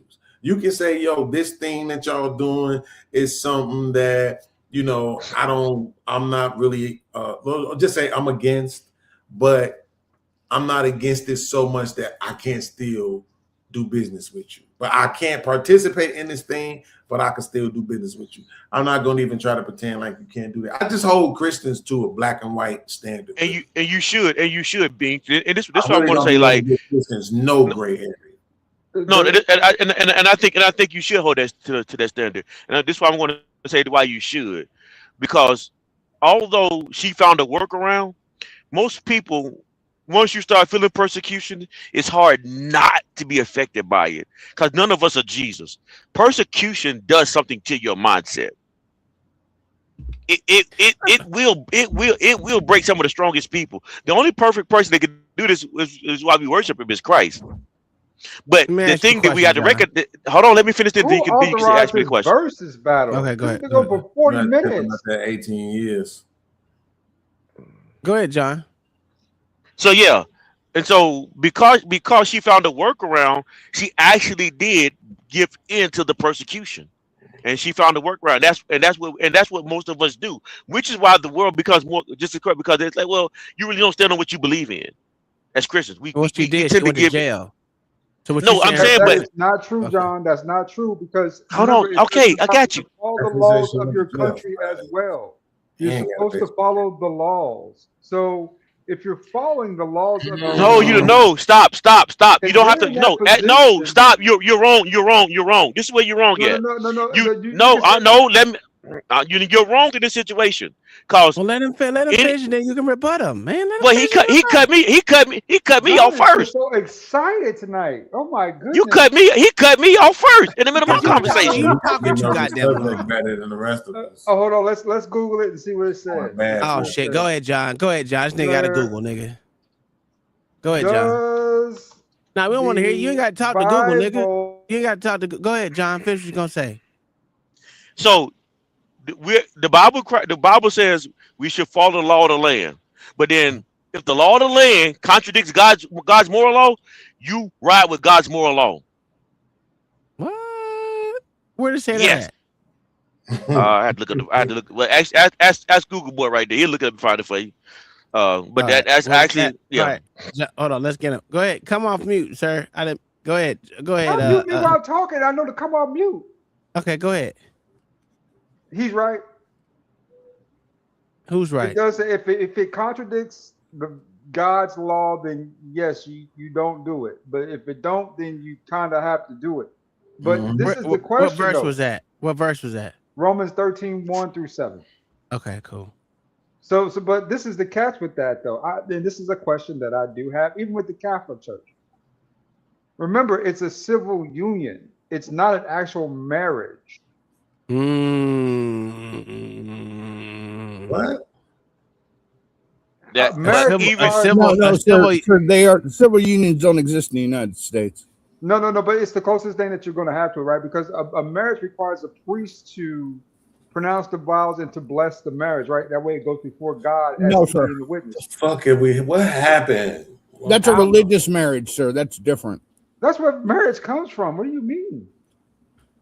Well, when the state took it over, it no longer became a The motherfucking state can't religious. take over marriage. It can't. Yes, it redefine can. the It word. literally did. They No, literally put a tax on it, can't nigga. What we doing? redefine. They literally put a Can't tax on redefine it, sir. Marriage is a union between wife and husband. No, which are because they're not even wife and husband yet, so it wouldn't be wife and husband. Yes, it is. Yes, it is. It's a union between a wife and husband. That's what a marriage is.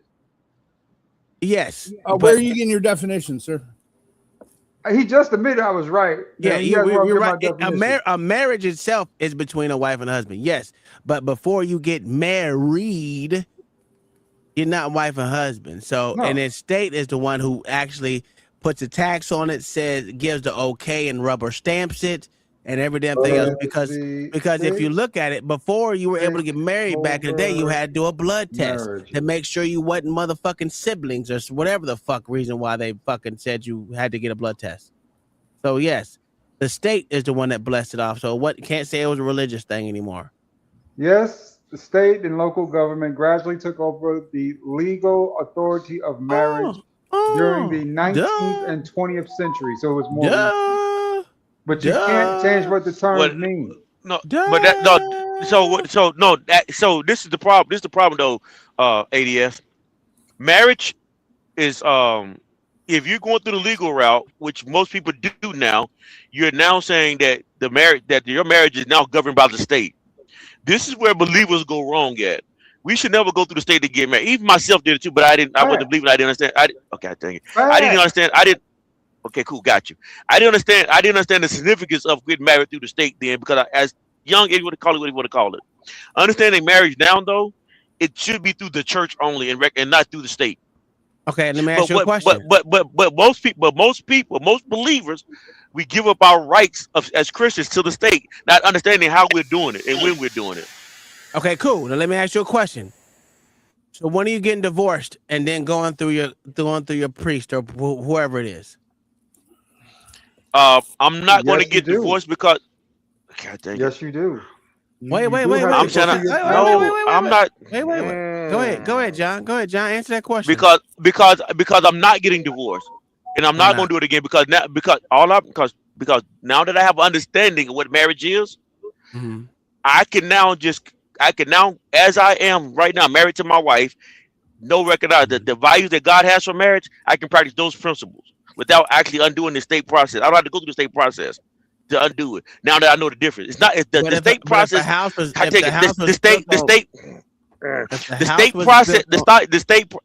process is not the problem. It is. It's the major problem.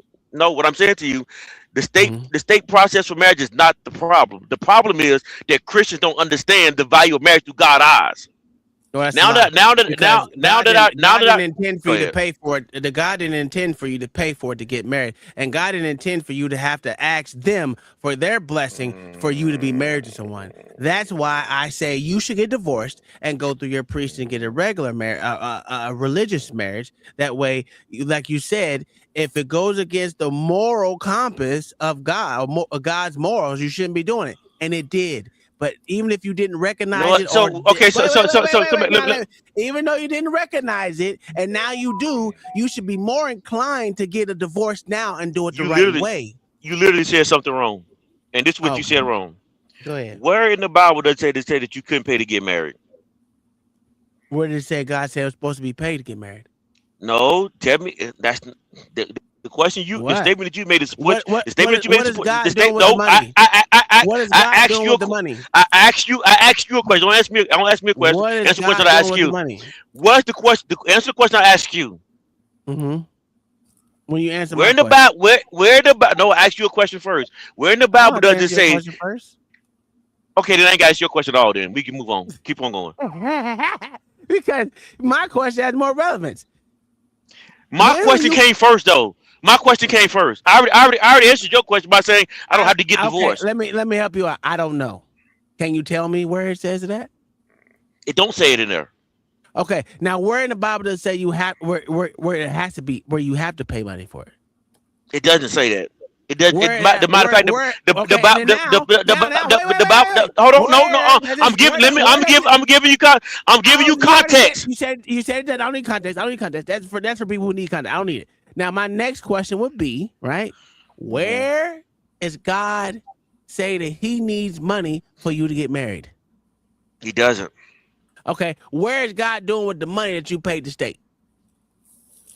He doesn't mention the money that I pay for state. Don't mention anything about it all. So in other words, in other words, it's an earthly thing, right? It's a human earthly thing. It's not of God. So if it's not of God, like you said, it goes against His moral law. You make it a bunch. You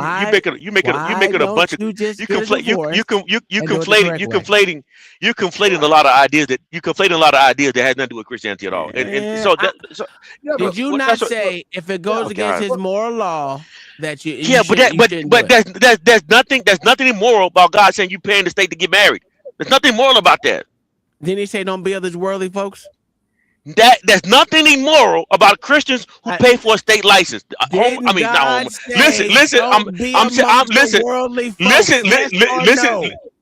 Yes, He made that statement. John is right. No. Stop. I don't need you to say I'm right now. Just listen. Let me get this out. Yes, the Bible does say don't be around immoral folks. But now, this question about worldly. Well, worldly, correct. God says you have to come up from among them. Now, true. Okay. But that doesn't mean that doesn't mean because you pay for a state license that you're doing anything that's immoral or wrong that goes against God. All right. But isn't that the true definition of worldly though? Is that like a little moral, right? So you know what I'm saying? So it kind of lines up with what John is saying, you know. You're not No, it doesn't. No, it doesn't. It literally does. It literally does. Y'all think because y'all this whole time, just because y'all are yelling, it doesn't mean you're right. Now let me ask you a question: did everyone when Moses when the Moses' people was over there, motherfucking giving glory to the statue of goddamn calves and shit, did they make it to the promised land? Yes or no? No, all the people didn't make it to the promised land because they didn't. All didn't make it to the promised land. No, they didn't. Right, the people that partook in that worldly thing, right? They didn't. The glorification. No, that's not why they didn't make it. Why they did the reason why they didn't make it because so let me deal with I'm gonna deal with it's two part of it. The idol worship stuff is wrong, but you can be forgiven. You could be forgiven for the idol worship if you repent. So now the reason why they God dang it, let me God dang it. Shut up and let me finish. Jesus Christ, boy. Now the idol worship stuff is wrong. But the reason why when you keep on reading though, the reason why everybody didn't make it to the promised land, because when Joshua and Caleb went into the promised land and the 12 spies went and checked out the promised land, 10 people of the spies came back and said, you know what? This is too much. We cannot overcome this. These people are too big. This is too much problem for us to handle. 2 came back and said, you know what? Yeah, everything they said is true. They're big, but we can overcome. Joshua and Caleb said we can overcome. It was the young folks, Joshua and Caleb, who actually believed that with God they could overcome that adversity that was in front of them.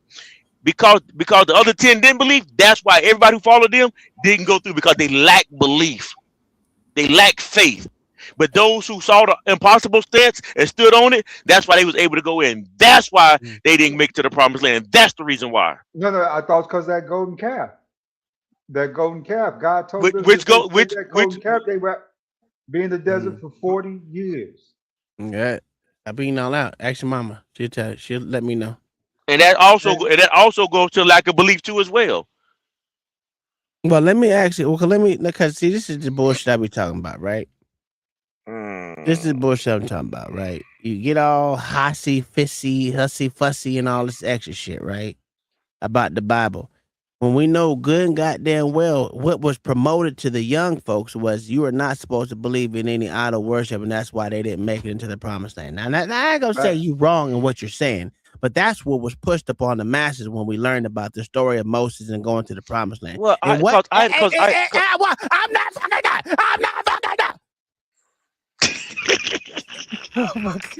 Shit.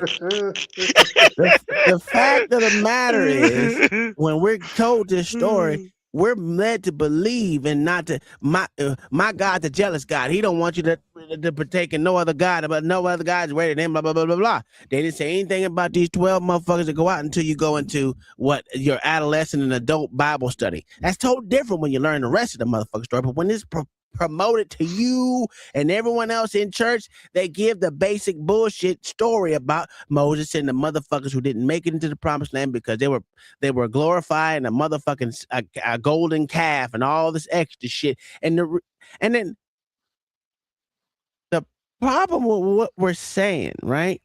And this is why I try to put these together, is because they were partaking in a worldly thing, right? They were glorifying a golden calf or whatever the fuck they were doing, being amongst the common They were folk. worshiping a golden calf, my nigga. Yeah. So Tom, the part that's why I made a distinction when you asked the question. I said yes, worshiping the calf was wrong. That is something that God does not put. That's something God told them you should not do. Don't put any other God before me. You talking to her now? No, the person. Oh, get out of me. What? Talk to your mama. Okay. So as I was saying, when you mentioned about the golden calf, yes, I admitted to you that part was wrong. They were doing something that was wrong. You should not be worshiping a golden calf. But I'm saying that they still could have got to the promised land after that, after they got rebuked. And if they got rebuked, because if you remember that same story, it wasn't that same story. It's part of that story though. In the wilderness, there was a snake that went through biting everybody. And then Moses picked up the snake and held it up. He said, if you look upon this snake, you'll be healed. I'm paraphrasing this. You'll be healed. Now that was what they call a foreshadowing of the future event of Jesus Christ. So yes, things that went wrong could have been redeemed for things they could be redeemed for worshiping of God, the golden calf, because that was wrong when they did that. God told them for 40 years you will wander in this desert. That meant enough of y'all drop off, I'll let you see the promised land. And there you go. He told Moses he couldn't go ahead. because he was in charge. Yeah, exactly. I wasn't even gonna bring that in there because he wasn't even believing in any worldly things. But he didn't get to make it to the promised land because of them motherfuckers. What? And he No. Stop. You're wrong. Can't you say that?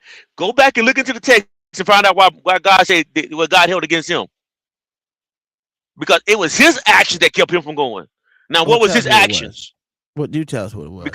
Because he got angry. He was motherfucking mad at motherfucking them for being partaking in that glorification of the No, sir. His actions was buying a marriage license. Because that's what this conversation started out as. That's a fact. Yeah, you can buy a marriage license. I mean, if it ain't by a priest, to me, it's just all civil union. But you gotta do your little civil union and let that be that, you know. So Adam and Eve were just a civil union, sir? No, that was God. God Almighty. There was no priest, sir. Because you were dealing directly with God, sir. That you don't need a priest if you're dealing with God. Those are just middlemen. God is God. You don't need a priest then, period. Wasn't it because of his ego, John? Right?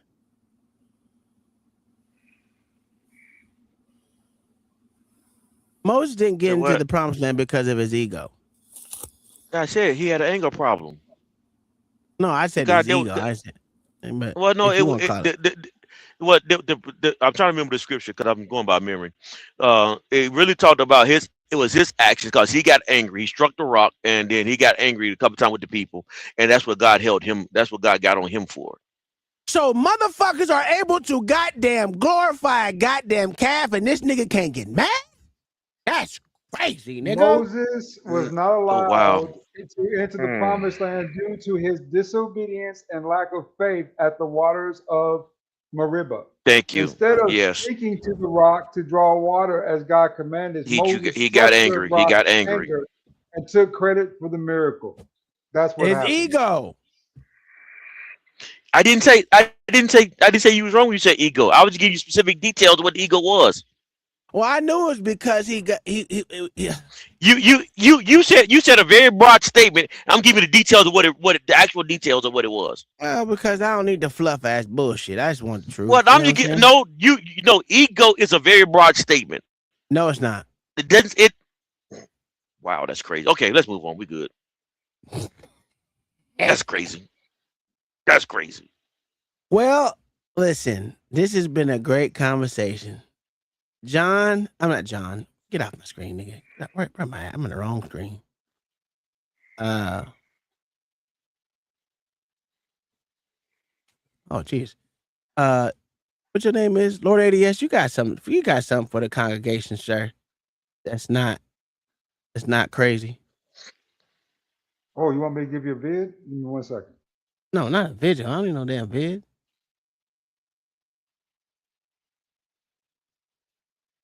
Oh, what was you do? What else was I supposed to give y'all? Like any conversation, sir. Oh, shit. Yeah. Well, it looks like birthright citizenship got through. Damn. No, it didn't. It got struck down. No. It lasted the Supreme Court. If you looked at the context of it, it was specifically meant for black people, but Yes. enslaved blacks. But they Yes. took it due to economics, and and this isn't Trump's Supreme Court. This isn't his Supreme Court for real. No, it's not. It never have been, but it keeps acting like it is. Yeah. This isn't his Supreme Court at all, really, if you ask me the truth, because they've done more stuff against what he wants to do versus, saying helps him with his agenda. So, kudos to the special interest groups in the Supreme Court pockets. They got what they need done. Oh, the only one that stood tall was the one that black people hate, Justice Thomas. He's done more for this country than Barack Obama, and they hate Justice Thomas. I don't understand that. I don't understand the logic. Well, he's a black man and he's not gay. Facts. So there's that. But since we've been talking about this, we got to get up out of here. Thank y'all for being here. It's 12 o'clock on the dot. Well, it's not on the dot no more. But hey, this has been fun. I like the conversation. I like the religion talk when y'all start getting on my motherfucking nerves and shit. So, I like that, but we're gonna leave up out of here today because John the Baptist was being an asshole to me. Right? We're gonna leave up out of here with my new smash hit, Nigga on My Knees. Sing along if you know the words. Sing along if you know the words. You walking tall like trouble no shoes. Got that chin up high like you on the pew. Mama said watch out for a proud man's call. Even the loudest boy to hear the call. What makes you think you better than Jesus? What makes you think you above me? The same old duck on your white shoe, same old red can pull you through. What makes you think you better than from Jesus? Nigga on my knees. Nigga on my knees. What makes you think you better than from Jesus? Lord, break that set me free. Nigga on my knees. Let's go with the man. Keeps time in the road. Deacon taps his cane in the morning glow. Choir lifts up high like a river run. Everybody here needs mercy, son. What makes you think you're better than from Jesus? What makes you think you are above history? The same old dust on your white shoes, the same old rain can pull you through. What makes you think you're better than from Jesus? Nigga on my knees. Nigga on my knees. What makes you think you're better than from Jesus? Lord, break that set me free. Nigga on my knees. If I get too high, pull me back down. If I get too proud, turn me around. I came in stained. I need my grace. Put a softer heart. What makes you think you're better than from Jesus? Nigga on my knees. Nigga on my knees. What makes you think you're better than from Jesus? Lord, break that pride and set me free. Nigga on my knees. What makes you think you're better than from Jesus? Nigga on my knees. Nigga on my knees. What makes you think you're better than from Jesus? Lord, break that pride and set me free. Nigga on my knees. Nigga on my knees.